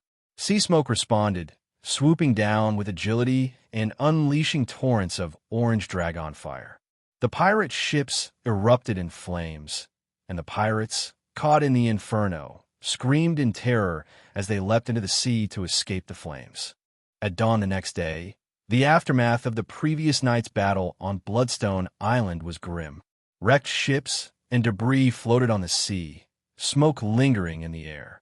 Corpses littered the beach, their blood staining the sand and attracting fish and shrimp to feast on the remains. A scream echoed through the area as the sound of hammering nails filled the air. Rows of wooden posts had been erected along the beach, each bearing a captured pirate of the Triarchy, left to the mercy of the tides and sea creatures. Roar! The light silver-gray dragon Seasmoke appeared on the horizon, soared, and then landed gracefully on the island. "Father, the remaining pirates have escaped to Grey Gallows Island," Laenor reported, dismounting from Seasmoke and approaching the blood-soaked sea snake. After a night of relentless fighting, the sea snake, visibly exhausted, responded with a numb voice, "Send the fleet on patrol. Don't act rashly." The pirates of the Triarchy were experts in guerrilla warfare, constantly harassing the kingdom's forces to prevent them from establishing firm defenses. This had been their 6th night attack in recent times.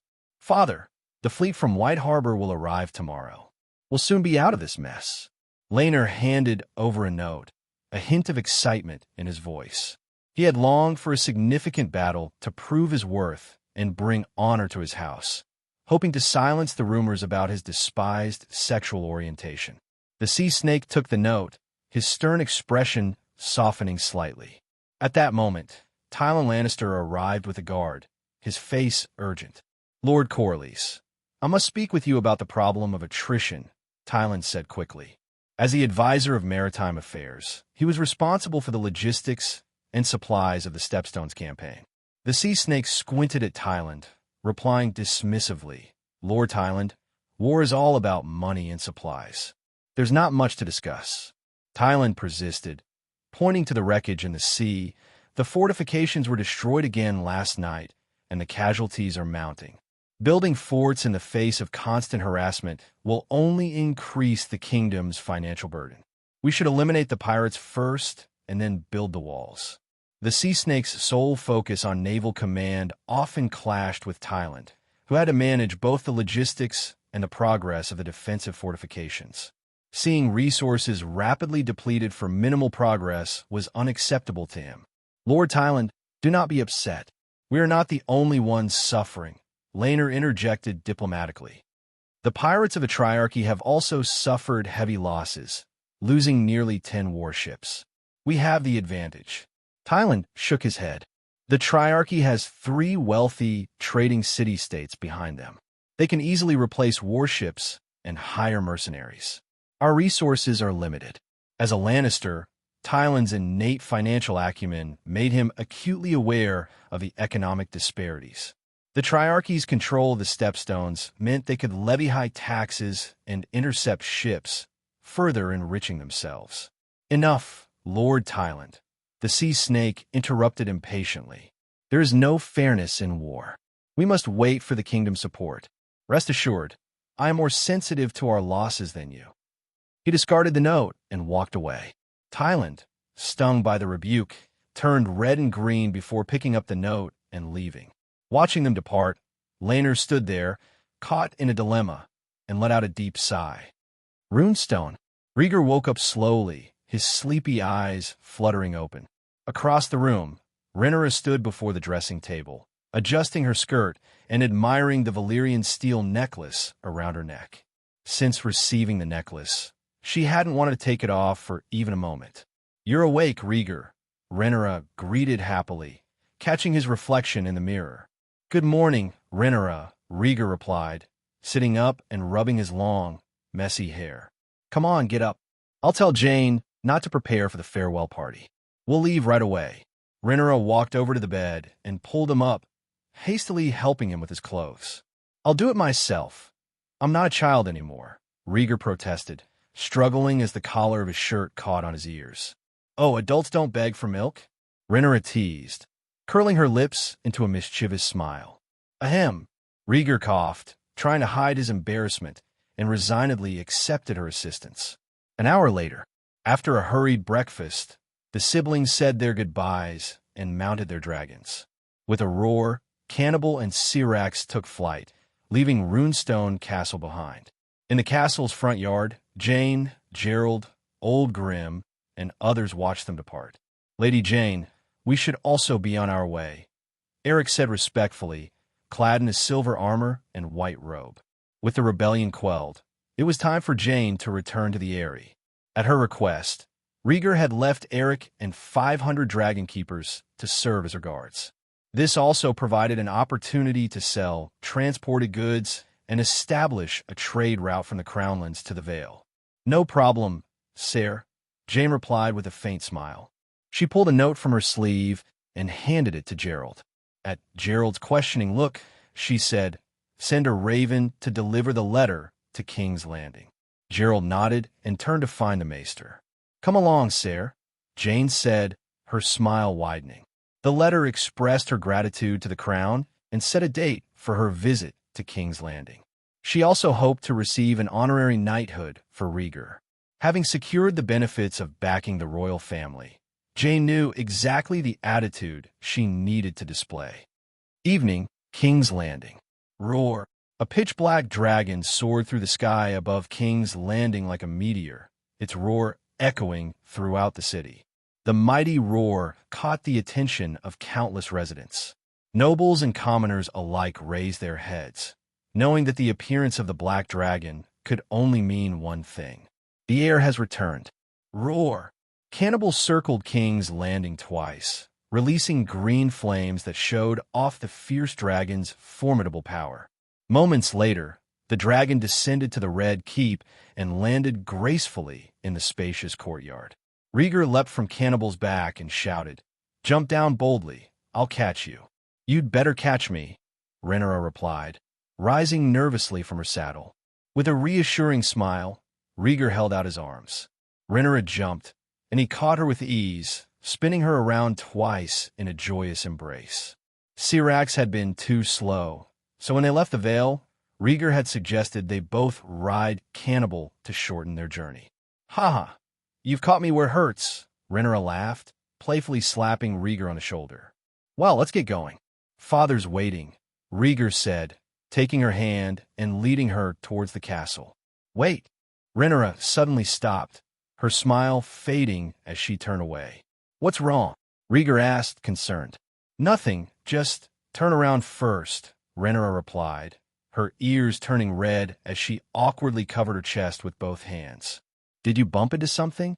Rhaegar asked, moving closer in curiosity. "Rhaegar, you're too close," Rhaenyra said, her expression a mix of embarrassment and annoyance. Rhaegar blinked, clearly confused. "I don't understand." Rhaenyra glared at him.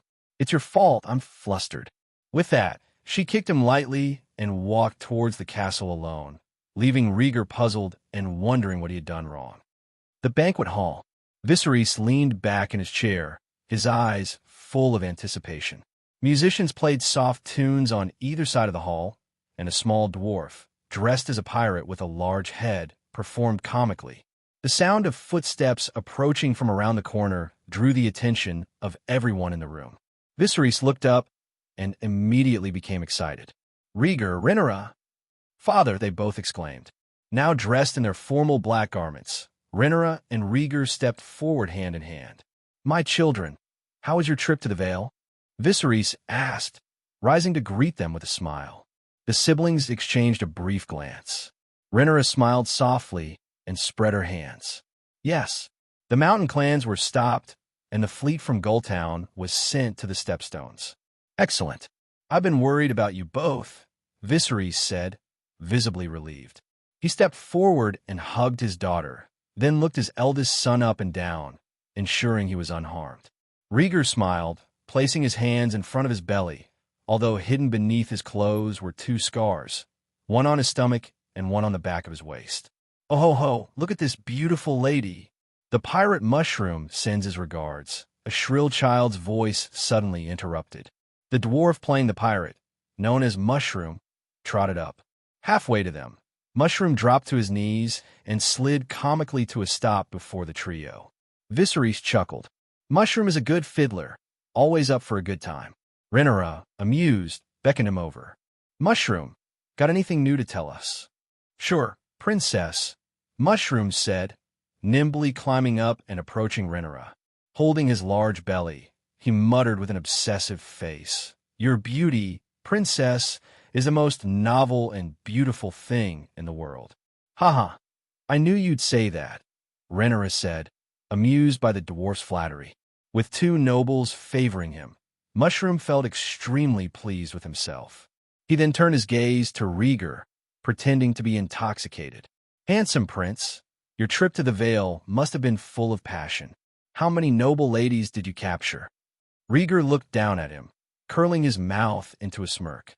Mushroom tried to maintain his flattery, but before he could continue, Rhaegar kicked him in the face, knocking him to the ground. "Don't talk nonsense in front of me." Rhaenyra frowned slightly, but led Rhaegar forward, stepping over Mushroom. "Rhaegar, Mushroom meant well," Rhaenyra said, glancing back at the dwarf sprawled on the floor. Rhaegar's frown deepened. "If he wasn't a source of amusement for you and father, he would have been thrown into the dragon pit and fed to the dragons." He had no patience for bootlickers, especially those like Mushroom who thrived on spreading rumors and gossip. These characters were only capable of flattering and making fools of themselves, wandering among the rich and powerful for no real purpose. Rhaenyra couldn't argue with him and had Mushroom taken away. As the day waned, Viserys sent word to Alicent to prepare a reception for his children. Nightfall. In the king's bedchamber, Viserys sat on the edge of the bed, painstakingly removing his shirt, revealing the wounds covering his body. Aren't these wounds a sight?" He grimaced in pain as his clothes rubbed against the cuts, looking to his son, Rhaegar, for reassurance. Rhaegar stood behind him, silent, 1,000 words stuck in his throat. Memories flooded back of his father's injuries, including the loss of 2 fingers to the Iron Throne when he was young. His father had always hidden his pain, shielding him from the severity of his wounds. Now faced with the truth, Rhaegar struggled to maintain composure. "No, you've endured these wounds with the resilience of a true warrior," he said, reaching out to touch his father's weathered skin. Viserys shook his head, chuckling softly. "No need for flattery, son. I know these wounds are not pretty." He knew it from the strain in his relationship with Alicent. Despite her silence, he felt her resistance and rejection. Otherwise, she wouldn't be so dry, even after they had spent so much time together at night. Rhaegar's smile faded as he sat beside his father. "I will help heal your wounds and restore your health," he vowed solemnly, extending his hand and invoking the bridled serpent rune. A serpent emerged from the black smoke, slithering into Viserys' wounds.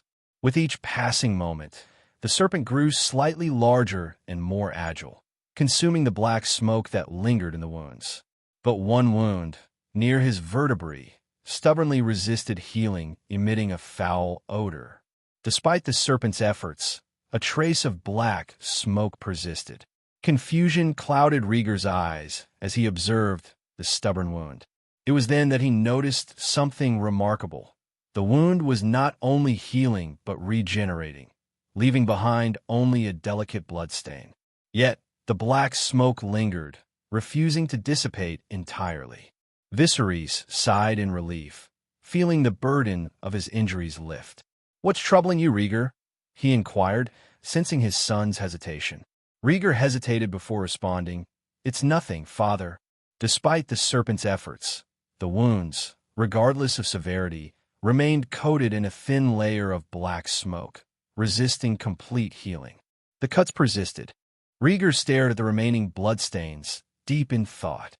Over the years, many maesters had treated his father, but the results were minimal. The serpent rune had extraordinary properties, but the wound couldn't be completely eradicated. "It's strange," he muttered to himself. "Rhaegar, I feel the pain easing," Viserys said, groaning with relief as the runic serpent disappeared. He turned around with a smile. By the 7 gods, the pain that had built up over the years was almost gone. He felt a decade younger. "Really? That's good." Rhaegar forced a smile, genuinely happy for his father. Viserys, noticing his eldest son's concern, touched the wound on his back. There was no rotting flesh or sticky pus, just a faint thread of fresh blood leaking from a small cut. Viserys' face changed slightly, his eyes flashing with surprise. His eldest son had said the wound would fully recover. Something had gone wrong. "The wound has healed, and the pain has subsided. I'm already satisfied," Viserys said, not wanting Rhaegar to worry. "What I said is also true." Rhaegar hung his head, whispering, "I'm sorry, father. The treatment will need to be regular." He wasn't sure why the wound hadn't fully healed, but it was better to ease his father's pain than let the wound rot. "That's good, isn't it?" Viserys said warmly, patting Rhaegar's shoulder. Rhaegar forced another smile, his heart heavy with disappointment. He had searched for a cure for his father, including looking for marsh marigolds at Crackclaw Point. But they were too rare to find in ordinary swamps, and the largest swamps were too dangerous even for cannibal. The serpent rune was supposed to cure the wound, but something had gone wrong. Viserys pondered for a moment, then smiled bitterly. "It is said that the Iron Throne chooses its masters. Perhaps I'm not a good choice, which is why I'm cursed by it." Starting from Aegon the Conqueror, similar incidents hadn't happened to Aenys, Rhaegar, or Jaehaerys. Viserys could only attribute his suffering to not being good enough for his position. "No, you're a good king. You've made no mistakes," Rhaegar argued. His father didn't deserve this punishment. Compared to the weak Aenys and the cruel Rhaegar, Viserys was a good king. He was loved, the kingdom was at peace, and the people could eat. Throughout the history of Westeros, such monarchs were rare. The gods don't make a man rich because he doesn't make mistakes. "I should not lie to myself," Viserys said, relieved. "Don't worry too much about your father. I'm not that fragile." He had endured the pain for more than a decade, and now felt relief.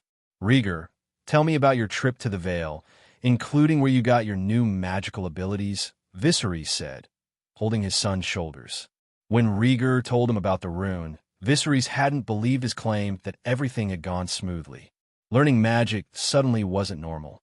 "Father," touched by his father's optimism, Rhaegar slowly recounted his experiences in the Vale. He spoke of the mountain clans and the ambush.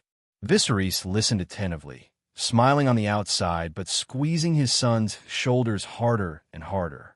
Even with Rhaegar's feats, he could sense the danger. 3 days later, the dragon pit. Roar! A powerful dragon's roar echoed through the dragon pit as a light blue dragon spewed fire, scorching a goat to a half-cooked state. Dreamfire, eat the goat, a young girl's clear voice commanded. Dreamfire stretched its neck, stamped its feet, and spread its wings wide. Helena, her eyes wide with anticipation, watched from the protection of the Dragon Keeper. Over the past few days, Dreamfire had gone from rejecting her presence to listening to her commands. Today, it had even roasted the goat on her orders, filling Helena with the hope of successfully taming the dragon. Roar! Dreamfire roared again, flapped its wings, and climbed up the wall of the dragon pit, flicking its tail proudly. Just because it had roasted a goat didn't mean it had to follow the orders of a small girl. Seeing Dreamfire's indifferent behavior, Helena's big round eyes showed disappointment, and she tugged at the hem of her white dress. Sister, Tessarion, listen to my command. A childish voice came from the other side. Helena turned to see a little boy with short silver blonde hair and a face full of baby fat. The boy, around 4 or 5 years old, had bright purple eyes. Daeron, you did it? Helena asked in surprise, walking towards her brother. Next to Daeron stood a dejected Aemond. Dressed in green, Aemond stood behind his younger brother, his eyes full of envy and reluctance. There were only 2 untamed dragons in the dragon pit. Helena, being the oldest, was given the chance to tame Dreamfire alone. Aemond and Daeron, on the other hand, were both trying to bond with Tessarion. Surprisingly, Tessarion had taken a liking to Daeron. The haughty blue dragon would not attack Daeron, and even obeyed his command to breathe fire.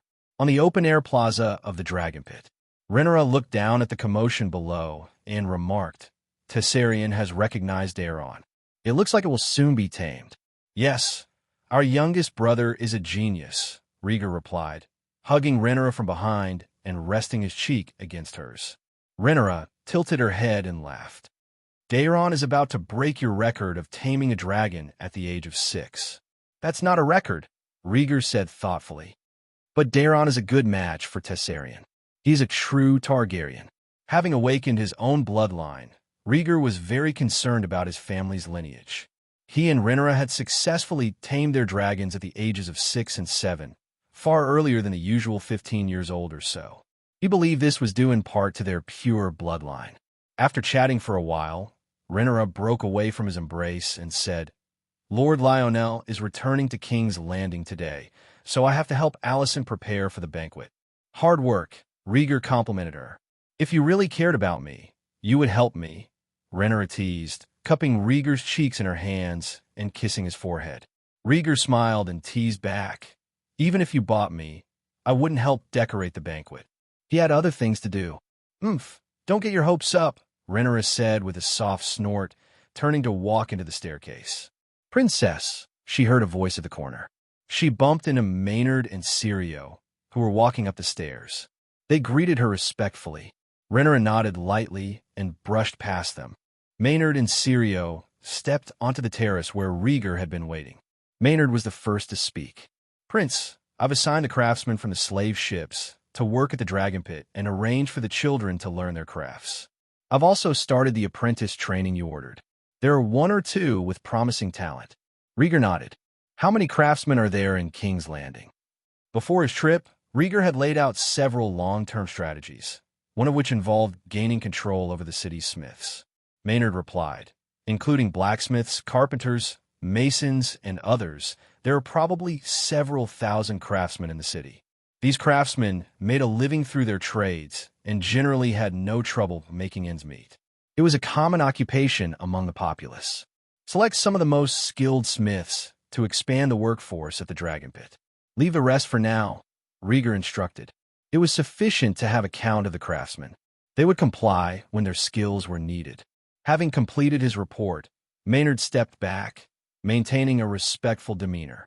Syrio then stepped forward with a smile. Prince, I've found an exceptional girl and plan to teach her myself. As you wish, just don't neglect your primary duties, Rhaegar responded, confident in Syrio's capabilities. I'll bring the girl later, so you can meet her in person, Syrio said with a mysterious smile. Rhaegar nodded, signaling them to retire with a wave of his hand. He turned back to watch his younger siblings as they continued their attempts to tame their dragons. Noon. The army of the Riverlands marched into King's Landing, their armor and shields adorned with clan crests. A leaping trout, silver, on a field of blue and mud red. A flock of ravens on scarlet, surrounding a dead weirwood upon a black escutcheon. A red stallion upon a golden escutcheon on brown and a red salmon. Each banner represented the noble houses of the Riverlands. Lionel and his eldest son, Harwin, rode at the forefront, receiving cheers from the crowds and becoming the center of attention. Viserys, looking healthy and vibrant, stepped out from the gates of the Red Keep, flanked by Rhaegar, to greet the army personally. At the sight of the king and the heir, the army halted, and representatives from each family came forward to pay their respects. Viserys, calm and relaxed, warmly welcomed the Riverlands nobles. Rhaegar, by his side, took on the task of greeting the noble representatives. "The Blackwood House greets you, honorable prince," a slender, dark-haired young man said, kneeling on one knee. "Rise. What is your name?" Rhaegar asked, studying the youth who appeared slightly older than himself, with hands full of calluses. "Samwell Blackwood, your grace," the young man replied, his chest puffed out and eyes gleaming with pride. Rhaegar's interest was piqued. "The Samwell who dueled and killed the Lord of Bracken?" Samwell flushed with excitement. "Yes, Prince, that was me. You should be proud of yourself, killing a grown man while still a teenager," Rhaegar noted, sensing a hint of modesty in Samwell's demeanor. Samwell smiled sheepishly. "It was the Bracken House's foolhardiness that led them to fall before my sword." "Hee, I like your modesty," Rhaegar said, amused. He then invited Samwell to return to the Red Keep with him. A group of young nobles, mostly second sons or illegitimate children seeking to make their mark, accompanied them. Rhaegar welcomed them warmly, memorizing their names and engaging them in conversation. He learned about their backgrounds and situations, offering words of encouragement rather than rushing to recruit them. This subtle approach allowed him to gradually win their loyalty and trust. The welcome banquet was in full swing. Nobles gathered in the Red Keep, while soldiers enjoyed wine and meat in the courtyard. Rhaegar sat at a table with the children of the nobles, a gentle smile on his lips, listening intently as they shared their dreams. He mentally noted a few promising candidates. Taking a sip of sake, Rhaegar leaned back in his chair, absently playing with a ruby in his hand. The gem, about the size of a pigeon's egg and carved into an octagon, was warm and smooth against his palm. He had acquired it from the Red Witch, believing it to be a magical treasure capable of extraordinary feats. However, it had yet to reveal its secrets. "It can absorb flames. That's all I know for now," Rhaegar murmured to himself, contemplating its potential. Halfway through the banquet, Grand Maester Melas hurriedly entered the hall. The elderly man, gasping for breath, handed a sealed letter to Viserys. "Your Grace, urgent news from Stepstone's Island. You must be prepared," he said, his voice laced with worry. Viserys, maintaining his composure, opened the letter and read it silently. As he progressed, his expression shifted from calm to deeply troubled. Rhaegar, sensing the gravity of the situation, left his seat and made his way through the bustling hall to his father. "What is the news, father?" he asked quietly. Viserys' voice was grave. "The Dornish fleet has attacked Bloodstone Island, in collaboration with the Triarchy, destroying all defenses. The Sea Snake and his men have suffered heavy losses." Rhaegar took the letter and read it carefully. Just 2 days ago, Prince Dorne had joined forces with the Triarchy to assault Bloodstone Island. Rhaenys had rushed to aid with melees, and Laenor's sea smoke had incinerated many enemy ships. However, despite a patrol fleet from Storm's End driving back the attackers, the Sea Snake was injured, and Bloodstone Island was no longer secure. "Damn it, the Dornish did get involved," Rhaegar cursed. He then turned to his father, his expression serious. "Father, the army of the Riverlands has gathered. Tomorrow, I will ride my dragon and lead our forces to the Stepstones." King's Landing had received news that the White Harbor fleet had arrived at the Stepstones Islands, with fleets from Old Town and Arbor en route. House Grafton in Gulltown was consolidating its power and had dispatched half of their fleet in support. The kingdom had the strength to confront the Triarchy. Viserys, his face stern, advised, "The Stepstones need support, but the Riverlands army has never participated in a sea battle. Listen to the Sea Snake's advice and don't be impulsive." Rhaegar nodded solemnly, understanding his father's caution. The kingdom had been at peace for a long time, and the Riverlands army lacked experience, particularly in naval warfare. Their true strength was uncertain. Aegon is still on his honeymoon. You'll have to lead alone, so be careful, Viserys urged. "I will, father," Rhaegar replied, his resolve firm. The ambush by the mountain clans had taught him caution. Viserys summoned Lionel to discuss the army situation. After a brief conversation, Rhaegar was the first to leave the table. As he exited the hall, the second sons and bastards, who had been captivated by his words, rose to follow him, ready to pledge their lives to his cause. Noticing the shift, Rhaenyra excused herself from the lady she was conversing with and followed, her dress trailing behind her. Harwin Strong, ever vigilant for the princess, also departed with her. After leaving the banquet and the Red Keep, Rhaegar made his way directly to the Dragon Pit. He gathered the remaining 700 Dragon Keepers and, under Maynard's supervision, chose the 200 most skilled among them.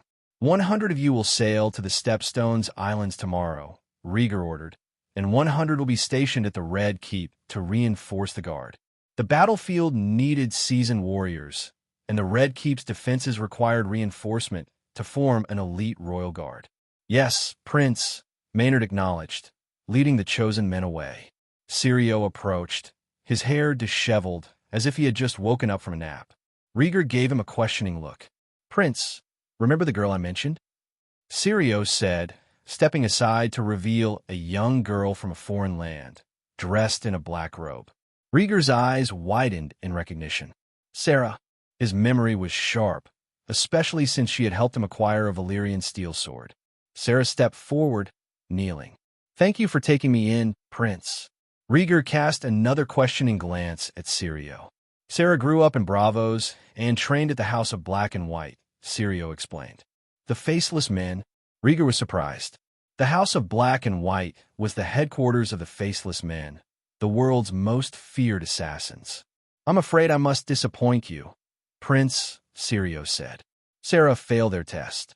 Her target was killed before she could act, ending her examination prematurely. Rhaegar listened as the situation unfolded.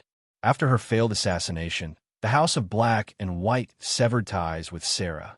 Fearing for her life, she fled, eventually ending up as a slave in a gladiator arena after being captured by unsullied troops. Recently, a slave trader had bought her, intending to sell her in Pentos, but her ship was intercepted by the three daughters. Rhaegar looked at Sarah. "You wish to follow me?" "Yes, Prince," Sarah replied without hesitation.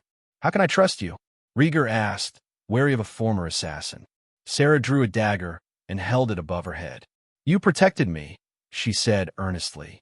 Rhaegar's eyes flickered with contemplation. If Syrio was truthful, Sarah was an outcast from the Faceless Men, struggling for survival. Her journey had been marked by hardship, leaving her vulnerable. "So I will die for you," Sarah declared in broken Valyrian, exposing her neck. Rhaegar took the dagger from her and said, "Live well and stand in the sunlight." He tossed the dagger aside, where it landed with a clang. "A faceless person does not deserve to live in the sunlight," Sarah said, her voice tinged with loneliness. "It doesn't matter. You're not wearing a mask yet," Rhaegar replied. "Follow me. One face is enough." Sarah looked up, her light green eyes filled with confusion. "Yes, Prince," she said, standing to follow him. As Rhaegar walked out of the dragon pit, the bright moonlight bathed the earth in a pale glow. Dozens of fully armed youths, clad in armor, knelt in 2 rows, their eyes fixed on Rhaegar as he approached. The moonlight illuminated his long silver-gold hair, which swayed gently in the evening wind, and his violet eyes, calm and composed. His handsome face, still youthful, belied the calm authority in his movements. Rhaegar looked down at the second sons and bastards kneeling before him and smiled. "Are you looking for me?" He understood their urgency. The recent events had come as a sudden shock. A black-haired young man at the front began. "Prince, the pirates of the Triarchy have invaded our territory.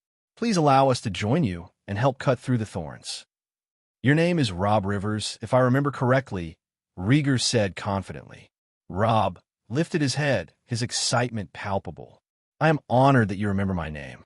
Rhaegar waved a hand. "What kind of force can you muster for me if I give you the chance?"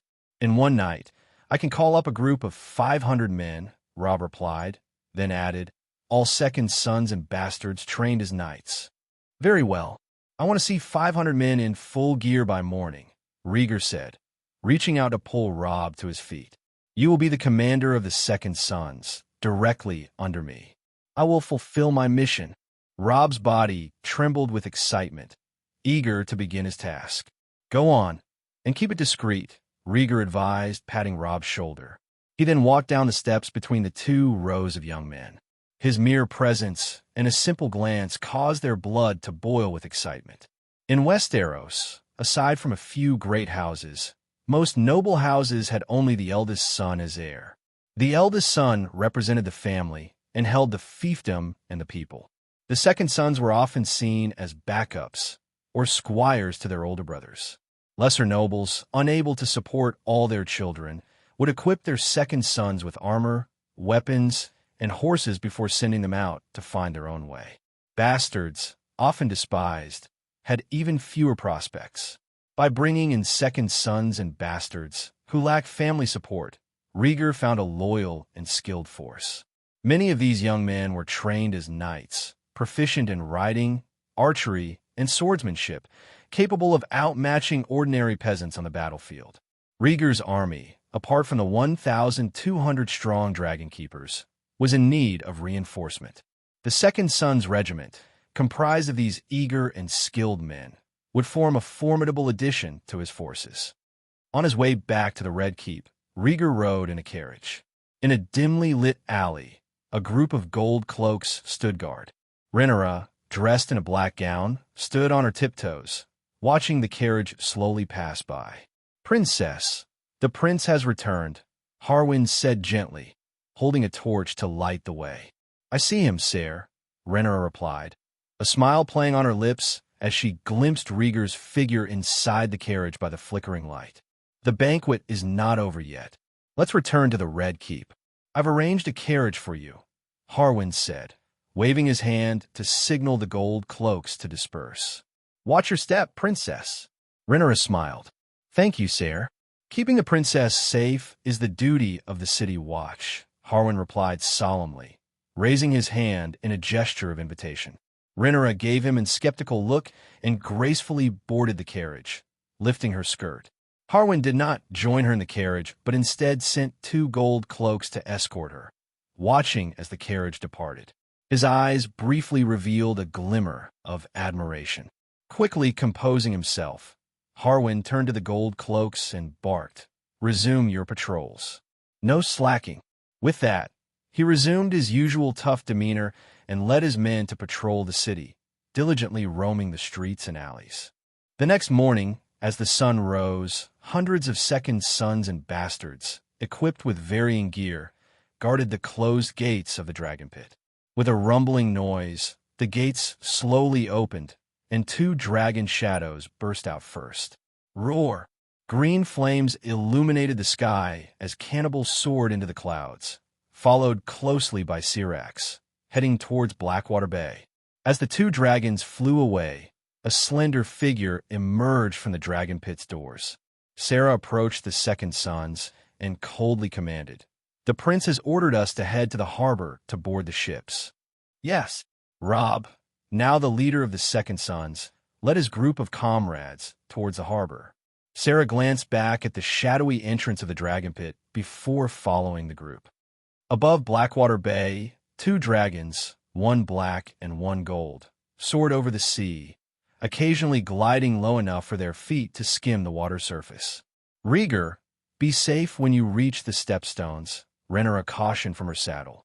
"Don't worry, I'll be fine," Rhaegar assured her. "You just need to pick up the dragon eggs and head straight to Driftmark." Rhaenyra was the nominal foster mother of Lena's 2 children, and had promised to place dragon eggs in their cradles. After discussing it with their father, she agreed to ride the dragons away from King's Landing, traveling back to Dragonstone and then to Driftmark. This not only fulfilled her promise, but also helped strengthen the relationship between the Targaryen and Balerion houses. As the sun continued to rise, the rocky island of Dragonstone came into view. Rhaenyra stopped Syrax, and the siblings said their goodbyes. Rhaegar guided Cannibal over Dragonstone and headed towards the Stepstones. Rhaegar's Cannibal flew over Dragonstone Island. Kill. Seize Bloodstone Island. Shoot arrows. On the beach of Bloodstone Island, chaos reigned. Dark-haired and dark-skinned Dornishmen charged in groups, clashing with the king's soldiers led by the silver-armored and white-robed Cole, whose expression was grave. The tide repeatedly washed away the blood staining the beach as the two sides fought fiercely. Beyond the island, another battlefield raged at sea.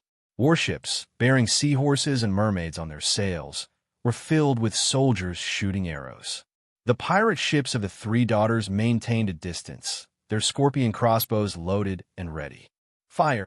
At the command, the scorpion crossbows launched steel spears that streaked across the sky like meteors. Boom! The scorpion crossbows, with their immense power, easily pierced through soldiers and shattered the hulls of enemy warships. Hundreds perished instantly under the barrage. Roar! The dragon's roar echoed along the coastline as the scarlet-scaled Malays and the sea smoke arrived, unleashing dragon fire upon the pirate ships below. Attack! Drop the battering ram! With the dragons on the battlefield, the sea snake raised his scimitar and ordered his fleet to charge.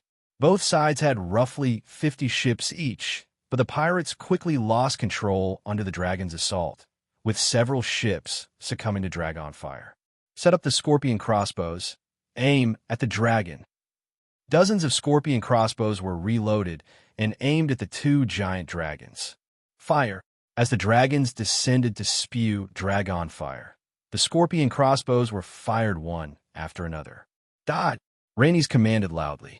Malays, burning the mast of a pirate ship with a burst of dragon fire, rose swiftly into the air, evading the steel bolts. The scarlet dragon moved like a streak of light, untouchable. Roar! An agonizing roar came from Sea Smoke, who had flown too low and was struck by a scorpion crossbow.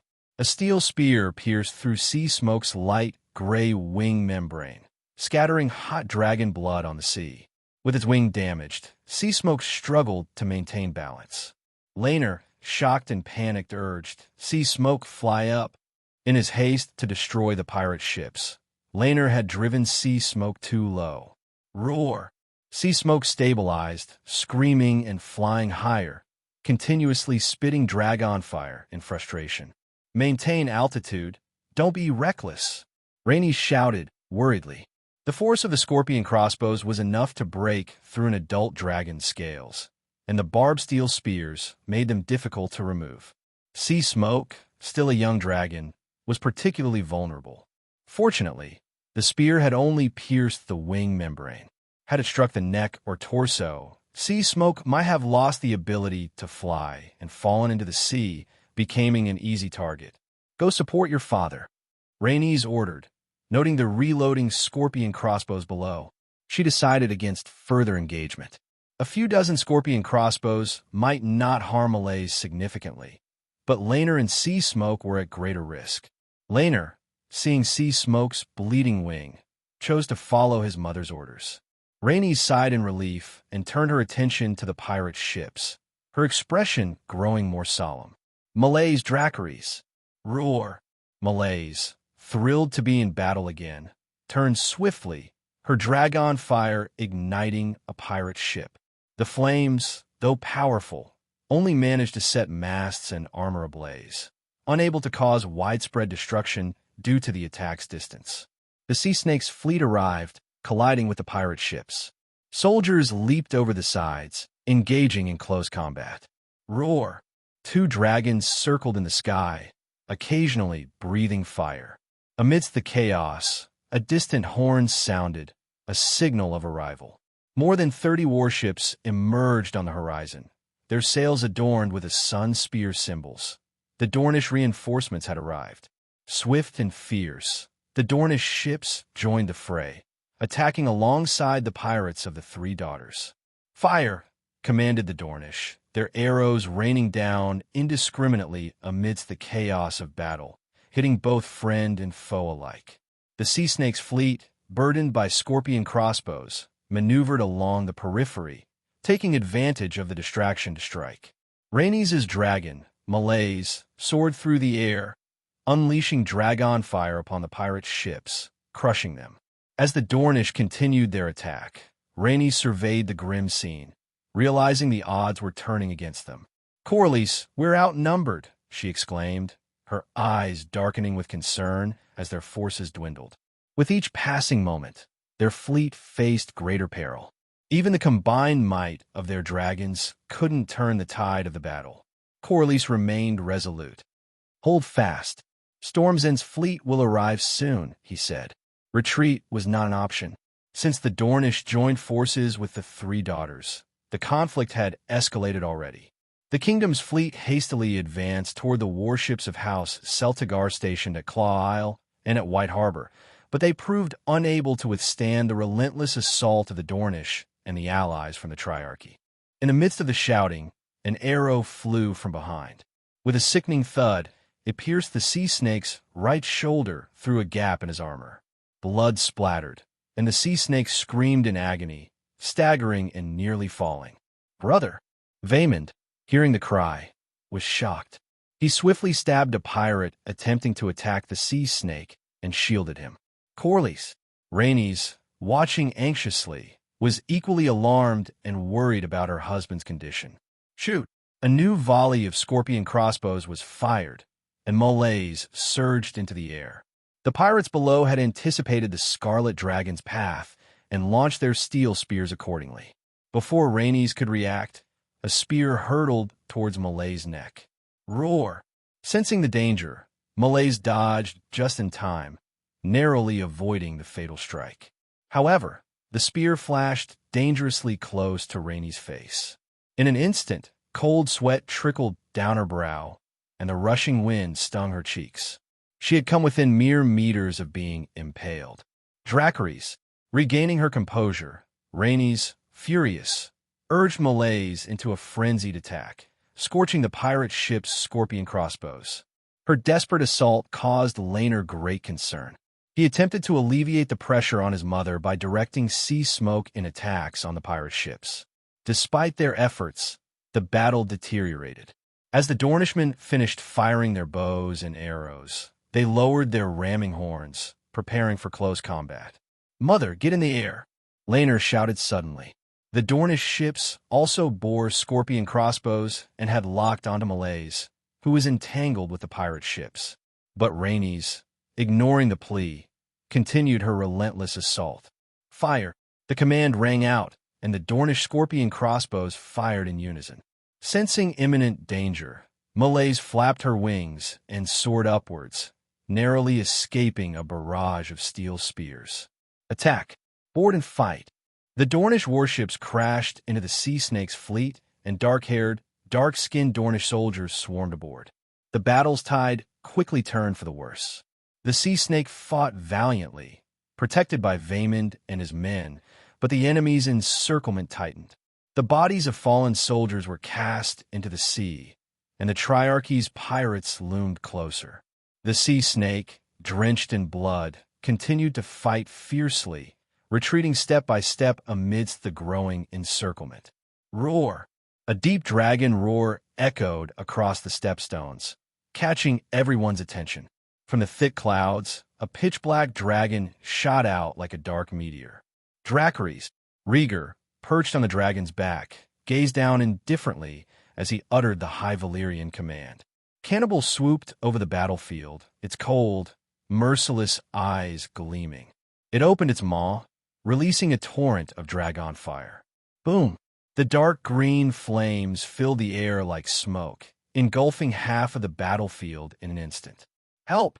More than a dozen pirate ships were consumed by the flames, their crews screaming in agony as they were turned to ash. Cannibal's dragon fire, was extremely adhesive, clinging to anything it touched until it was completely incinerated. The ships burned slowly, enveloped in the dark green flames. Roar! Cannibal, unafraid of flying low, glided close to the ground, its thick neck spewing dragon fire in every direction. Its massive body blocked the sun, casting a shadow over the battlefield. Rhaegar shouted to Rhaenys and Laenor, "Go support Lord Corlys. I'll handle this." Corlys was trapped in a fierce battle with the Dornish and the pirates of the Triarchy. The presence of 2 more dragons would be crucial in turning the tide. "Be careful," Rhaenys called back, worried about her husband. She urged her dragon towards the Dornish fleet. Laenor, excited and determined, led Sea Smoke to support their fleet. As he turned, he glanced back to witness Cannibal's devastating assault. Roar! Cannibal rose higher, its powerful hind legs smashing into the mast of a pirate ship, nearly toppling it with the sheer force. "Reload the scorpions, quick!" Panicked, the pirates of the Triarchy pinned their hopes on the remaining scorpion crossbows. Rhaegar commanded, "Dracarys." Cannibal, still climbing, lowered its head and unleashed another wave of dragon fire. The steel spears of the scorpions were engulfed in the flames, melting into puddles of iron that fell into the ocean. Roar! Cannibal reached a certain height and then dove again, spewing eerie green dragon fire onto the remaining pirate ships. Boom! The ships that encountered the dragon fire were instantly engulfed in flames, leaving no pirates alive. The surrounding ships, their hulls scorched by the flames, faced their doom in utter despair. In a matter of moments, the hard-won advantage of the Triarchy's fleet was gone. Compared to the 60-year-old Malays and the young Sea Smoke, the 100-year-old Cannibal was an unstoppable force. The giant dragon dwarfed the warships, and its green dragon fire clung to its targets, consuming everything in its path. Cannibal, turn around. With the Triarchy's fleet in ruins, Rhaegar shifted his focus to the Dornish forces. After parting ways with Rhaenyra at Dragonstone, he had flown directly to the Stepstones without delay. His timely arrival proved crucial, as the kingdom's fleet had been on the verge of disaster.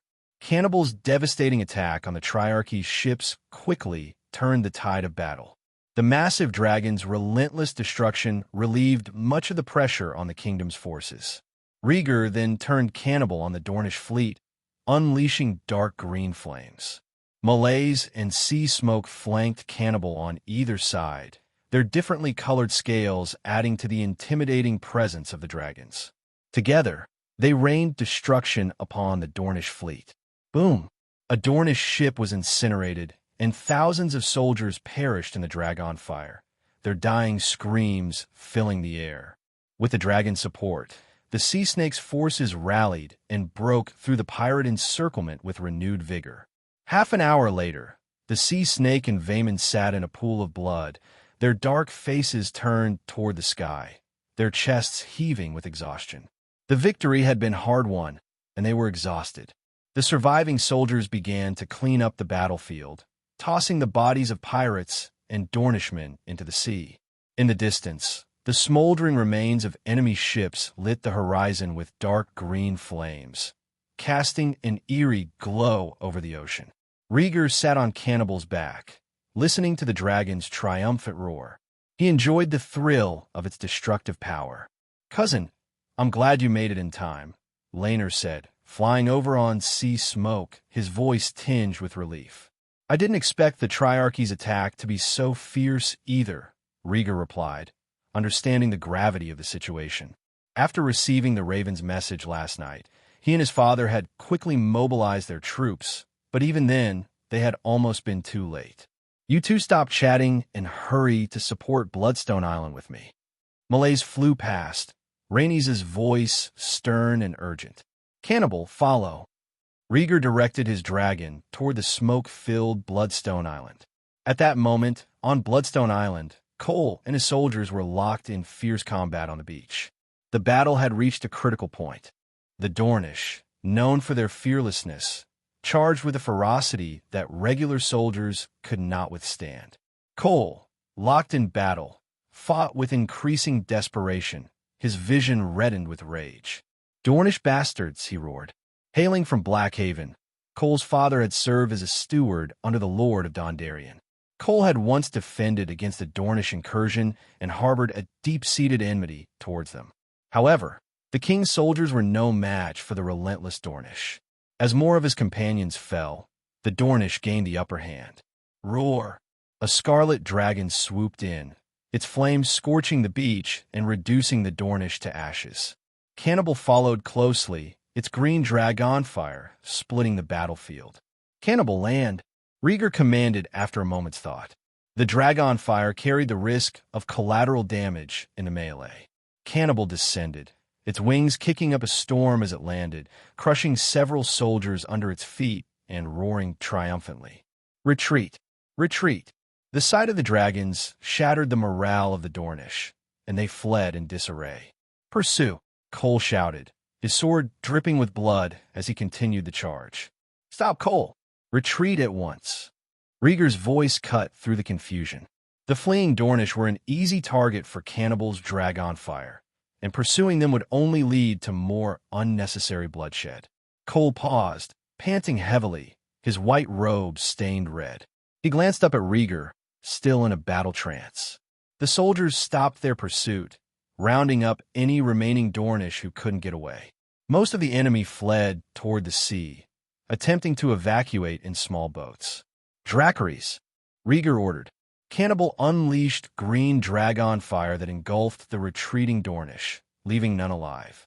"Phew! The battle is over," Cole sighed, removing his helmet. His handsome face was etched with exhaustion and relief. Noon, on Bloodstone Island, Sea Snake recovered from his wounds while Vaemond led his soldiers in clearing the battlefield. Laenor patrolled the waters with sea smoke, wary of any possible sneak attacks by the Triarchy. Only then did the fleet arrive from Storm's End. 16 ships and 2,000 men sailed through the burning green dragon fire of the battlefield and anchored off the coast of Bloodstone. Rhaenys greeted them in her husband's stead, accompanied by Rhaegar, Laenor, and Tyland. A small boat pulled up to the beach, and a middle-aged man with black curly hair, fancy clothes, and a bloated figure disembarked, surrounded by a dozen soldiers. With a stern expression, Rhaenys said in a deep voice, "Cousin, you are late." The middle-aged man, with a large belly and loud voice, replied, "Cousin, father and I received the news and came immediately to support you." Rhaegar glanced sideways at Laenor, who quietly informed him, "He is Boros Baratheon, eldest son and heir of Lord Bormund." Rhaegar frowned and said, "That fool who can't read a word?" Bormund Baratheon was a brave lord with a history of remarkable deeds, but his son was another matter. Boros was known more for his temper and his dependence on others than for any skills of his own.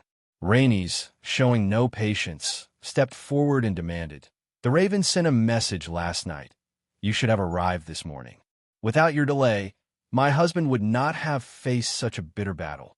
"Cousin, I came with good intentions. You shouldn't yell at me," Boros shouted, his face flushing with anger. "Boros, do you not fear tarnishing the Baratheon name by delaying the battle?" Rhaenys advanced on him, crossing the guard's barrier and grabbing Boros by the collar. Boros' expression darkened as he glared at Rhaenys, not daring to speak out of turn. She sniffed the air and caught the unmistakable scent of alcohol, immediately understanding the cause of the delay. "Boros, how dare you drink on the march?" Rhaenys scolded, her face as icy as her tone. Boros, angry and defensive, shouted, "I've only had a few cups. It has nothing to do with the delay." "Shut your stinking mouth," Rhaenys snapped, her eyes filled with disappointment. "The fleet stays, but you and your guards will return to Storm's End. I will send a raven to inform your father of this." Her connection to the Baratheon family ran deep. Her mother was a Baratheon, making Boros' father, Bormund, her uncle. Even her hair, mostly black with silver streaks, hinted at her mixed heritage. She had never expected her cousin Boros to behave so dishonorably in the midst of war. The Sea Snake had been injured before, and today he had taken an arrow, falling into a coma. As his wife, Rhaenys needed to attend to him, but dealing with Boros' incompetence added to her burden. With a final glare at Boros, Rhaenys turned to attend to her husband's care. As they walked along the road, Rhaenys asked Rhaegar, "When will the support from the Riverland arrive?" "Tomorrow night, at the latest," Rhaegar replied, considering the distance from Blackwater Bay to the Stepstones. "The fleets from Balerion, Celtigar, White Harbor, and the Stormlands are already gathered, but the remaining reinforcements need to hurry," Rhaenys sighed. "It's fortunate that the fleets of the Three Daughters and Dorne were decimated this time. We can breathe a little easier." Over 80 enemy ships had been burned, and thousands of soldiers had perished in the Dragon Fire, significantly weakening the alliance of the Three Daughters and Dorne. It would be some time before they could threaten the Stepstones again. Tyland interjected urgently. "Our ships have suffered heavy losses, many are damaged, and we are running low on food and fresh water. If the ships are damaged, mobilize the shipwrights to repair them and send people to secure more supplies," Rhaenys replied, too weary to delve into the details of the battle damage. In recent days, the army had been exhausted, maintaining their hold on Bloodstone Island with relentless patrols and combat. "I'll take care of it," Rhaegar said. "The Triarchy will not attack again so soon. Laenor can patrol Bloodstone Island while I ride Cannibal to Driftmark to hurry the supplies." Driftmark, with its many harbors, serve as the gateway between Blackwater Bay and the Narrow Sea, making it a crucial supply point during the war. King's Landing would send supplies to Driftmark, from where they would be transported to Bloodstone Island. Rhaenys thought it over and nodded. "Good. Then you escort the transport ship." She needed to remain on Bloodstone Island, and Rhaegar and Cannibal were the fastest means to get to and from Driftmark. Additionally, having a dragon escort the transport ships would save manpower and resources, allowing more supplies to be transported safely. "I'll leave now, just in case there's any delay," Rhaegar said, accepting the mission without hesitation. Bloodstone Island was strewn with corpses, and crabs swam in, drawn by the scent of blood. Transporting the wounded and repairing fortifications would keep Tyland busy. Rhaegar approached Cannibal, who was lying on the beach, gnawing on charred carcasses. Seeing Rhaegar approach, Cannibal spat out half of a corpse in disgust and snorted. "Let's go, old friend," Rhaegar said, climbing onto the dragon's back and settling into the saddle. Cannibal roared, flapped its wings, and rose into the air, heading swiftly down the Narrow Sea towards the Gullet. Evening. The Cannibal hovered over Dragonstone Island, circling in wide arcs. Rhaegar, perched on the dragon's back, looked down and saw several warships anchored along the shore. "Is this the royal fleet Rhaenyra spoke of?" he mused, remembering her plans to assemble a small fleet. "Cannibal land," he ordered. The island of Dragonstone was strategically located on the Gullet and collected substantial taxes for passing ships. The island city also contributed significant tax revenue, allowing Rhaenyra to finance a fleet to bolster King's Landing's defenses. The Cannibal descended slowly and landed in front of Dragonstone's black stone gates. As it touched down, the gates swung open and dozens of guards emerged, led by a man with black hair and a cold, stern face. Rhaegar noticed the stag crest on the man's breastplate. "You're a Baratheon?" he asked from his saddle. "Jon Baratheon of House Baratheon of Dragonstone," the man replied, dropping to one knee. "Greetings, your grace. Great houses can have many branches. For example, the Aarons in Gulltown and the branches of House Royce in the Gates of the Moon. Branches are common for such great houses." "Is Rhaenyra still on the island?" Rhaegar asked, not pressing further on Jon's parentage. "The princess is here. I've already sent word of your arrival," Jon replied. "No need for that. I'll go straight to her," Rhaegar said, climbing down the soft ladder and heading for the gates. "Wait, Prince," Jon interjected, stepping in front of him. "The princess has not yet given you permission to enter. Please wait." Rhaegar froze, his eyes narrowing. "Do you see who I am? Do I need permission to enter Dragonstone?" he said, pointing at himself in disbelief. Jon's face remained stern. "Anyone entering Dragonstone Island must have the princess's permission." Rhaegar's smile faded. "I didn't hear you. Say it again," he demanded, his hand resting on the hilt of his sword, ready to draw. Jon noticed Rhaegar's hand on his sword and took a deep breath. "Prince, anyone who wants to—" "Jon, shut up." Rhaenyra's voice rang out sharply, cutting him off. Jon turned to see Rhaenyra hurrying down the winding stairs behind the black stone gates, followed by a group of guards. "Princess." Jon bowed respectfully. Rhaenyra motioned for him to step aside and approached Rhaegar. "He is my newly appointed Navy commander. He's still learning," she excused herself. "Navy commander, huh? Quite a title," Rhaegar said with exaggerated dissatisfaction. "Since when do I need permission to set foot on Dragonstone?" "Don't be angry. He doesn't know any better," Rhaenyra soothed, placing her hand over Rhaegar's, still gripping the hilt of his sword. Dragonclaw had almost spilled blood. She had rushed out of the castle upon hearing the cannibals roar, just in time to witness the standoff. "If anyone in King's Landing dares to treat you like this, I would feed them to the dragons," Rhaegar said, looking Rhaenyra straight in the eye, and gently pushed her hand holding his sword. Rhaenyra was speechless and waved for everyone to leave. Once they were alone, she suggested, "There's a new hatchling in Dragonmont. Want to see it?"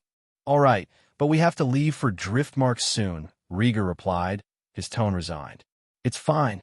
The baby dragon is in the castle." "It's beautiful," Rhaenyra said with a smile, pulling him inside.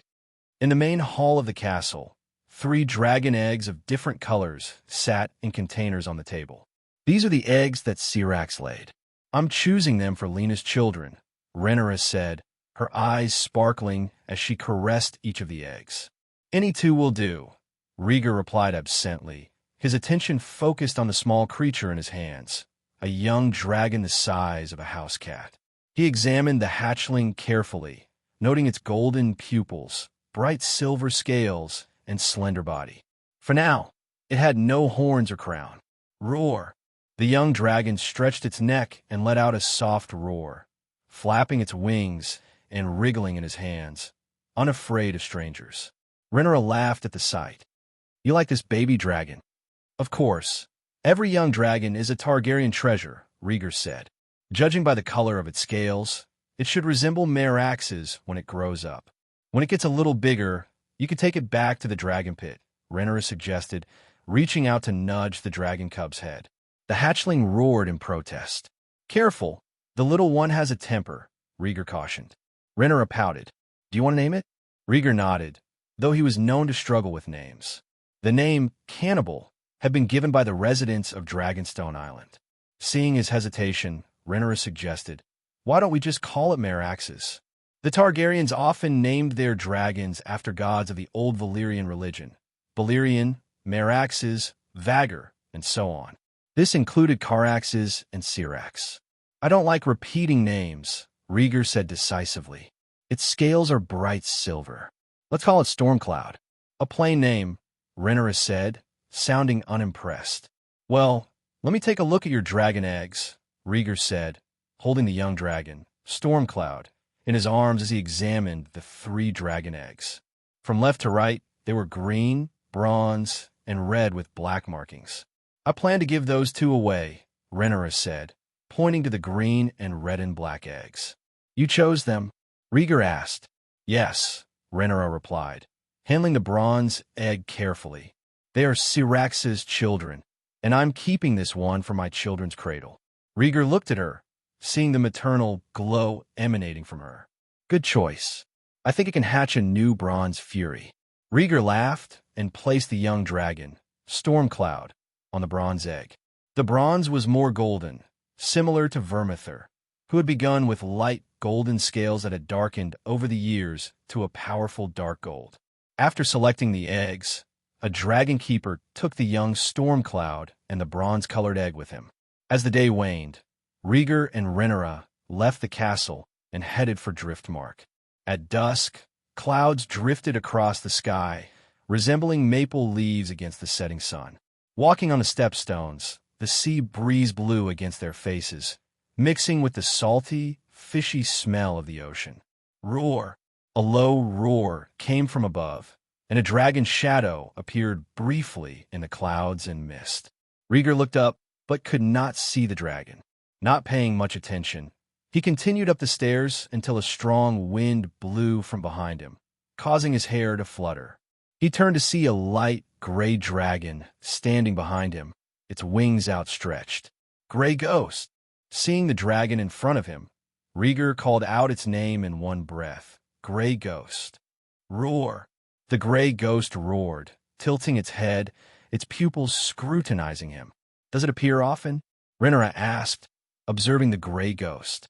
The last time Rhaegar had seen the gray ghost was 2 years ago, during a night spent on Dragonstone Island, when it had briefly appeared in the clouds.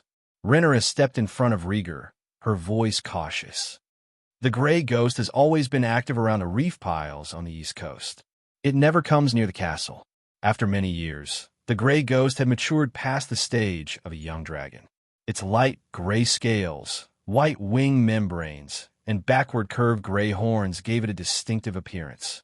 Its slim and even body was about the same size as Sunfire, marking it as a young dragon. The gray ghost flapped its wings and moved, its hind feet stepping on the stone paths as it cautiously approached the siblings, never taking its eyes off Rhaegar. Its long neck stretched out, sniffing at the two of them. Suddenly, the gray ghost's pupils glowed, and it raised its head to roar in joy. Rhaenyra was taken aback. Rhaegar, why do I feel like it's celebrating? I feel the same way, Rhaegar replied. He gently pushed down Rhaenyra's arm, which she had raised protectively in front of her chest, and took a step towards the gray ghost. Man and dragon were only a dozen meters apart, and soon they were face to face. The gray ghost watched his movements, folded its wings, and prostrated itself on the stone steps. Rhaegar approached it slowly, extended a hand, and tentatively said, "Courageous little dragon, do you still remember me?" Their first encounter had been at Dragonmont, when he saved the gray ghost from becoming prey while trying to tame Cannibal. Roar! The gray ghost responded to Rhaegar's voice, its breath filling the air with a salty, fishy smell. Ugh, it stinks, Rhaegar exclaimed, pinching his nose and closing his eyes against the foul wind. As the roar ended, Rhaegar felt a cold, rough touch against his palm. He opened his eyes and saw the gray ghost rubbing its head against his hand. Rhaegar, the gray ghost is very close to you, Rhaenyra said cautiously, shocked. Dragons were solitary creatures. One person could usually only tame one dragon unless the dragon died, allowing for a new bond. Rhaegar had been with Cannibal for many years, and other dragons, including the gray ghost, typically wouldn't show affection towards him. But now, the gray ghost's eyes were full of affection for Rhaegar. Maybe it's because I saved it, Rhaegar mused, smiling as he hugged the gray ghost's head, stroking its scales. Over the years, whenever he visited Dragonstone Island, he had felt a gaze watching him. Now he realized it had been the gray ghost observing him from the shadows. Courageous little dragon, do you also want to be my partner? Rhaegar asked, pleased with the dragon's intimacy. Roar! The gray ghost lifted its head from Rhaegar's stroking hand, reluctantly shook it, and gazed towards the end of the long stone stairs. Rhaegar followed the dragon's gaze to the black stone gate of Dragonstone Island. He realized the gray ghost was indicating that Rhaegar already had a dragon. Understanding this, Rhaegar said regretfully, "Unfortunately, I was hoping to ride on your back and fly for a while." The rule of one man, one dragon had been established since the days of the Freehold. No one could control 2 dragons. Roar! The gray ghost's eyes flashed with thought. It twisted its body and used its flexible tail to wrap around Rhaegar's waist. Rhaegar! Rhaenyra cried out in alarm as the gray ghost lifted Rhaegar and placed him on its smooth spine. Stunned, Rhaegar asked, "Gray ghost, are you offering me a ride?" The gray ghost raised its head proudly and spread its wings. Seeing this, Rhaenyra reached out and shouted in surprise, "Rhaegar, hold my hand." Rhaegar extended his hand, and with a strong pull, he helped Rhaenyra onto the dragon's back. Roar! As soon as Rhaenyra was securely on the dragon's back, the gray ghost roared and soared into the sky. "Be careful, gray ghost doesn't listen to me," Rhaegar warned, laughing as he held Rhaenyra close. "You're the only one brave enough to ride a wild dragon." Rhaenyra's heart raced as she experienced her first ride on a wild dragon. The gray ghost flew swiftly, its balanced body easily maneuvering through the air, diving into thin clouds. The two of them laughed and screamed, bathed in the light of the setting sun. As the sun dipped below the horizon, a loud roar echoed across Dragonstone Island. Cannibal's roar carried a strong sense of warning. The gray ghost, trembling at the sound, fear evident in its eyes, quickly descended and landed on the stepstones near the Blackstone Gate. The memory of the black dragon that once hunted it was still vivid. Once they landed, Rhaegar helped Rhaenyra to her feet, and they slid down the dragon's wing. Stroking gray ghost's wing, Rhaegar smiled and said, "Cannibal is angry. This is as far as we go." Roar! The gray ghost looked at Rhaegar one last time before turning and flying towards the east coast of Dragonstone Island. "It's jealous," Rhaenyra said, amused. "Maybe," Rhaegar replied, watching the gray ghost until it disappeared into the clouds. Other than Cannibal, no dragon had ever been this close to him. Even Syrax avoided Cannibal out of fear.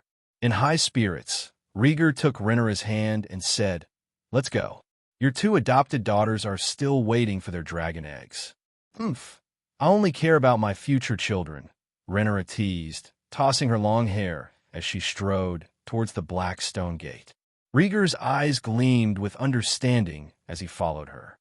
Night had fallen, and the stars were faint in the sky. Driftmark high tide.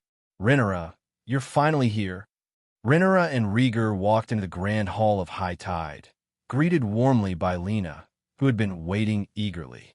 Seeing Rhaegar, Lena curtsied gracefully and smiled. "Cousin, you're equally welcome."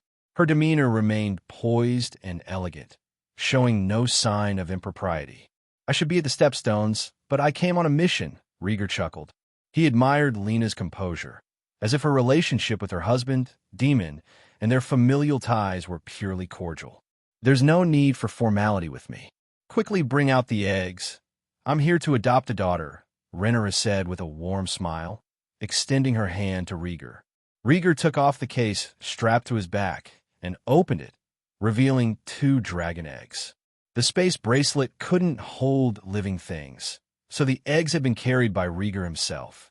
At the sight of the eggs, Lena's smile widened, and she embraced Rhaenyra gratefully. A maid quickly went upstairs to fetch the nanny and bring down the 2 children. Seizing the moment, Rhaegar discussed the ongoing war in the Stepstones and the challenges of transporting goods and supplies. 1 month later, Stepstones Island. Roar! A black dragon and a light silver dragon glided through the air and landed on Bloodstone Island. "The prince is back, make way." The soldiers, recognizing the black dragon, hurriedly stepped back and warned the newcomers to keep their distance. Dragons were formidable creatures, best admired from afar. In the past month, the landscape of Bloodstone Island had changed dramatically. Several towering watchtowers now dotted the coastline, vigilantly scanning the seas. Rows of barricades lined the beach, ready to thwart any enemy attempts to land. The rocky caves and the mountains had been explored, with the high ground chosen for the construction of cave fortresses. Tents were pitched, and soldiers sat around fires, diligently polishing their weapons. Rhaegar surveyed the bustling camp, then dismounted his dragon. "Cousin, let's go to the tent first," Laenor suggested as he dismounted from his own dragon, a smile on his face. He had grown fond of his cousin. Of course, it wasn't an attraction in the romantic sense. Rhaegar was handsome, of noble birth, and had a powerful dragon at his command. He was also kind and easygoing, making those around him feel at ease. Rhaegar brushed back his long hair and laughed softly. "Good. Lord Corlys is healed.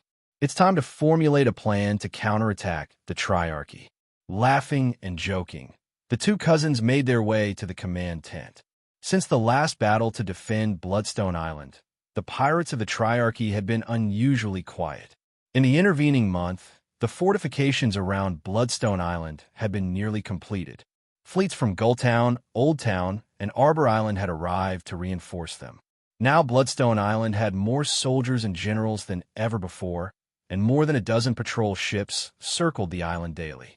Rhaegar and Laenor also rode their dragons to scout the surrounding seas. Meanwhile, a few small contingents of pirates had been sent from the Triarchy, but they were easily dispatched. The situation was favorable, making it an opportune moment for a counterattack.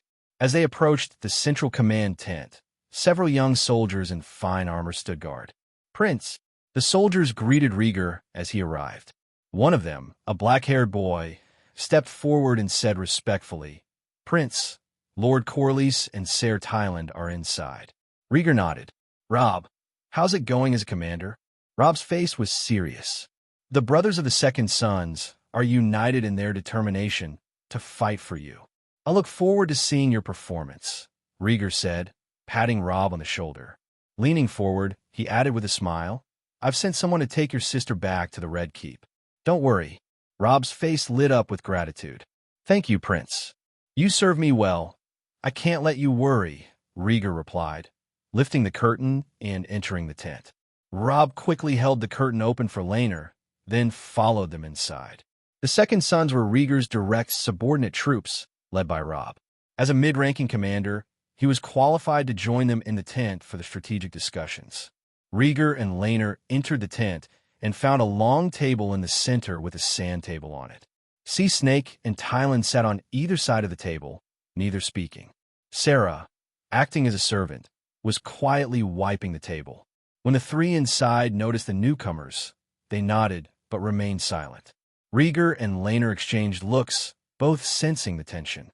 For some reason, Sea Snake and Tyland had been at odds since their arrival on Bloodstone Island, and the rift had only grown. Sea Snake wanted to solidify their position by fortifying Bloodstone Island and slowly expanding their defenses to Grey Gallows Island. His strategy was to occupy the two largest islands in the Stepstones, turning them into a stronghold against the Triarchy. Tyland, however, strongly disagreed. He argued that maintaining even one island was already draining the treasury, let alone expanding further. Tyland sought a swift victory, believing that the treasury could not sustain a prolonged conflict. Seeing the impasse, Rhaegar shrugged and took a seat. Although he was the king's heir, he had little experience in command and preferred to observe and stabilize the army. Additionally, Tyland's contentious stance served his father Viserys' purpose of keeping the powerful Sea Snake in check. After a short wait, more people entered the tent. Rhaenys, Vaemond, Cole, and fleet commanders from various regions. The meeting began with Vaemond reporting, "Pirates of the Three Daughters have been spotted near the Grey Gallows. They may be preparing to attack. Send more patrol ships and stay on guard," Sea Snake replied. As Sea Snake spoke, Tyland quickly interjected, leading to another argument between the two. One faction preferred to wait and fortify, while the other advocated taking the initiative.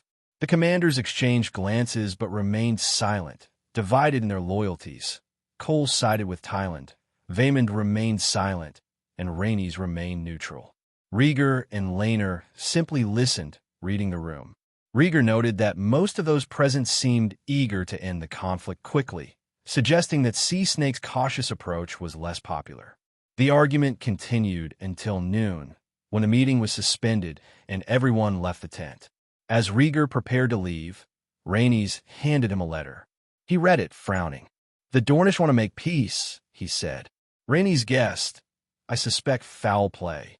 The letter also mentioned that Lady Jane Arryn of the Eyrie had arrived in King's Landing, expressing gratitude for the king's assistance in quelling a rebellion.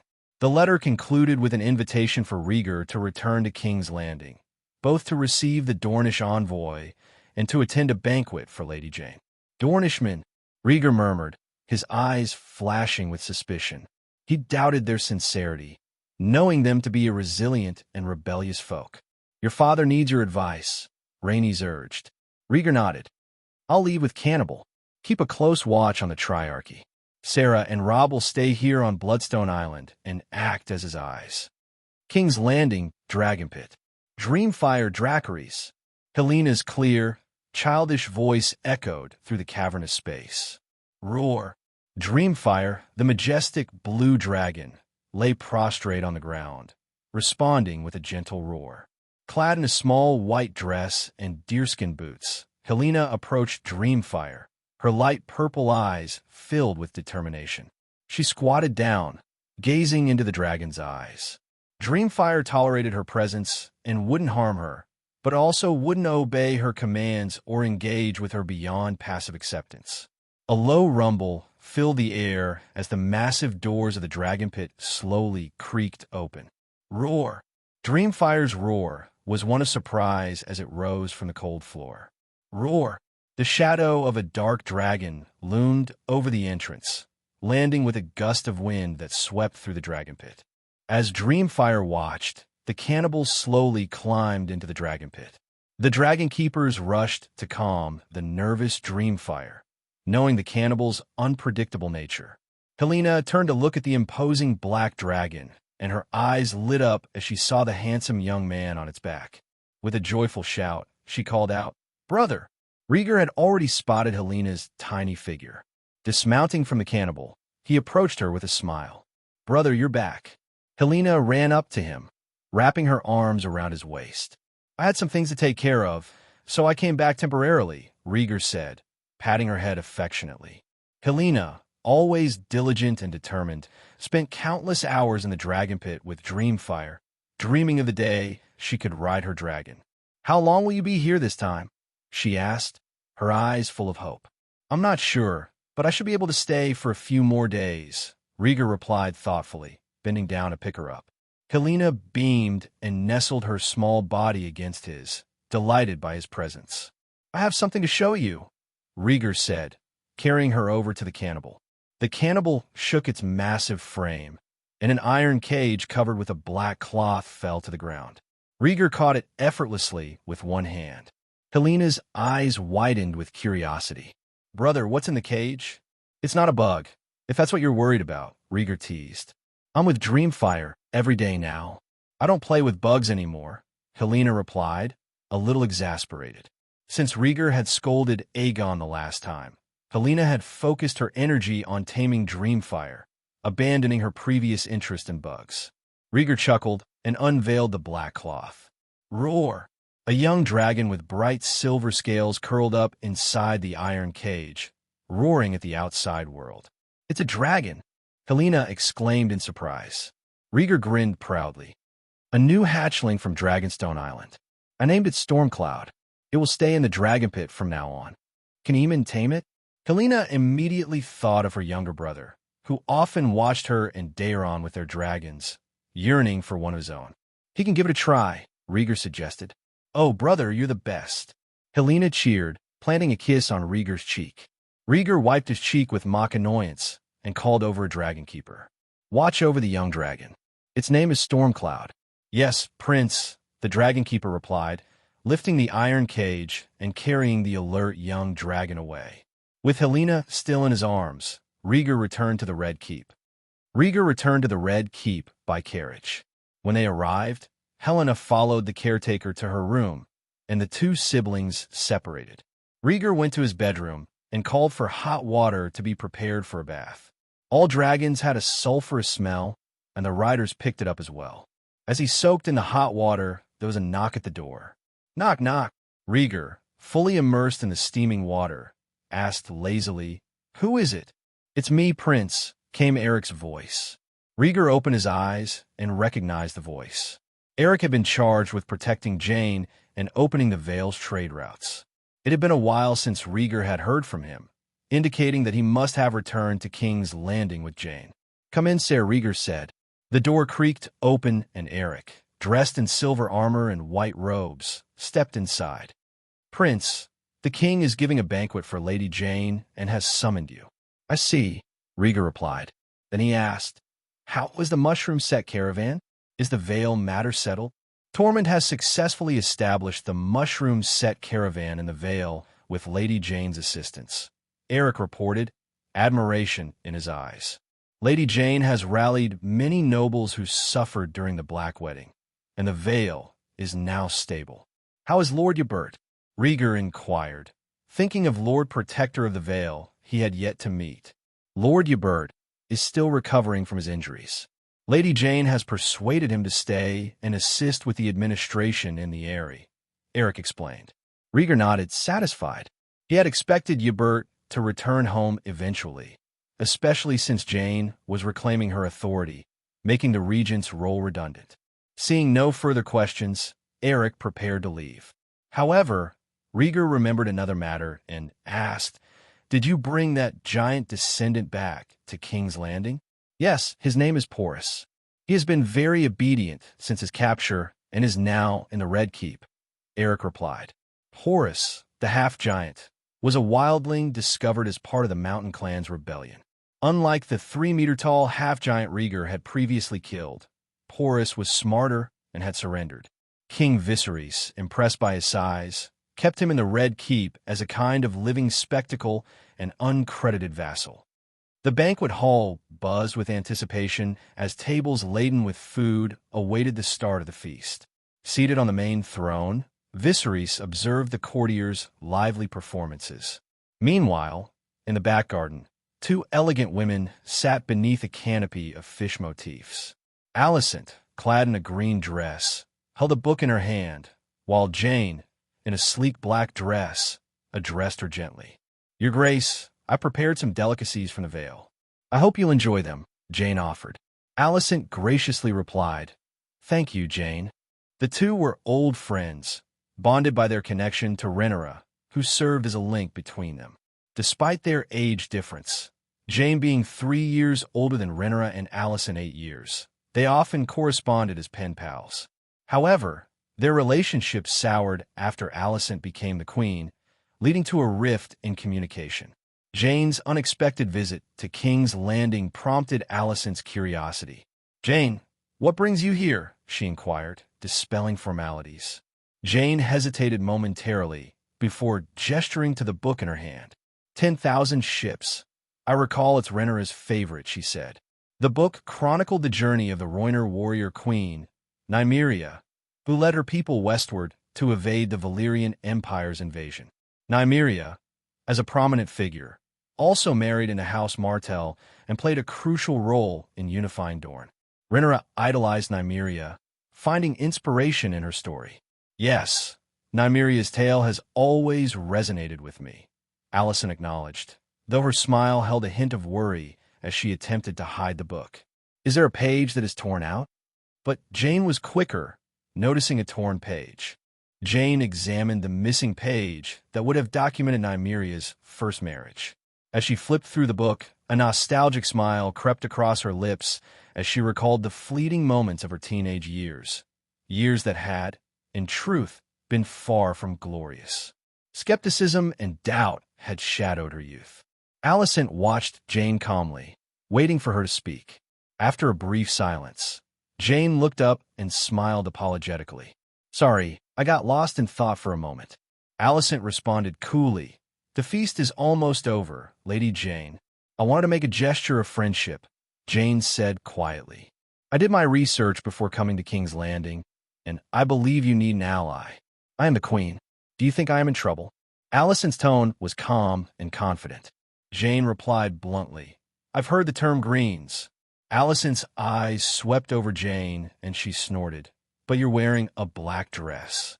"With all due respect, I don't think much of the greens, and I don't think they can challenge the heir," Jane said with a knowing smile. "And I'm a confirmed black, as all 7 kingdoms know." "Then why have you come to me?" Alicent's patience was wearing thin. Jane's smile faded, replaced by a serious expression. "I will be in King's Landing for a while. You and I can benefit from each other." "I have a husband," Alicent replied, a hint of mockery in her voice. The bond between Jane and Jessamine was well known throughout the 7 kingdoms. "Alicent, you need to face reality. No one will help you but me," Jane said seriously. "You fear Rhaegar because of your ambition, and I can help you deal with that fear." Alicent once coveted the Iron Throne, but Aegon had no name, no title, and few supporters. She wanted to give up, but she was afraid Rhaegar would get even with her after he ascended the Iron Throne. Jane's words struck a chord with Alicent. "If you and I are to form an alliance, what do you bring to the table?" Alicent asked, her eyes narrowing. "It's not just an alliance. It's mutual support," Jane insisted. "You are concerned about your children's future, and I can help you to secure it." Alicent's expression remained guarded, but she listened intently. Jane recognized the look on Alicent's face and knew her instincts were correct. The war for the Stepstones has drained the coffers of the kingdom. Eventually, that land will come under the rule of the Seven Kingdoms, Jane said. If you win the war, you could offer the Stepstones as a fief to Prince Aegon, and I'll make the arrangements, she continued. Alicent frowned. It's a barren land. Even a proud man like Daemon wouldn't rule it. The king plans to build fortifications there. With its strategic location, it will become a lucrative place for taxing passing ships, Jane argued. Keeping Prince Aegon away from King's Landing will prevent him from causing trouble. Alicent fell silent, weighing the pros and cons. Jane pressed on. When Prince Aemon comes of age, I can also secure a fief for him in Gulltown. Originally, Gulltown had 3 noble families. The Shetts and a branch of House Arryn were involved in the rebellion and had fallen out of favor. Jane intended to install new noble powers to divide House Grafton's interests. This would bring Alicent to her side and yield significant benefits. Alicent was clearly tempted by the idea of securing fiefdoms for her 2 sons. The importance of the Stepstones was undeniable. Otherwise, the kingdom wouldn't have waged war against the Triarchy for years. Gulltown, one of the 5 major ports in Westeros, was the perfect choice for a fief. Breathing slightly heavier, Alicent said seriously, "Your offer is very tempting. What do you want in return?" "There's no such thing as a free lunch. Jane's demand must be significant." Jane smiled, her red lips parting to reveal the answer. "Rhaegar." "What?" Alicent froze, not understanding. Jane expected this reaction. She slowly stood up, a smile playing on her lips. "Rhaegar will become the king of the 7 kingdoms. I want to be his queen." Alicent was even more confused, her thoughts in turmoil. For half a second, Alicent stood numbly, gripping the book in her hand tightly. Her eyes turned cold. "You're delusional. Rhaegar only has eyes for Rhaenyra. I won't help you." For some reason, whenever Rhaenyra was involved, Alicent became subconsciously agitated. Jane's eyes glinted as she tilted her head. "In what capacity are you saying this? As Alicent or as the queen?" Alicent was Rhaenyra's best friend, but as the queen, she was the person Rhaenyra hated the most. Alicent was momentarily stunned, confusion flashing in her eyes. Compared to Jane, who aimed to challenge Rhaenyra, Alicent was the first to betray her. Alicent suddenly laughed. "To have friends like us, Rhaenyra is truly unfortunate." Banquet hall. Rhaegar hurried to the feast to entertain the bannermen who had traveled from all over the realm. Aegon was also present, though he sat alone in a corner, nursing a glass of wine, far from the Hightower entourage. Bang! The doors swung open, and the rhythmic drumming of the King's Guard filled the hall. Lady Jane of House Arryn, Lady of the Eyrie and Warden of the East, a herald announced. Under the watchful eyes of the crowd, Jane entered with grace and elegance. Flanking her were Rhaenyra and Alicent, one on each side, their presence commanding attention. Jane and Alicent wore their usual attire, while Rhaenyra wore a striking red strapless gown, her silver hair intricately braided, her violet eyes sparkling. "The Vale greet you, your grace," Jane curtsied to Viserys. "House Arryn is a valued ally." "No need for formalities," Viserys replied warmly, obviously pleased. Jane stepped back and, without acknowledging Rhaenyra or Alicent, made her way directly to Rhaegar. It was time for the dance. The nobles paired off, and the atmosphere grew lively with music and conversation. Jane held out her hand to Rhaegar with a smile. "Aren't you going to ask me to dance?" Rhaegar looked around the room. The musicians were playing lively tunes, and couples were dancing happily. After a moment's hesitation, he took her hand and warned, "I'm not much of a dancer. Just follow my lead. I'll guide you." Jane reassured him, her smile sweet and encouraging. As they moved to the center of the hall and began to dance, Jane placed her hands on Rhaegar's shoulders. "The dance is much like a battlefield," she whispered. "The difference is there's no blood." Rhaegar chuckled, puzzled by her analogy, but as he pondered her words, he missed a step and stepped on Jane's foot. "I told you, I'm not much of a dancer," he apologized. Jane flinched but remained determined. Take your time. We have plenty of it. I'm not one to waste time on things I'm not good at, Rhaegar muttered, continuing to dance awkwardly. Jane gritted her teeth and clung to Rhaegar's clothing, refusing to give up. From a distance, Rhaenyra watched them with a puzzled expression. She hadn't yet understood her friend's intentions. Rhaegar seems to be enjoying himself, Alicent observed, approaching with a glass of wine. Of course he is, Rhaenyra replied with a hint of sarcasm. He's probably crushing Jane's feet. In just one dance, Rhaegar had already stepped on Jane several times, and Rhaenyra couldn't help but laugh. Rhaegar had always been reserved, uninterested in parties, and bad at dancing. Alicent sighed, a hint of exasperation in her voice. Aren't you suspicious at all? Rhaenyra turned to her, puzzled.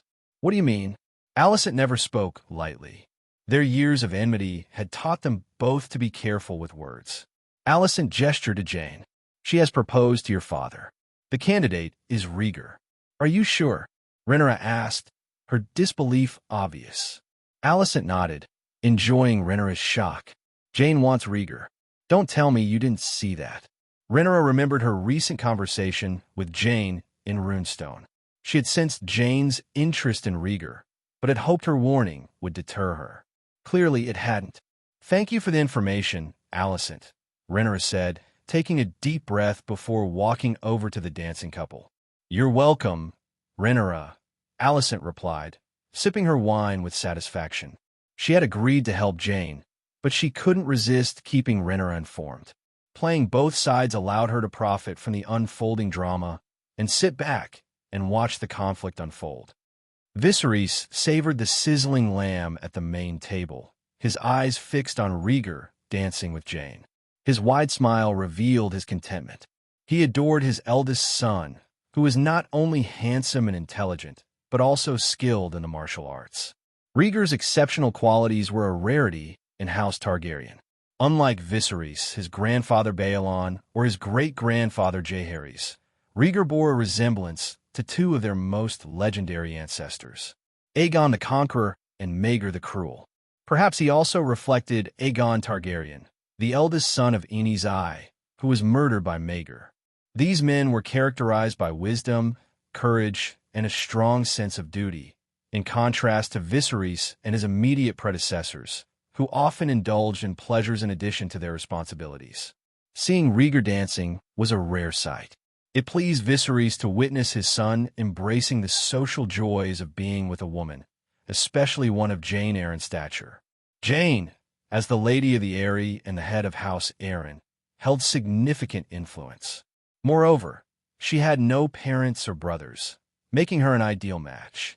Whoever married her would gain control of the Vale and secure their descendants as legitimate heirs to House Arryn and its lands. As Viserys enjoyed the moment, a sudden movement caught his eye. Rhaenyra was making her way through the crowd, her expression determined. She headed straight for the center of the dance floor in an aggressive manner. Rhaenyra, Viserys murmured, beads of sweat forming on his forehead as he watched the scene unfold. Amidst the lively music, many dancing partners began to flirt with each other. Oh, Jane whimpered as Rhaegar stepped on her foot again. He remained expressionless, not even bothering to apologize this time. Don't rush, dance with your heart, Jane said, forcing a smile despite the discomfort. Rhaegar's movements were stiff. One hand held Jane's waist while the other awkwardly guided her back. His steps were disorganized, lacking the agility he displayed in battle. His forehead was deeply furrowed, almost forming a permanent crease. All he wanted was for the music to stop so he could return to his unfinished plate of red grapes. Rhaegar, Rhaenyra's cool voice cut through the air. Rhaegar and Jane turned to her at the same time. Jane, perhaps you should find another partner, Rhaenyra said, stepping between them and pulling Rhaegar behind her, her gaze fixed on Jane. Meeting her gaze, Jane felt the hostility and took a step back. Rhaenyra placed Rhaegar's hands on her waist and said with a forced smile, "If you want to learn to dance, I'll teach you." "Forget it," Rhaegar muttered, recognizing her anger and not wanting to provoke her further. Stepping on two ladies in one evening was bad enough. After a moment's hesitation, Jane also suggested, Rhaenyra, why don't we get some rest? Shut up. Rhaenyra snapped. She grabbed a waiter's tray, pointed to a glass of red wine, and threatened, if you say another word, I'll spill that wine on your white dress. Jane, startled, covered her mouth and backed away. At that moment, Rhaenyra resembled a fierce lioness protecting her cub, radiating an intimidating aura.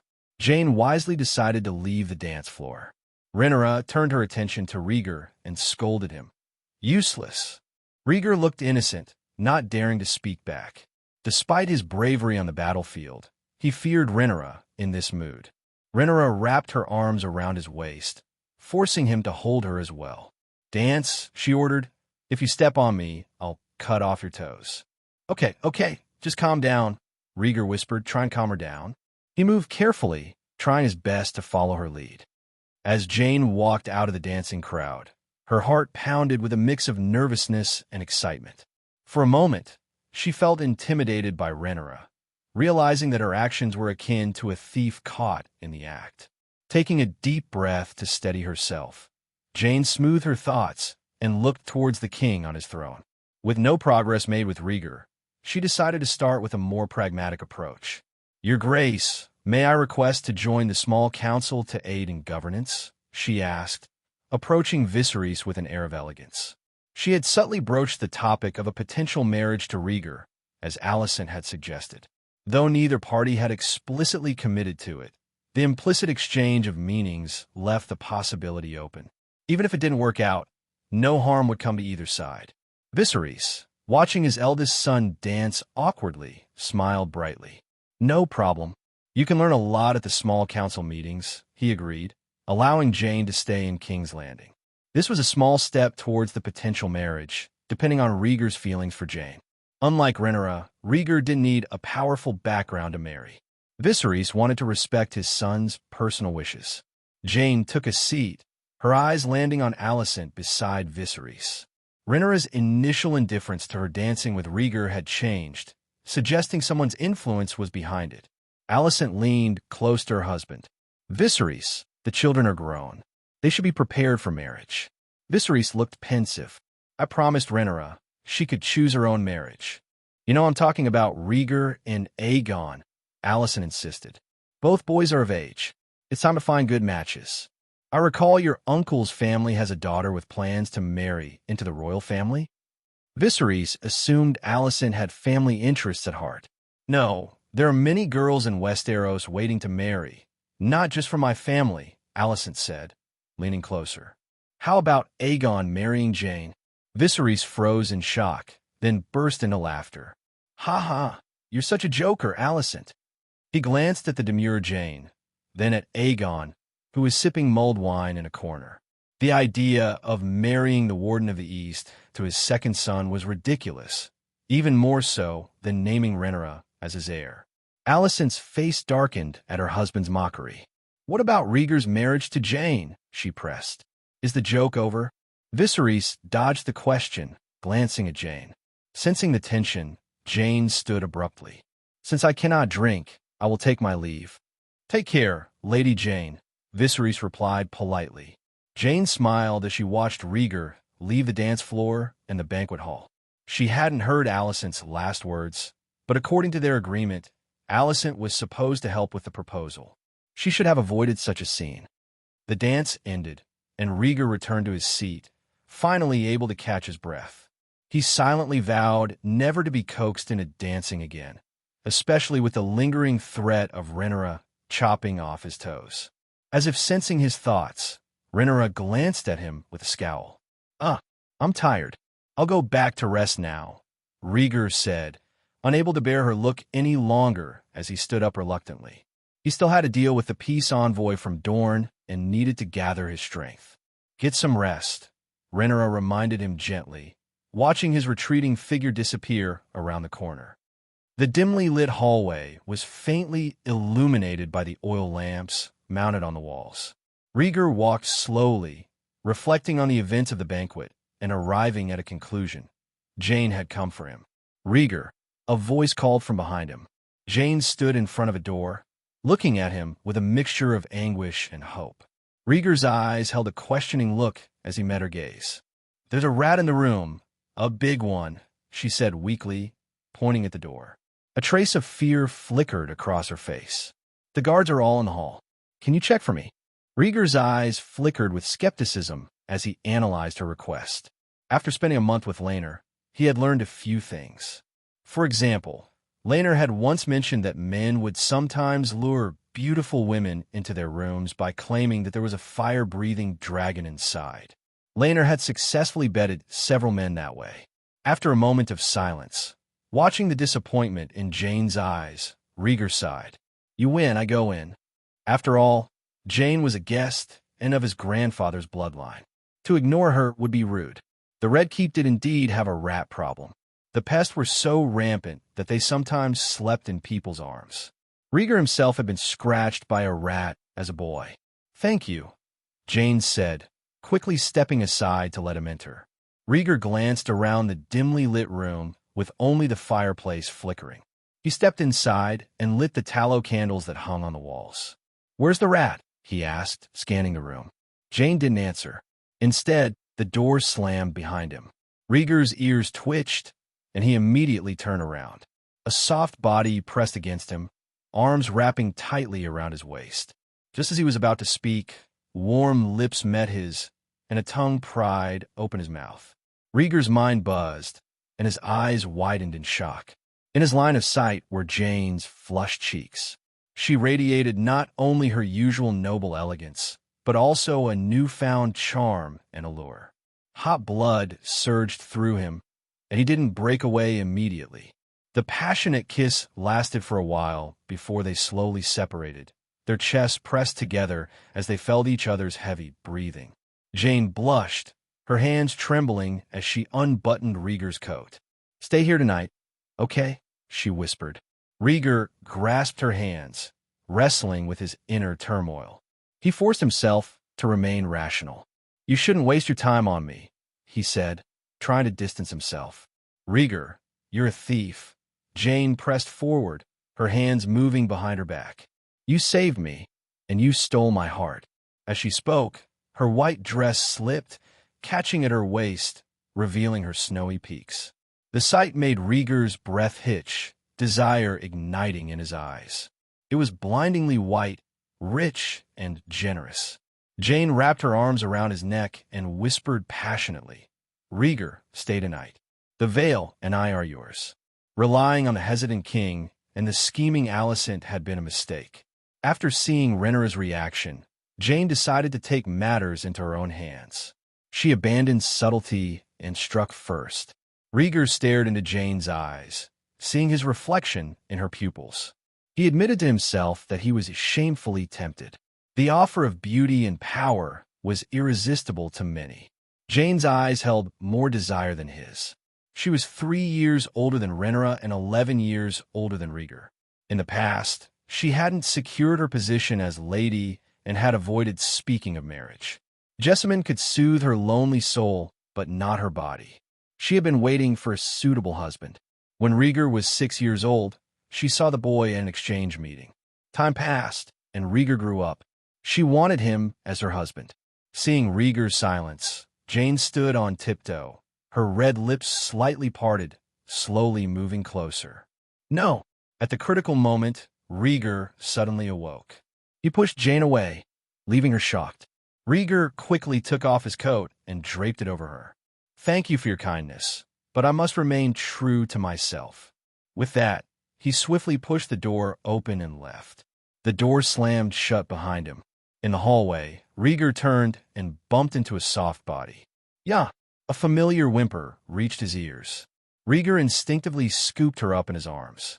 Lowering his head, he saw Rhaenyra's face, wide-eyed and panicked. Rhaegar breathed heavily. "What are you doing here?" "That's Jaine's room," she said, pointing to the door behind him. After her earlier outburst, Rhaenyra regretted her harsh words and wanted to make amends. She had seen Jaine and Rhaegar enter the room together and followed them. Hearing her question, Rhaegar grinned. "Yes, Jaine's room. And yet here I am. You... Chill.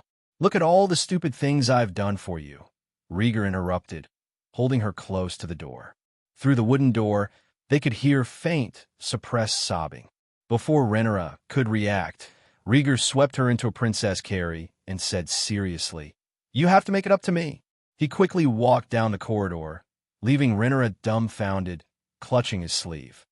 Late at night, the Red Keep was brightly lit despite the chill wind and pouring rain.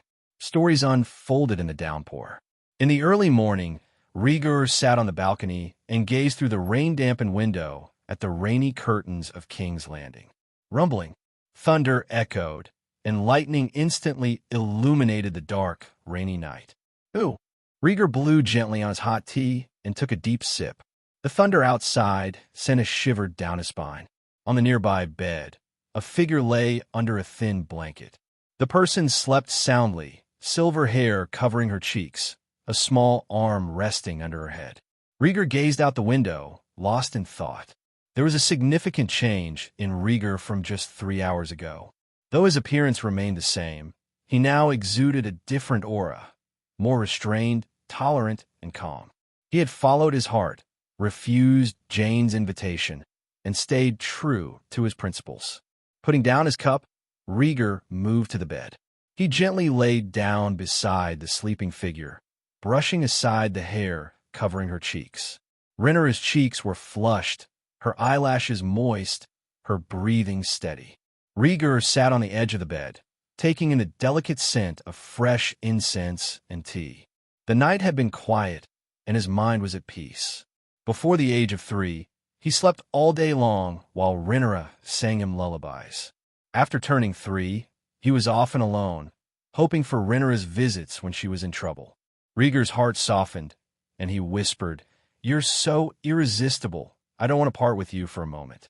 "Don't be greedy, Rhaegar." Rhaenyra seemed to hear him in her sleep, murmuring softly as she shifted positions.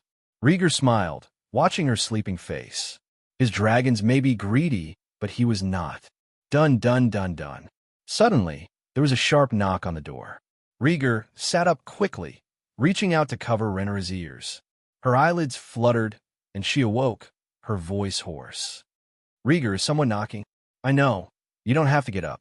Rhaegar pressed her shoulder gently and pulled the covers back over her. As he walked to the door, he heard Helena's terrified cries. "Brother, open the door." "Helena." Rhaegar froze at the sound, glancing down to check his attire. It was fine. He was wearing pajamas. Opening the door, he saw Helena, her face pale and eyes wide with fear. Crunch. The door opened a palm's width before Rhaegar could ask Helena why she was crying. She squeezed through the crack like a loach and hurried into the room. "Brother, it's thundering outside, and Diana is in the banquet hall." Without waiting for Rhaegar to answer, Helena hugged him tightly, her words tumbling out between sobs. Rhaegar quickly pieced the story together. Diana, Helena's maid, had been summoned by Alicent to assist in the banquet hall. With both Alicent and Diana unavailable, and Helena terrified of thunder, she had run to him for comfort. Rhaegar sighed and gently rubbed her head. "Don't be afraid. You'll be a dragon rider in the future. How can you be afraid of thunder?" Helena had often run to his room during thunderstorms before. She was genuinely scared. Rhaenyra, hearing the commotion, tried to sit up but felt weak. Frowning, she clutched the covers around her. "Rhaegar, I'm not feeling well." She wasn't just uncomfortable. She felt surprisingly embarrassed by Helena's untimely arrival. She was tired and needed rest. "Ahem, I'll take Helena back," Rhaegar said, understanding her meaning. Rhaenyra needed to rest without any disturbances. "I don't want to go. Mommy won't mind me tonight," Helena said, her voice choking with tears. "Brother, I want to sleep with you. I'll take you to Aemond and Daeron. They can keep you company," Rhaegar suggested, not wanting Rhaenyra to be embarrassed. Helena let Rhaegar pick her up, biting her pink lips and looking at him pitifully. She was genuinely afraid of the thunder and hoped her brother would take her in. "Don't look at me like that. You're a big girl now. You can't sleep with me," Rhaegar explained softly. They used to sleep together when they were little, but things had changed. He suspected Alicent didn't want Helena getting too close to him. Helena curled up in his arms, her face buried in his chest. "But my sister is older than me, and she didn't leave. That's different. Rhaegar, let her stay. Rhaenyra's voice cut off his defense. Rhaegar looked back in surprise, wondering why she had changed her mind. Rhaenyra, now wearing a nightgown, leaned back on the bed and beckoned. Alicent's too busy to take care of her. Let her stay for the night. She couldn't bear to see Helena's sad face and didn't want her saying anything childish outside. Rhaegar shrugged. You're in charge tonight. He carried Helena to the bed and gently set her down. Helena rolled into Rhaenyra's arms, gratefully saying, Thank you, sister. Helena recognized who had more influence and tried to curry favor. Rhaenyra's eyes were playful as she cupped Helena's cheeks, kneading them gently.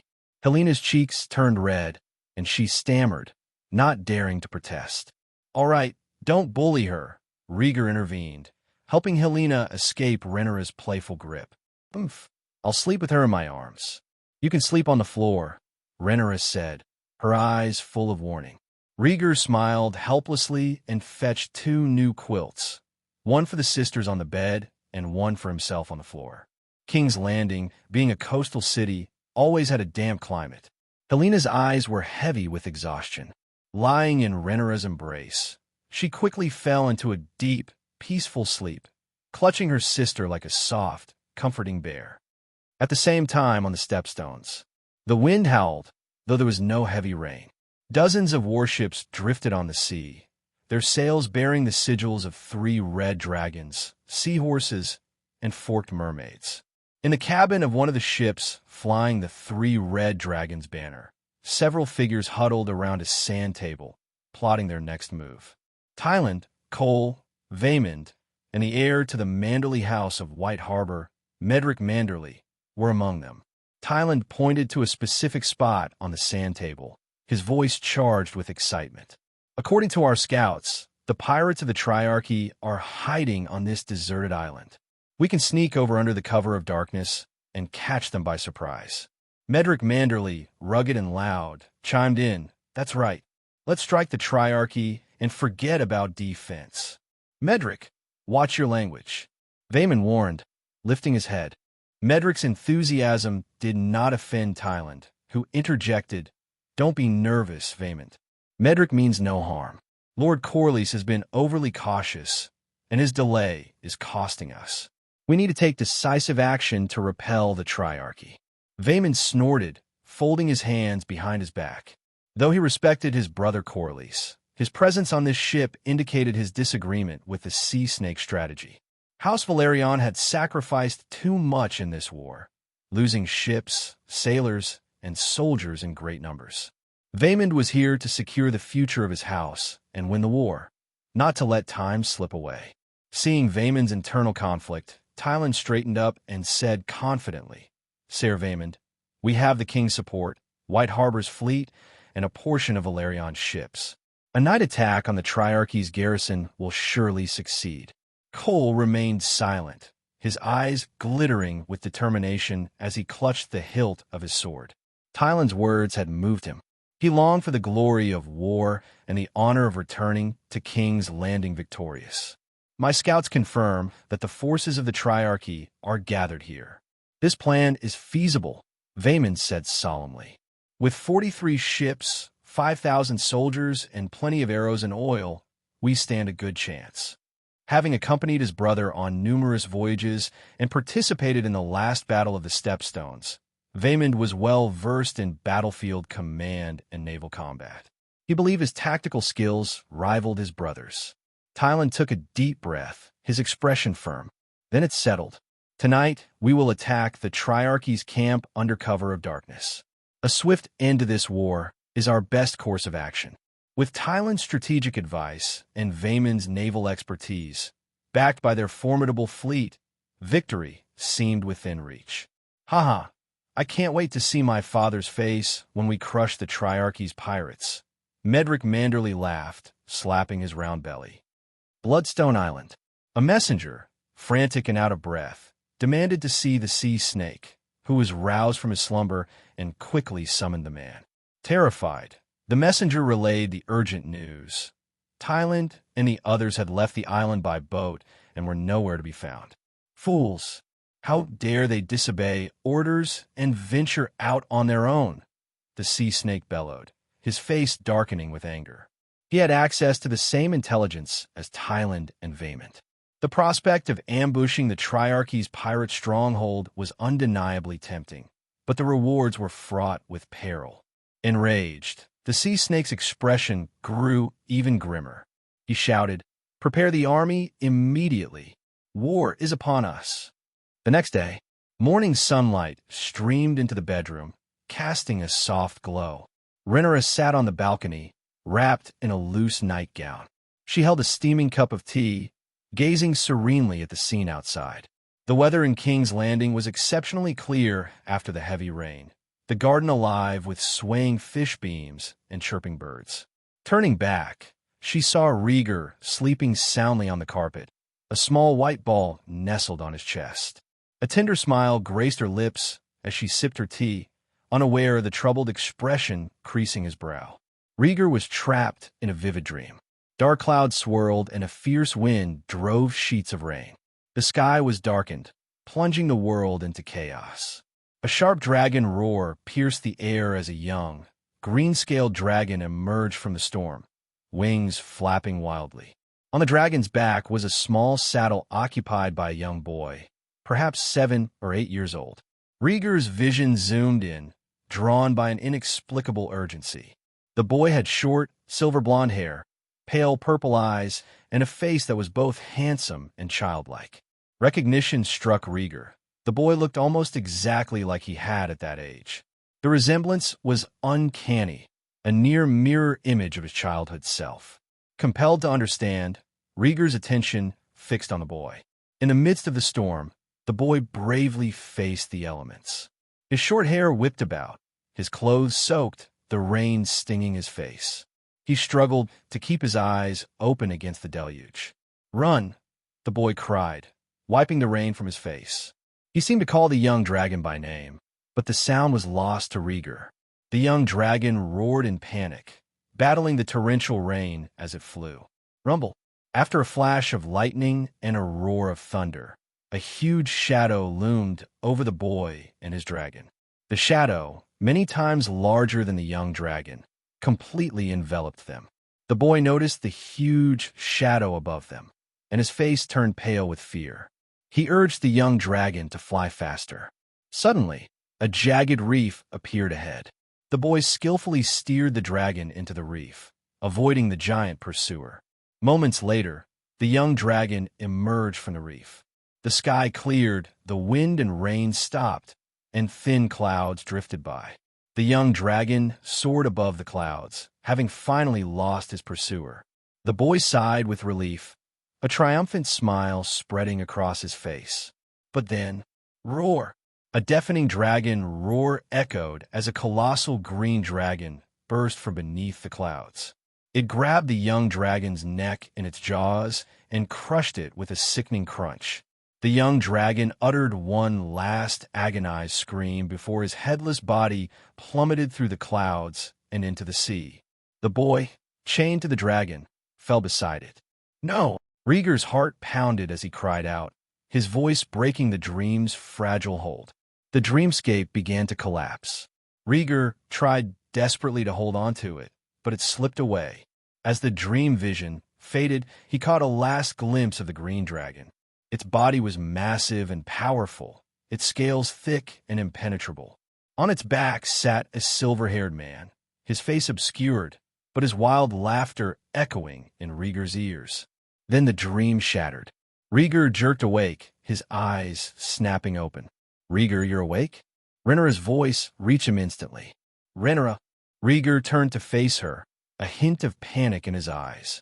He vividly remembered the dream, the boy who looked so much like him meeting a tragic end. "Chill. She's still sleeping. Don't wake her," Rhaenyra whispered, pointing to his chest. Rhaegar looked down. Helena was curled up on his chest, sound asleep. "I had a nightmare again," Rhaegar murmured, carefully sitting up while holding Helena. Helena stirred slightly, her face flushed and her lips moving in a sleepy murmur. Rhaenyra knelt beside him, concern in her eyes.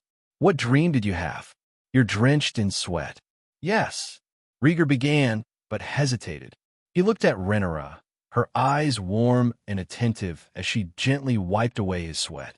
Nothing, just a nightmare, something like Maegor's kinslaying, Rhaegar said vaguely, holding Helena close as he slowly got to his feet. He didn't want to share the gruesome details of his dream. Never mind, you can tell me when you're ready, Rhaenyra said softly, not pushing him any further. Rhaegar often had nightmares, many of which he kept to himself. He smiled apologetically, his heart still pounding. He laid Helena gently on the bed and covered her with a blanket. Let's get going. We have to meet the Dornish envoy today, Rhaenyra reminded him, opening the wardrobe and pulling out one of Rhaegar's usual outfits. Rhaegar hugged her from behind. Aren't you coming with me? Where? Rhaenyra gave him an annoyed look, holding up the red strapless dress she had hastily discarded the night before. Rhaegar grinned sheepishly, feeling a mixture of embarrassment and amusement. The sun was just rising. Rhaegar had barely finished dressing when a frantic knock came at the door. Prince, something big has happened. Eric's urgent voice called out. The ravens have brought dire news. The Stepstones Islands have fallen. What? Rhaegar exclaimed in shock, throwing open the door. Eric stood there, his expression grave. The Stepstones Islands are in chaos. Lord Corlys is seriously injured. The king has summoned you to an emergency council meeting.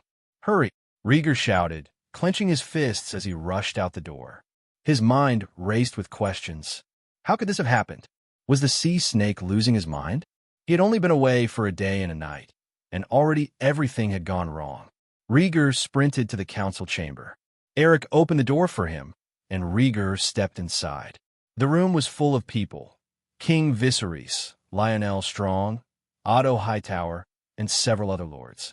Seated among them was Jane Arryn. Though she had changed into a simple dress, and her long chestnut hair was tied up in a braid, her eyes were red and swollen from crying. Rhaegar ignored the scene and asked urgently, Lords, what exactly has happened? The Battle of the Stepstones had been ongoing for a long time and had stabilized for a month. How could it have suddenly turned into a disaster? Rhaegar, sit down first. We are still discussing the situation, Viserys said gravely, gripping a cup tightly. Rhaegar scanned the room, took his seat, and placed the stone marker from the tray in front of him. Jane, seated next to him, gave him a small, reassuring smile. Lionel Strong stood first, holding a letter. Last night, Lord Tywin Lannister, in conjunction with Vaemond Balerion, Medric Manderly, and Ser Criston Cole, conspired to raid the Triarchy pirate stronghold. It was an ambush. The Triarchy pirates had set a trap for them. Lord Corlys tried to stop them, but ultimately had to lead his troops in support. Lionel's face grew grim as he continued. Our warships lost more than half their number, and 7,000 soldiers were killed. Medric Manderly died, and Corlys Valerion was gravely injured and is now unconscious. To make matters worse, Bloodstone Island's defenses collapsed, allowing the Triarchy pirates to plunder it. The remaining forces have retreated to Grey Gallows and are trying to hold the line. The chamber fell silent. The loss of ships and soldiers was devastating, but the potential death of Sea Snake, the Navy's commander, left the forces leaderless. Viserys slammed his fist on the table, shouting angrily, Where are the dragons? There were supposed to be 2 dragons at the Stepstones. Your Grace, please remain calm, Lionel urged. According to the reports, the night was too dark, and the Triarchy pirates had prepared a large number of scorpion crossbows. Princess Rhaenys and her son, Ser Laenor, were heavily constrained, making it difficult for the dragons to be effective. From the letter, it was clear that if not for the dragons destroying more than a dozen pirate ships and breaking the encirclement, Tywin and the Sea Snake might have been killed. Foolishness. Sheer idiocy. Viserys roared. Tywin dared to mobilize the army without authorization. This is a capital offense against military rules.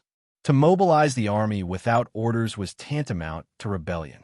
What infuriated Viserys even more was that Vaemond and the others had recklessly followed Tywin's lead. Grand Maester Melas spoke slowly, Your Grace, the situation at the Stepstones is critical. We must devise a strategy to deal with it. I know that. Viserys snapped, his voice echoing in the hall. He turned to Lionel, dismissed Tylan from his post as Master of Ships, and summoned him back to King's Landing for judgment. Viserys seethed with anger at the Lannisters' incompetence. He had hoped Tylan would prove wiser than his arrogant brother, but he had nearly brought the kingdom to ruin. "Father, please calm yourself," Rhaegar interjected, rubbing his face in frustration. "Lord Lionel, how many troops do we have left?" The damage was done, and they couldn't change the past.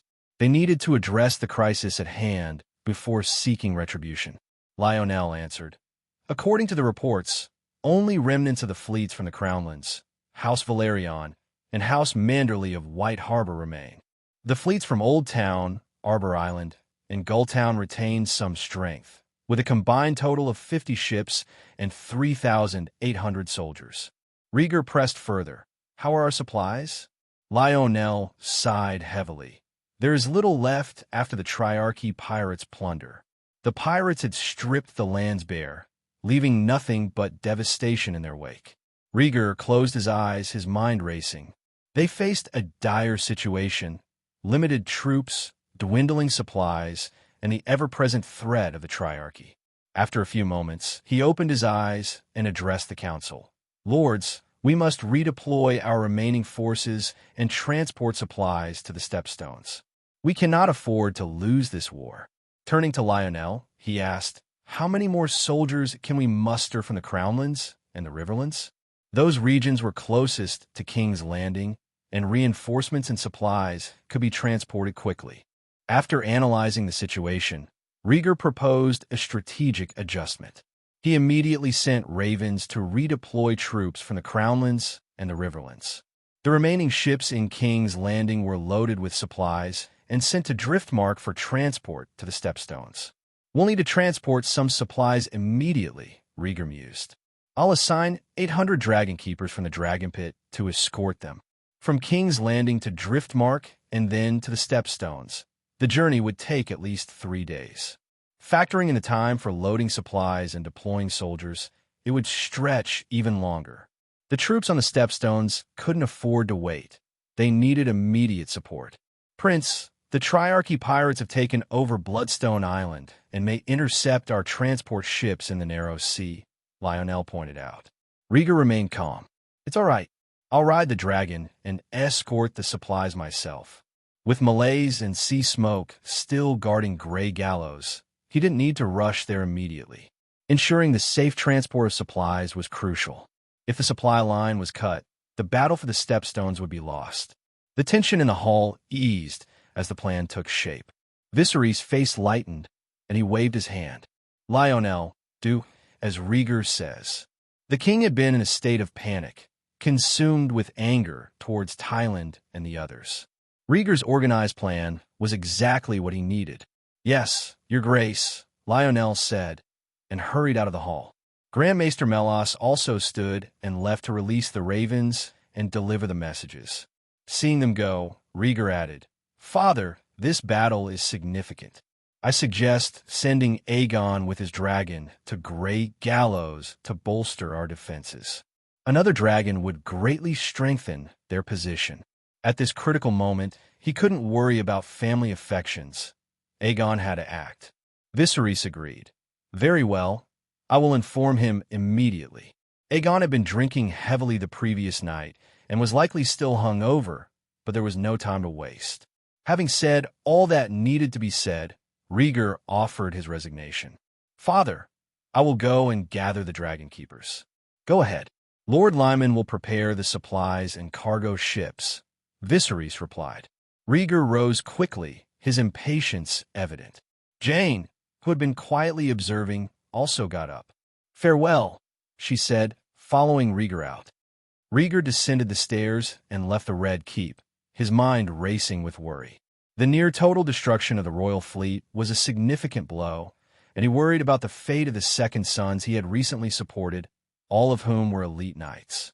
He hurried to the Dragon Pit and found Maynard, instructing him to gather the dragon keepers.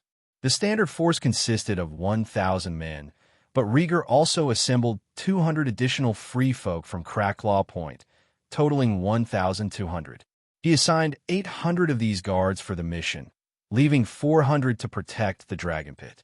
As Rhaegar addressed the guards, Jane entered the dragon pit, escorted by Vale Knights. Seeing her filled him with mixed emotions, especially guilt for rejecting her the previous night. Jane, with her noble status and outstanding beauty, had humbled herself for him. He feared the rejection would breed resentment. "Rhaegar, are you okay?" Jane's voice was filled with concern as she approached him. Rhaegar's eyes showed surprise and suspicion at her behavior. "What are you afraid of?" "I'm still me. I haven't changed physically or mentally," she reassured him with a smile. "Even though you left me last night, I still want to be your wife and love you." "Jane, you should go back and rest," Rhaegar said, pulling away gently, trying to convince her. Jane stepped forward and gripped his hand, her knuckles white with tension. "I was in a hurry last night. I don't blame you." Rhaegar looked at her clenched hand, noting the tension. "It's good you can forgive me. One must always follow one's heart." "No, I will not forgive you. I will remember this for the rest of my life," Jane declared, closing the gap between them. "I love you, and I don't mind that you make your own choices, but it embarrasses me." "Do you want me to apologize?" Rhaegar asked, stepping back. "Don't apologize. You didn't do anything wrong," Jane said, surprisingly open-minded. "And I don't feel sorry either. At least I haven't betrayed Rhaenyra yet." Rhaegar blinked, recognizing Jane's unusual psychological state. "Rhaegar, your strategic thinking at the meeting was impressive," she continued with a smile. "I asked the Grand Maester to send a message to Runestone. The Royce House has a small harbor that can support additional troops. Runestone has suffered significant losses. Can they still provide troops?" Rhaegar asked, concerned. "Don't worry," Jane said confidently. "Most of the wealth collected from the Shet and Arryn branches will compensate Runestone, enough to cover their losses." "Thank you," Rhaegar said, genuinely grateful. "You? And I don't need to say thank you. You know what I'm asking for," Jane replied, her eyes filled with ambiguous intent. Suddenly, she changed the subject, looking around the dragon pit. "Where are the dragons? I heard there are still young dragons. Can we see them?" Caught off guard, Rhaegar summoned a dragon keeper and spoke in High Balerion, "Bring Stormcloud and watch over the men and dragons." Turning to Jane, he said, "I have other matters to attend to. There's a young dragon for you to see." He then mobilized the 800 dragon keepers and left the dragon pit. Jane watched Rhaegar lead the dragon keepers away, a slight smile playing on her lips. Noon. 3 large cargo ships anchored at the river gate port, and sailors and dragon keepers boarded them one by one. As the last of the crew climbed aboard, the ships set sail. A gust of wind filled the sails as the cannibal, a formidable dragon, flapped its wings and soared toward Blackwater Bay. Before the cannibal's departure, Aegon had been dragged out of bed by Viserys and forced to ride Sunfire to the Stepstones. 2 days later, on the narrow sea, 3 ships sailed slowly, mere specks in the vast expanse of the sea.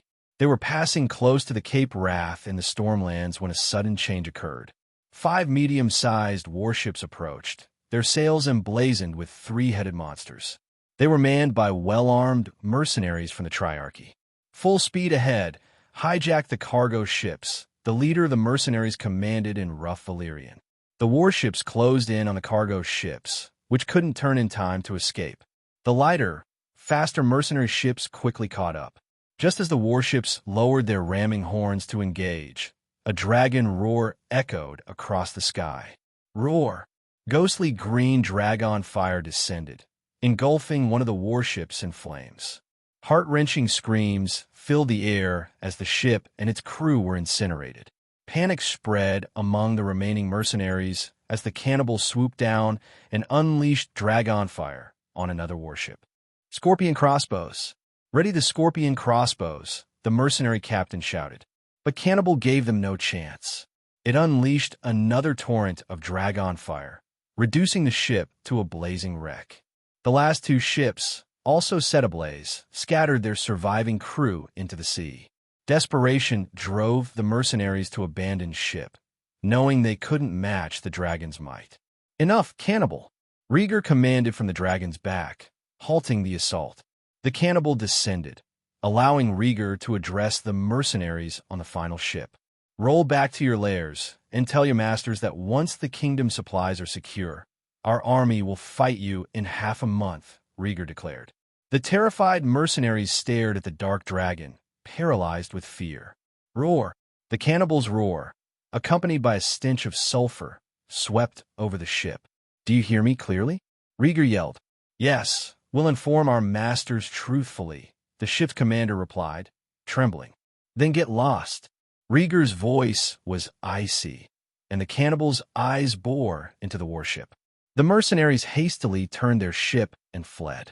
As the warship disappeared over the horizon, Rhaegar surveyed the 3 cargo ships. The lead ship was packed with dragon keepers. Tormund, a skin changer, lay motionless in the lap of a 4-meter-tall giant. Rhaegar had brought his most crucial skin changer to monitor enemy movements. The half-giant Porus, clad in armor, was a formidable presence, a killing machine on the battlefield. Too often, though, he had been used for his father's amusement. Tormund twitched, his pupils returning to normal. "Prince, why let that ship of mercenaries go?" he asked weakly. Porus echoed the question in his booming voice. "Patience," Rhaegar replied. "The battlefield is ever-changing." The next afternoon, 3 cargo ships arrived at Grey Gallows Island. The soldiers on the island had been starving for 3 days and were desperate for food. As soon as the freighters docked, supplies were unloaded, and fires were quickly lit to cook. Cannibal landed on the island, and Rhaegar dismounted from the dragon's back. A crowd immediately gathered around him. "Rhaegar, when will the kingdom's support arrive?" Rhaenys asked, her voice tinged with exhaustion and anxiety. "The Triarchy has been watching from the coast." The soldiers had endured 3 days of hunger following a disastrous defeat and subsequent stranding on Grey Gallows Island. It was a testament to their discipline and the presence of 3 dragons that they hadn't mutinied. "Aunt, I have a bold plan," Rhaegar said, his eyes gleaming with determination. Rhaenys was stunned, her face showing disappointment. She sighed, "Let's discuss this in the tent." She didn't believe any plan could reverse their dire situation. She assumed the kingdom's support would be delayed further. Rhaegar understood her doubts and chose not to explain in front of the crowd. As they walked, Rhaenys recounted the details of their defeat. Tyland and his men were surrounded by the pirates of the Triarchy and suffered heavy casualties. The Sea Snake brought reinforcements but was overwhelmed. The enemy had prepared hundreds of scorpion crossbows on their ships and along the shore, severely limiting melees and sea smoke.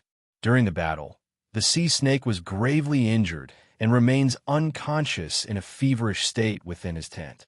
When they entered the makeshift tent, all the realm's commanders were present.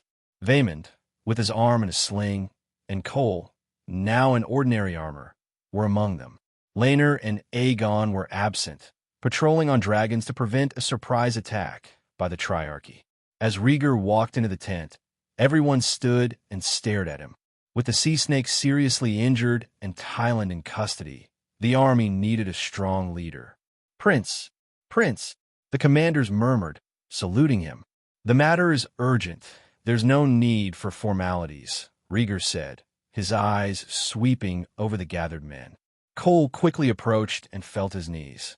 Under Rhaegar's cold gaze, he spoke with despair. "Prince, I have sinned without pardon. I am no longer worthy of wearing the white cloak." "It's good that you understand," Rhaegar replied icily. "My father trusted you to command the king's army. You, a soldier by birth and former commander of the King's Guard, knew the law and yet caused the deaths of thousands. After I return to King's Landing, I will voluntarily confess and atone for my sins," Cole said, his voice hard yet defeated, his head bowed. He had not only committed a grave crime, but also tarnished the honor of the White Cloak, losing the dignity of a King's Guard. "Take care of yourself," Rhaegar said, stepping around him and walking towards the table. Rhaenys followed, her gaze cold and disdainful towards Cole. A King's Guard who couldn't keep his oath was unworthy of his silver armor and white robes. Rhaegar approached the table and stood as he began to speak. Lords, we are at a disadvantage in this battle for the Stepstones Islands. We must regain our strength. A solemn middle-aged man with a breastplate emblazoned with a deep purple grape on a blue background spoke up. What do you have in mind, Prince? This was Spike Redwine of House Redwine of the Arbor. Rhaegar valued his input and said, Given the current situation, I have formulated a plan that I will lay out with full authority. What is it? Spike Redwine asked suspiciously. Now is not the time to reveal all the details, Rhaegar explained. The feasibility of the plan requires going with the flow and being patient. So what do we do in the meantime? We can't just wait, Spike pressed, frowning sternly. The Redwine House commanded one of the strongest fleets in the bay. In Westeros, only the Balerion and Celtigar fleets were stronger. Rhaegar pondered for a moment before saying, I need a bait. Everyone in the room exchanged glances. Finally, Bartimos Celtigar spoke. Prince, what are the requirements for this bait? The Celtigar house had long been loyal to House Targaryen, second only to House Balerion. At the beginning of the war for the Stepstones, Bartimos had led his troops to aid the cause. Rhaegar replied, Since it is a bait, it must be prepared to die at any time. Bartimos was stunned. The war had already inflicted heavy casualties on all the families. Acting as bait meant risking complete loss of the fleet. Kneeling on the ground, Cole suddenly raised his head and shouted, I'll go. I'll be the bait. Rhaegar turned to look at him silently. Let me go, Prince, Cole said, trembling with excitement. I don't want to be hanged or sent to the wall. Please, let me atone for my sins and perform my last duty for the kingdom by dying on the battlefield. Cole still held hopes for the glory of the Kingsguard. He didn't want to die in disgrace, but preferred a knight's death. Rhaegar looked at him, his mind racing. Bartimos leaned forward and whispered to Rhaegar, Prince, why not give Ser Criston a chance? Having someone willing to die as bait is better than choosing from among us. Upon hearing this, Rhaegar glanced at Bartimos and then said with a sneer, Good. Cole, you will take on this task. The discussion reached a conclusion. Rhaegar fell silent, listening to the analysis of the battle situation from those present. The tumultuous battle of the Stepstones gripped everyone's hearts. The Red Keep, King's Landing. Inside the throne room, the advisors of the small council were all present. Viserys wore a golden crown and sat atop the Iron Throne. Ser Settledane of Starfall, messenger of Prince Martell of Dorne, announced a member of the Kingsguard as the large doors swung open. A tall young man in yellow robes with dark hair and sun-kissed skin walked into the hall. He was the envoy from Dorne. Originally, Rhaegar was supposed to host this meeting, but now Viserys attended in person. Lionel Strong, standing beside the king, announced in a booming voice, You stand before King Viserys I of House Targaryen, king of the Undulls, the Rhoynar, and the First Men, ruler of the Seven Kingdoms, and protector of the realm. This formal introduction, laden with titles, seemed to catch Settledane off guard. He stepped forward, bowing slightly. Prince Corin Martell sends his greetings and wishes for peace, your grace. Rude, you should kneel and bow before the king. Lionel's face darkened, his voice sharp with rebuke. Settle's eyes narrowed slightly as he stood his ground. Dornishmen, do not kneel. How dare you? Lionel roared, ready to escalate the confrontation. Viserys raised a hand to calm him. Enough, Lionel, he said, his voice measured. Why have you come, messenger of Dorne? Lionel, clearly displeased, fell silent. He had hoped to make an example of the Dornish envoy, harboring a deep-seated dislike for Dorne due to the history of conflict between their houses. Settle composed himself, his face regaining its solemnity. Prince Corin is weary of war and seeks to negotiate peace. Viserys' expression turned skeptical. Oh, is that so? After supporting the Triarchy's invasion of the Stepstones multiple times, Corin suddenly understands the value of peace.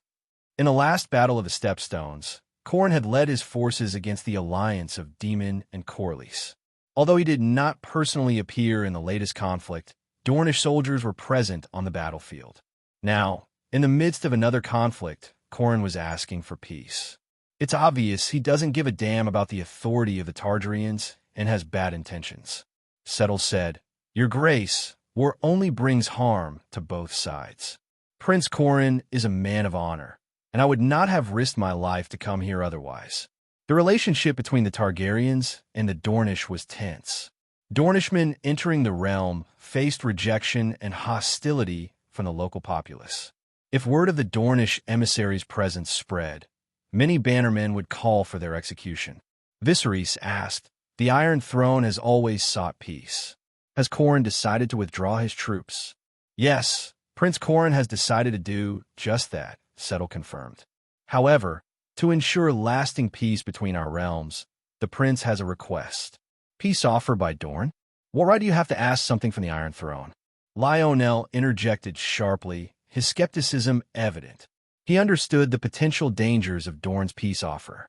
If Viserys agreed, the Dornish could make unreasonable demands. Viserys, growing impatient, interrupted, What does Corrin want? Settle glanced triumphantly at Lionel before replying. Prince Corrin's consort has been dead for many years. He would like to request a Targaryen princess for marriage to solidify peace between our two sides. Don't even think about it, a harsh voice immediately objected. Viserys turned to see Rhaenyra's icy expression. Among those present in the hall were not only royal advisors, but also Rhaenyra, Alicent, and Jane Arryn. The Princess of Dragonstone, the Queen, and the Lady of the Eyrie were fully qualified to attend the session with the Dornish emissary. Alicent's face also darkened, and she nervously fidgeted with her fingers. Settle, unfazed by the rebuke, surveyed Rhaenyra and asked, Is this silver-haired lady the princess? That's right, Rhaenyra replied haughtily, dressed in black finery. I'm the first princess of Viserys, the Princess of Dragonstone, and on behalf of the kingdom, I refuse Dorne's request for a marriage. Settle frowned slightly and turned back to Viserys. Your Grace, can your daughter make such a decision on behalf of the king? Viserys ignored him and met Rhaenyra's complex gaze. He had promised Rhaenyra he would not interfere with her marriage. After a moment of hesitation, Viserys said, She is my daughter, and I respect her decision. She will not enter into any union. Viserys was determined not to marry Rhaenyra. He remembered his promise to her and was aware of his eldest son's feelings. If Rhaenyra were married, Rhaegar's return to King's Landing could cause considerable unrest. Settle, realizing the implications, asked cautiously, Your Grace, if I remember correctly, you have 2 daughters? Viserys, Alicent gasped, her agitation obvious. The other daughter was hers, of course. Calm yourself, Alicent, Viserys said, reassuring his wife with a gentle smile. Nightfall, the Red Keep, Queen's residence. Alicent sat at the round table, staring straight ahead. Across from her was Otto Hightower, the master of civil affairs. Plates of untouched food lay before them. Father, you have to help me, Alicent began, her voice laden with sorrow. Prince Martell has asked for a princess in marriage, and I can't give Helaena away. Don't worry. Viserys hasn't agreed yet. The matter isn't settled, Otto replied calmly. But you know he's weighing the pros and cons, Alicent fretted. Viserys will surely send Helaena to Dorne for the sake of peace. And what's wrong with that? Prince Corrin is wealthy and powerful. Helaena won't be mistreated, Otto said, his gaze unwavering. Alicent, worried for her children, grew more agitated. Father, Dorne is at odds with the kingdom. The people there are ruthless. I can't watch Helaena thrown into such a dangerous situation. Though Aegon was her primary concern, Helaena was her only daughter, her daughter who resembled her, who grew up mentally ill and subjected to gossip. The thought of such a young girl being sent to Dorne by marriage was unthinkable. Otto frowned slightly, his tone bland. Calm down, Alicent. Don't let panic cloud your judgment. How can I be calm when my daughter's fate is in his hands? Alicent rose, her eyes reddening with emotion. 10 years ago, Viserys would have married Rhaenyra to Dorne. Do you think he cares about Helaena? Otto was silent, knowing exactly what his daughter meant. There was a time when Rhaenyra's marriages were out of her hands. Before the first war for the Stepstones, Viserys had considered marrying Rhaenyra to Corran to keep the peace with Dorne. After a moment, Otto spoke. You have more than one child. If Helena can bring peace to the kingdom, she might secure the support of the Martells for you. As a politician, Otto valued profit over affection. To him, trading a girl for the support of the Martells outweighed her personal value. Father, do you realize what you're saying? Alicent's face was stunned, her eyes full of disbelief. Otto sighed. Alicent, you've always worried about your children's future. Helena marrying the Prince of Dorne makes her the Dornish heiress, maximizing the return to our family. No, don't even think about it. Alicent raged, utterly disappointed in her indifferent father. You said the same thing to me and sent me to Viserys' room. He doesn't love me. He only sees his late wife and her children. I'm just a tool for bearing children, an old mother running the Red Keep. Her eyes were red as she spoke. Her life had become unbearable. She didn't want her daughter to suffer the same fate, hated and disregarded. Otto watched his daughter calmly, letting her vent. After a while, Alicent, gasping for breath, said dazedly, If you won't help me, I'll find another way. With that, she quickly left the room. Otto remained silent, lost in his thoughts. Alicent climbed the stairs to a secluded loft. Creak! The door to the attic opened, revealing the room inside. Laurie Strong, smartly dressed, sat in one of the two solid-wood chairs, scepter in hand. He looked at Alicent with a smile, clearly having waited for her for some time. Grey Gallows Island, central tent. Inside the tent, a group of high-ranking officials were engaged in a heated debate. We should defend the island to the death and focus on preventing a sneak attack from the Triarchy. Nonsense. How many men do we have? It's not enough to mount a proper defense. We should launch a night attack and take them by surprise. The two men arguing were Spike Redwine of the Arbor and Boros Baratheon of the Stormlands. Boros, who had been driven from his home and joined the army after his father, Lord Bormund, disowned him, had brought 2,000 soldiers and 10 ships, a significant reinforcement for the king's army. Silence, my lords! Rob Rivers, leader of the Second Sons, tried to intervene as the argument grew more heated. Silence, my ass. I'm in the middle of an important discussion, you bastard. Boros snapped, his temper flaring. Rob's face turned red, and he fell silent, humiliated. Rhaegar, sitting at the head of the table, glared at Boros and tapped the table. Lord Boros, be quiet for a moment. Lord, we are discussing the war situation. Not even the king can silence a battlefield commander. Boros replied scornfully. Bang! Rhaegar slammed the table down and stood up, shouting, I said silence, Lord Boros. He glared at Boros with a fierce gaze, his body radiating a formidable presence. Years spent in the cannibal's company had imbued him with an intimidating aura. Boros glared back, ready to retort, but Rhaegar's intense gaze silenced him. The knot in his throat moved as he swallowed hard, finally grunting in reluctant compliance. The others in the tent, who shared a general disdain for Boros, calmed down as well. They were relieved to see the prince put him in his place. Rhaenys spoke up to break the tension, frowning. Rhaegar, what do you propose? Yes, when do your plans begin, Prince? Bartimos Celtigar chimed in, shifting the focus back to strategy. Rhaegar withdrew his gaze and returned to the sand table. My lords, it is time for the plan to begin. All eyes were on him, waiting for his explanation. Rhaegar continued, in about 2 days, the Triarchy will definitely make a big move. Our first task is to reorganize our military equipment and wait patiently for material support.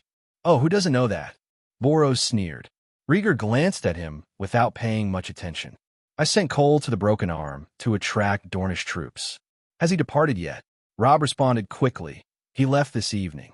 Very well, Rhaegar said. Boros interjected.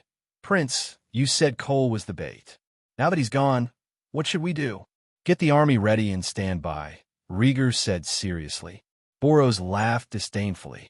This is the same nonsense every day. If we want to defend Grey Gallows Island or launch a sneak attack on the Triarchy, what's the point of just reorganizing the army? Lord Boros, watch your words. You are in the presence of the heir to the kingdom. Robb was the first to stand up and rebuke him. Shut the fuck up, bastard. Boros, enraged, opened his mouth to curse. Robb wanted to argue, but Rhaegar held him down with one hand, stopping him. Prince. Robb hesitated. Rhaegar waved his hand and faced the thick-necked, red-faced Boros. The Navy commander and the master of ships are both gone. Who is in charge on the island? Boros glared and replied coldly. In terms of status, naturally the prince is the highest authority. The most honorable person present was Princess Rhaenys, followed by Bartimos Celtigar, the Lord of Claw Isle. The rest, including Boros, were of second rank or knights. Hearing Boros' answer, Rhaegar let out an "oh" and tilted his head. Since I am the highest authority, I said to be ready at all times. Do you wish to disobey me? As he spoke, his hand moved to dragon claw hilt at his waist. Of course not. Boros started to argue, but Rhaenys cut him off. Shut up, Boros. Rhaenys warned, her eyes fierce. Remember your father's advice to choose your words carefully. Her mind was sharp, and she caught Rhaegar's movement instantly. She knew Boros was being made an example of. Boros simmered with fury, a knot of unspoken words tightening his throat. Rhaegar, his gaze as cold as a serpent's, met Boros' defiance. Spit it out, then. Rhaegar's voice was a razor's edge, daring Boros to a challenge. Boros' anger turned to fear, his throat tightening as he realized Rhaegar's intention while holding the hilt of his sword. A cold sweat broke out, and his defiance faded. He's going to kill me, Boros thought, swallowing hard. Suddenly, the tent flap lifted and Laenor rushed in. Cousin, the Kingdom of the Three Daughters has sent additional troops to garrison Bloodstone Island. Rhaegar glanced at him, but remained focused. With Laenor's intrusion, the tense atmosphere eased slightly. Rhaenys, quick-witted, kicked Boros in the leg socket. With a thud, Boros fell forward, kneeling before Rhaegar. Rhaegar looked down at him like a judge. Fear filled Boros' heart, and he gave up his pride. Trembling, he said, Prince, your words are the golden rule, and the Stormlands obey your commands. Bartimos quickly echoed, as the prince commands. The scene was shocking, and everyone felt as if they were in an ice cellar. With one person starting the pledge, others followed. At the prince's command, Spike Redwine and several commanders knelt on one knee, offering their loyalty.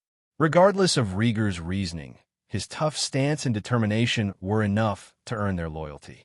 As he looked at his kneeling bannermen, Rhaegar's icy expression melted into a laugh. Lord Boros was only joking. Why are you all kneeling? He laughed as if it were just a jest. Boros shivered, forcing a smile onto his face. The others, though unsure, joined in the laughter. The tent echoed with loud, enthusiastic laughter. Ha ha ha! King's Landing, a chamber. Alicent, I can't help you with this request, Jane said, leaning back in her chair with a look of regret. Across from her, Alicent frowned in dissatisfaction. You said that in a man's world, we women must unite. Dorne's request for a marriage alliance is a matter for the king to decide. I cannot intervene, Jane replied, her tone firm but sympathetic.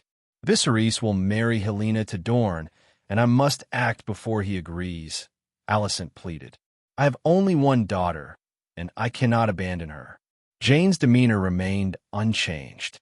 My influence lies in the Vale, not King's Landing. Here I have no power.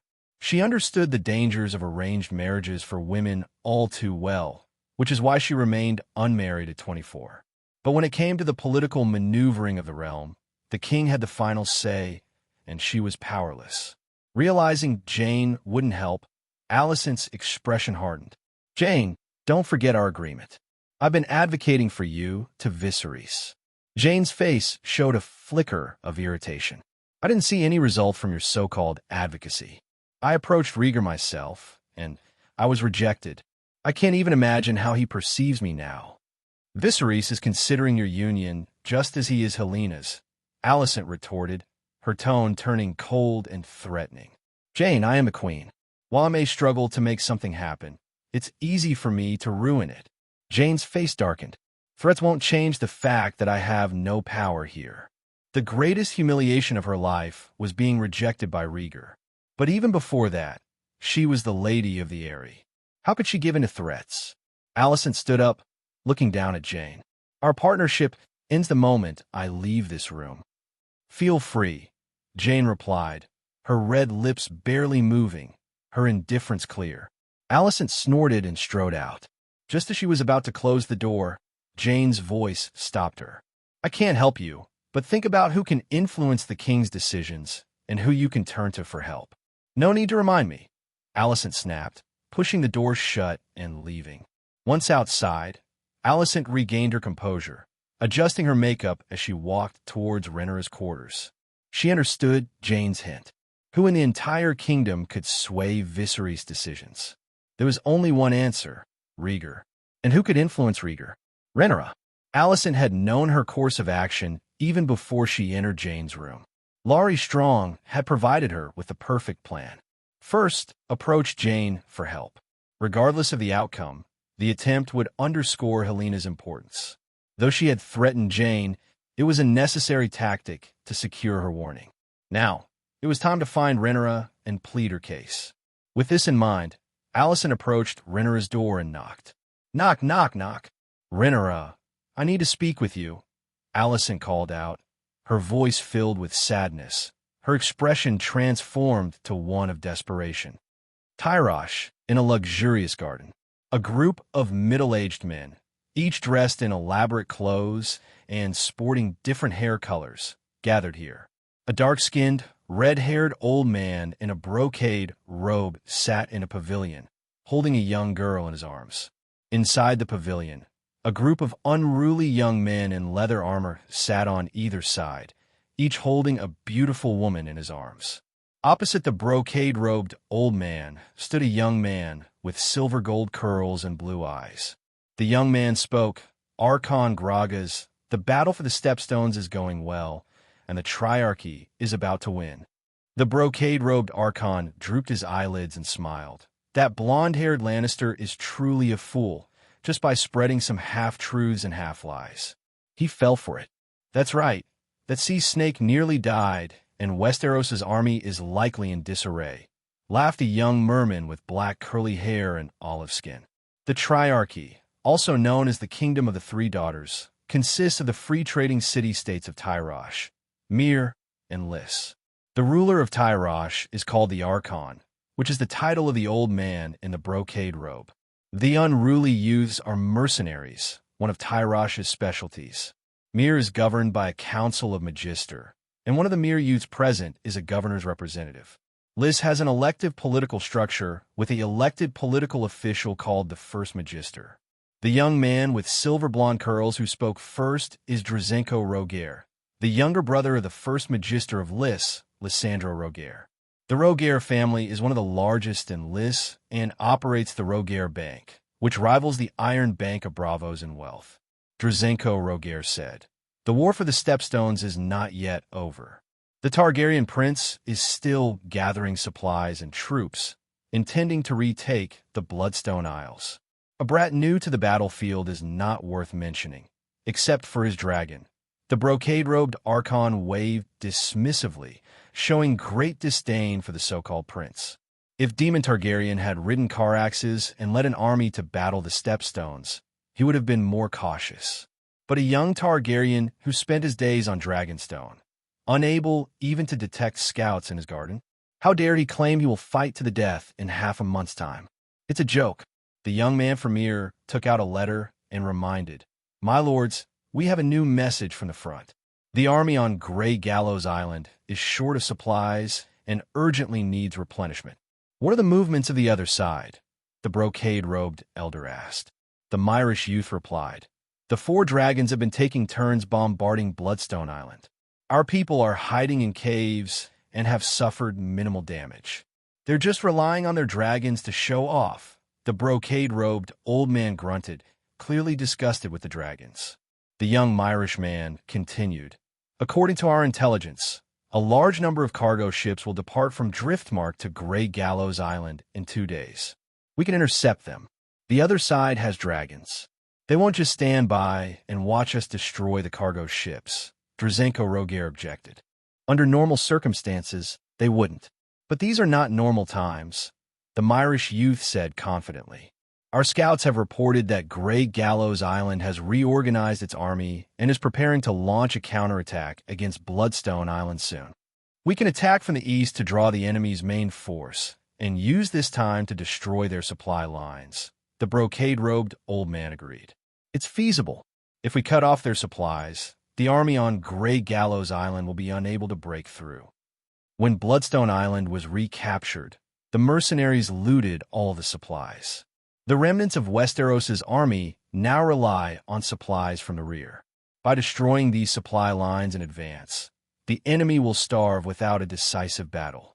We can also invade the Gullet and plunder Driftmark. It's a rich place, the Myrish youth suggested greedily. Rhaegar frowned. Lena Balerion guards Driftmark. She controls the largest and oldest dragon, Rhaegar. What's to fear? If our armies come ashore to pillage, will the dragons destroy the whole island?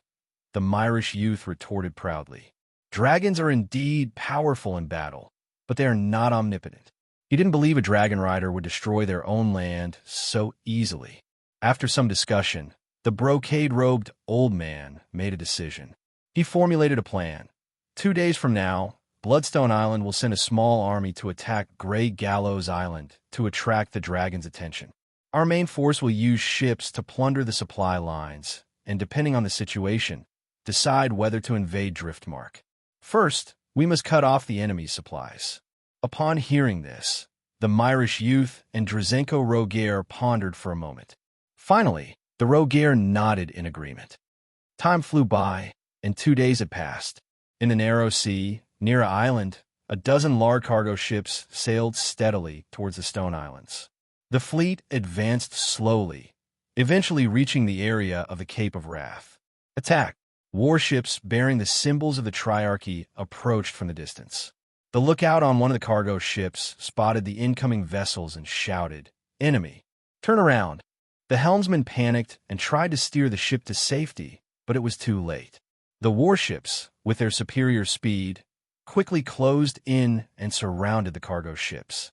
The watchman counted the number of enemy ships. There were more than 60. "Lower the ramming horns and charge," the Triarchy commander ordered. The warships surged forward, their thick ramming horns crashing into cargo ships. Both fleets came to a halt as the warships rammed into their targets. "Board and fight," the commander yelled, drawing his scimitar. He led the Triarchy pirates as they boarded the cargo ships, using the ramming horns and chains to climb aboard. Soon, the pirates had surrounded the dozen cargo ships, boarding them one after another and starting to slaughter and loot. A strange scene unfolded. Before the pirates could board, the helmsmen and sailors on the cargo ships jumped into the sea, abandoning their vessels in a desperate bid to escape. The pirates, undeterred, stormed the cargo holds to search for loot. To their shock, they found it empty. This was true for almost all the cargo ships. Only one ship had a group of soldiers waiting inside. Cole led the charge, wielding a morning star, and shouted, "Kill all the pirates of the Triarchy." Behind him, fewer than 100 soldiers fought fiercely against the pirates, showing no fear. Realizing something was amiss, the Triarchy commander shouted, "Retreat! This is a trap. Hurry back to support Bloodstone Island." His heart pounded as he looked at the empty cargo ships. The enemy had no substantial supplies. The scouts' reports had been false, but his retreat orders were drowned out by a thunderous roar. Roar! A dragon's roar echoed across the sea, striking fear into the hearts of the pirates. For dragons appeared in the sky. The charcoal-black cannibal, the blood-red malaise, the golden sunfire, and the light silver-gray sea smoke. Rhaegar, riding the cannibal, looked down at the Triarchy fleet and commanded, "Dracarys." With a deafening roar, Cannibal was the first to unleash a torrent of ghostly green dragon fire upon the fleet. Rhaenys, Aegon, and Laenor followed, their dragons spewing flames in various hues. In an instant, the 4 dragons circled over the Triarchy fleet, engulfing it in a blaze of colorful, destructive fire. Boom!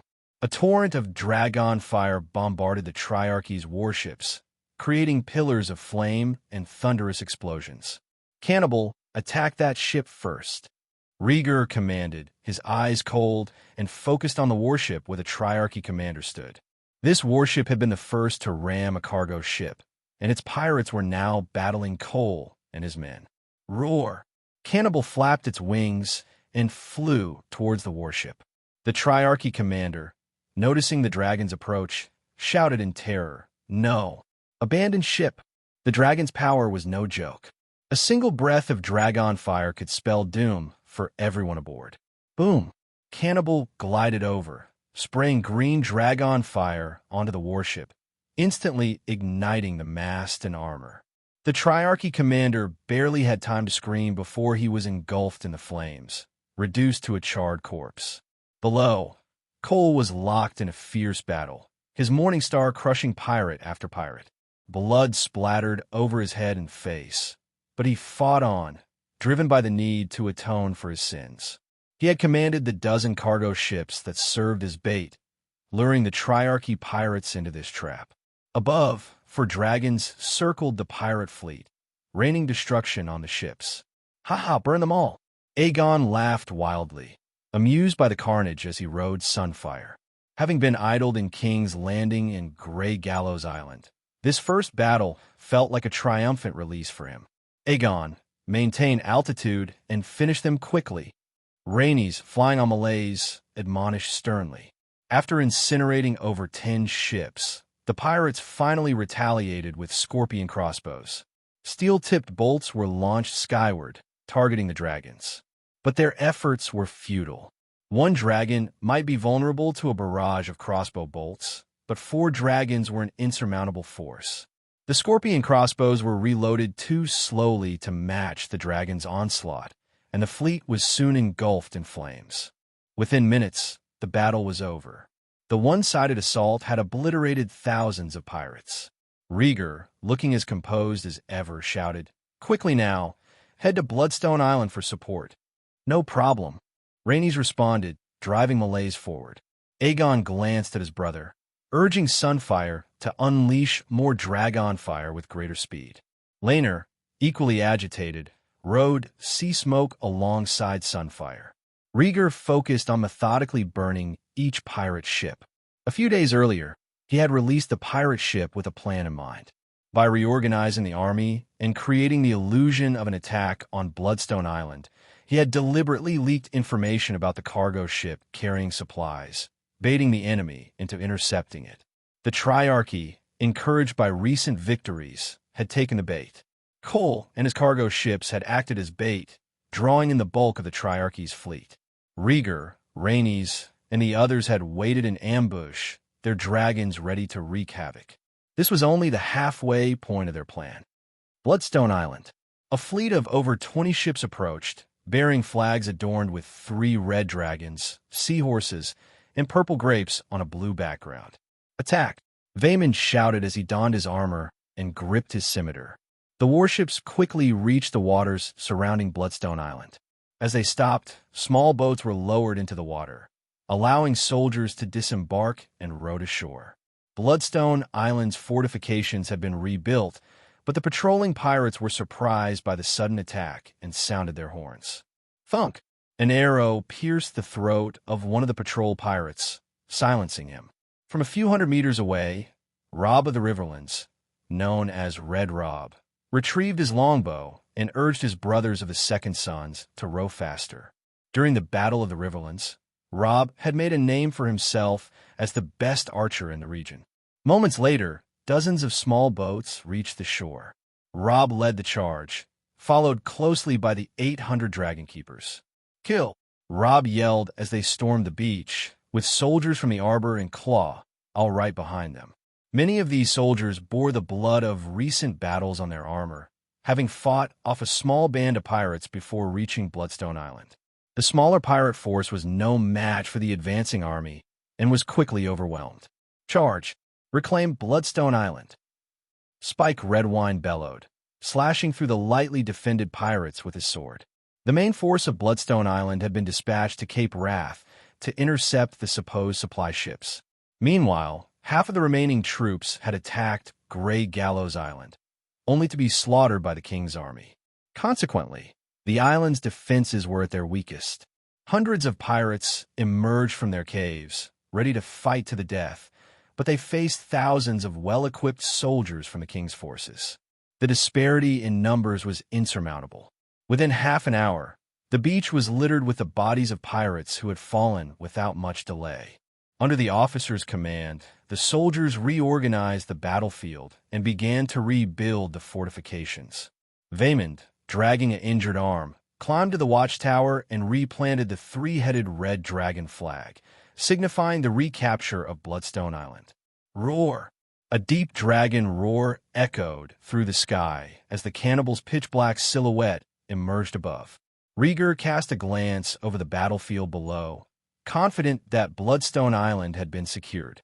Robb, carrying his longbow, shouted up to the sky, "Prince, the plan is going well."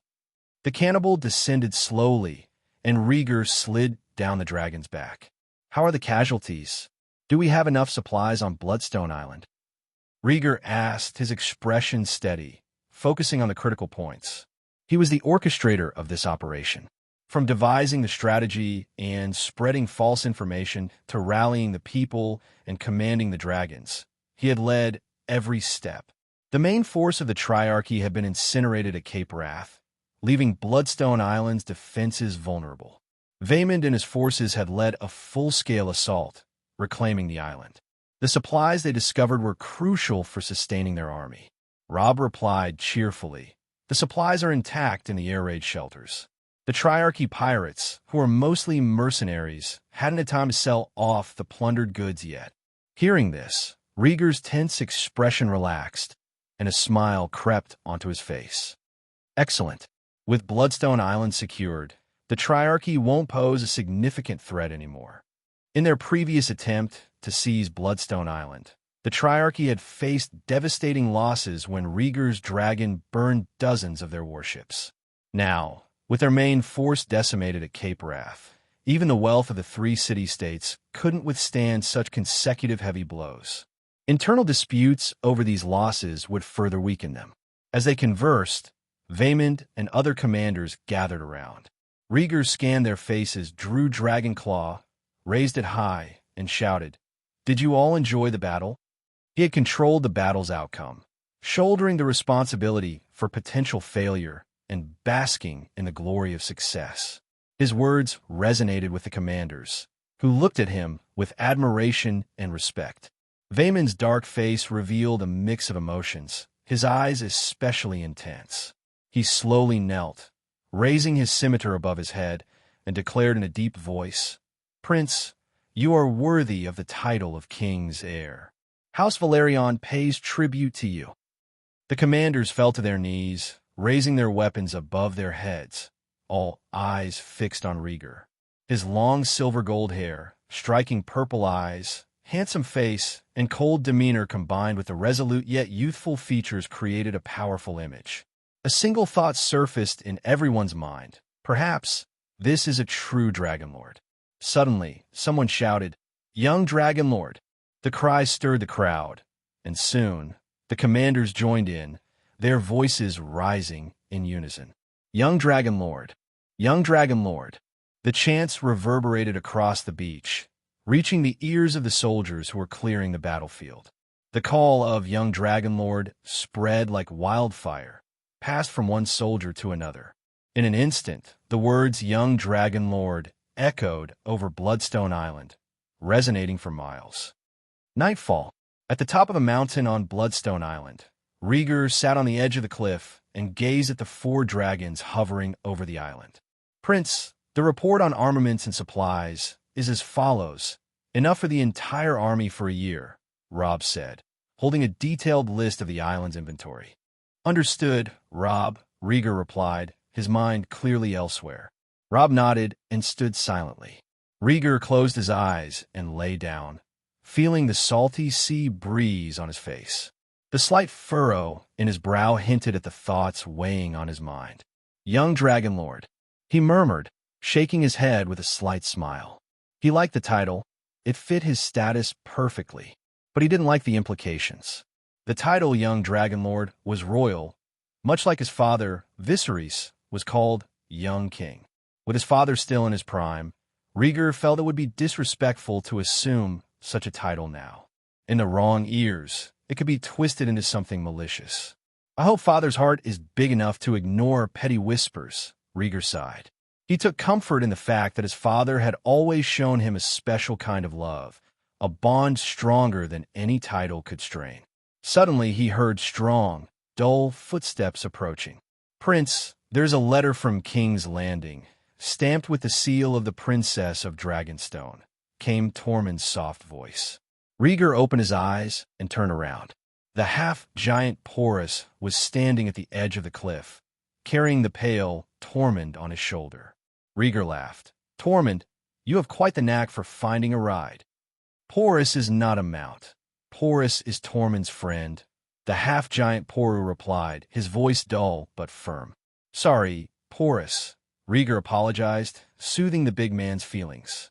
Tormund tapped Porus on the shoulder, signaling him to let him down. He liked the big guy. It was good to keep him safe when he warged into the Falcon. Tormund handed Rhaegar an unopened letter. Rhaegar took it, noting the red clay seal, and tore it open. The seal bore Rhaenyra's mark, making it genuine. Could it be that something has happened in King's Landing again? Rhaegar wondered anxiously as he began to read. With the tumult of recent months, he had come to expect the worst from each letter. As he read the small script, his expression darkened. "Envoy of Dorne. Union." He read aloud softly, his voice dropping lower and lower as he squinted at the words. By the end, he had crushed the letter into a ball. When Rhaegar raised his head, his expression was dark and solemn. "Prince, has something happened in King's Landing?" Robb asked, his voice tinged with concern. Rhaegar's tone turned sarcastic. "Dorne has meddled in the war for the Stepstones, and now has the audacity to send a marriage proposal to my father. At the beginning of the war, the realm had sent envoys to Dorne to make peace with Corin Martell. The Dornish had evaded and even imprisoned the kingdom's envoys. It wasn't until Dorne's forces attacked Bloodstone Island alongside the Triarchy that the envoys were released. Now, in the midst of the battle, Corin sends a proposal of marriage. According to the letter, the Dornish envoy arrived in King's Landing just as Thailand and the kingdom's forces were defeated and Bloodstone Island was lost. This was clearly an attempt to humiliate the realm. "Corin Martell, you double-crossing rat," Rhaegar spat, tearing the letter to shreds and scattering the pieces in the wind. "Prince, are you going back to King's Landing?" Tormund asked quietly. Rhaegar nodded. "Yes, I must return. I'll talk to Aunt Rhaenys first." The victory at the Stepstones meant they had to transport the remains of the fallen soldiers back to King's Landing. The Sea Snake was gravely injured and needed immediate care at Driftmark. Having said that, he walked down the cliff. A few days earlier, the Red Keep, King's Landing. Alicent knocked on Rhaenyra's door. "Come in," came Rhaenyra's voice from inside. Alicent entered, her face beaming with anticipation. Inside, Rhaenyra sat at her dressing table, gently combing her long, loose hair. Helena was at a nearby table, fiddling with a dragon sculpture. "Mother," Helena said, surprised to see Alicent. Alicent, equally surprised, asked, "Helena, what are you doing here?" Rhaenyra looked at Alicent, a hint of annoyance in her tone. "When she's not with me, she's hiding somewhere, playing with bugs." Ever since Rhaegar had arranged for Helena to stay with Rhaenyra one night, the young girl had been a constant presence. Rhaenyra tolerated her, let her be. Alicent smiled awkwardly, understanding. "Helena, your sister and I need to talk. Go to your room and rest." "Yes, mother," Helena said obediently. She put down the dragon sculpture and reluctantly left the room. Silence filled the room as Rhaenyra hunched her shoulders and ruffled her hair. "Say what you must. I'll be going to bed soon." She ran her fingers through her silky hair, content. Rhaegar loved the smell of her hair and often complimented its texture, so she took great care of it. Gathering her courage, Alicent said nervously, "Rhaenyra, I need your help." Rhaenyra continued to comb her hair, her expression flat. "I know what you're going to say, but I can't help you." Alicent had arrived late, and Rhaenyra knew her purpose. But with her own marriage prospects in play, she was in no position to help Helaena. "Rhaenyra, you can help me. Only you can help me," Alicent pleaded, lowering her head. "Your father cares most about you and Rhaegar. If you support Helaena, he will reject the marriage proposal." Rhaenyra's brows furrowed. "Alicent, our relationship is complicated enough without involving Rhaegar." Rhaegar, her brother and soulmate, was leading an army for their family's honor and the kingdom's safety. Rhaenyra didn't want any events to affect him, not even slightly. "Rhaenyra, you know how damaging a marriage to Dorne would be. Helaena is only 9. She won't survive it." Alicent wept, appealing emotionally. "Helaena is closest to Rhaegar. He dotes on her."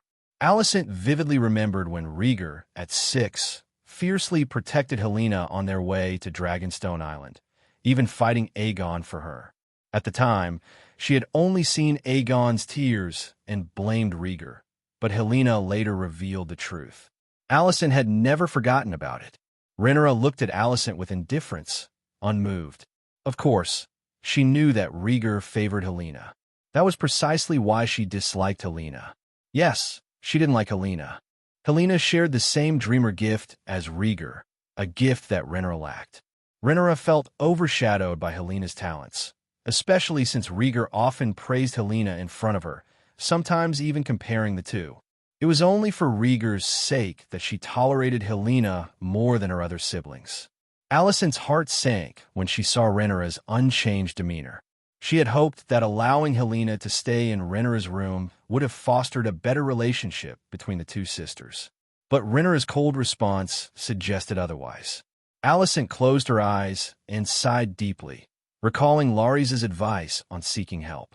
When she reopened her eyes, she had wiped away her tears and approached Rhaenyra. "Is there anything else you want to say?" Rhaenyra asked calmly, her dislike for Alicent evident.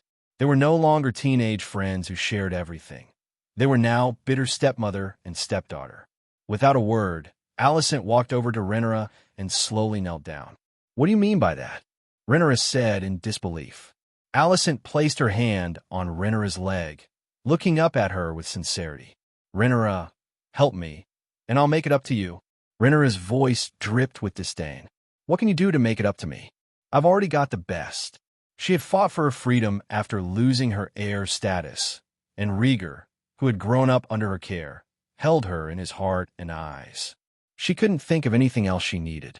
"I will give up unrealistic ideas," Alicent said. "When the Battle of Stepstones is over, I will ask your father to petition Aegon away from King's Landing.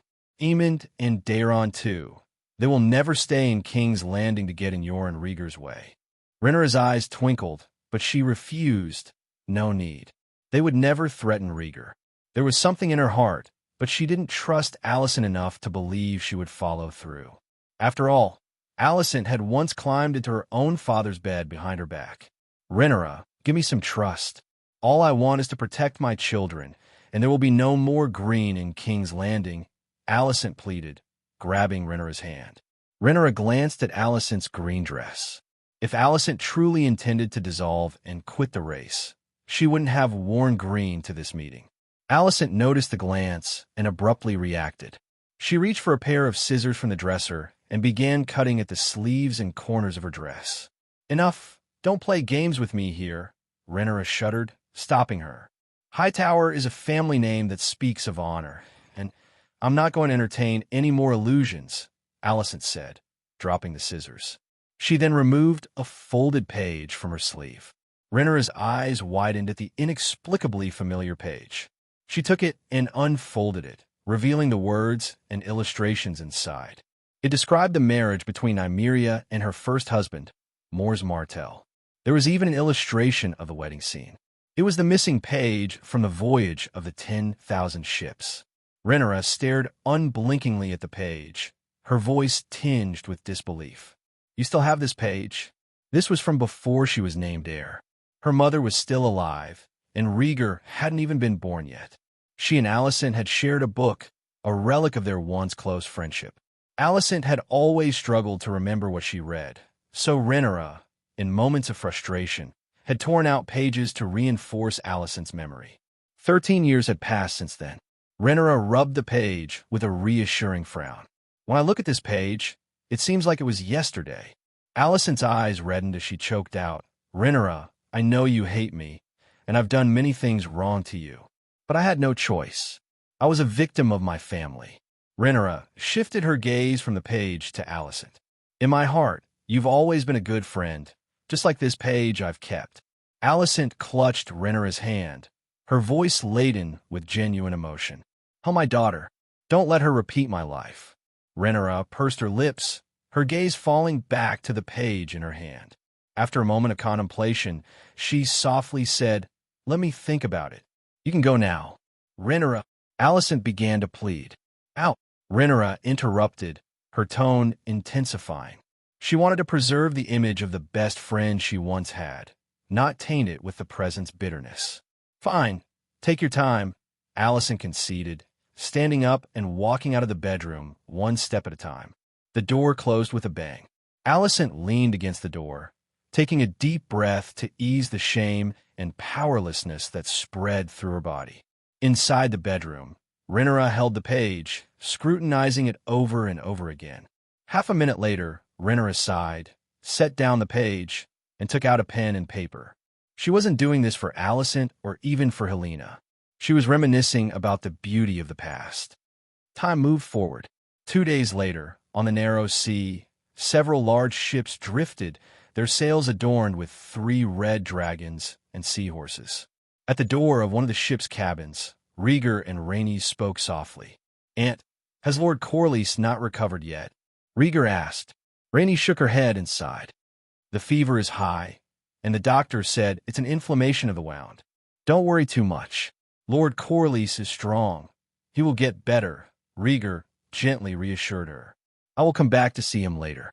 Rhaenys nodded and turned to walk into the cabin. How could she not be worried? She and her husband had shared children and decades of life together. In this era of poor medical care, high fever and wound inflammation were often fatal. Rhaegar turned away, deep in thought. He considered whether to use the serpent rune to treat Corlys. Hello, everyone. As we wrap up this video, I want to share a quick note. I have a Patreon account. If you'd like to support me and enjoy on-demand audiobooks, you can become a Patreon member. Alternatively, you can check out my Google Drive link, which has 500-plus novel audiobooks available through my Ko-fi or Patreon shop. I appreciate your support.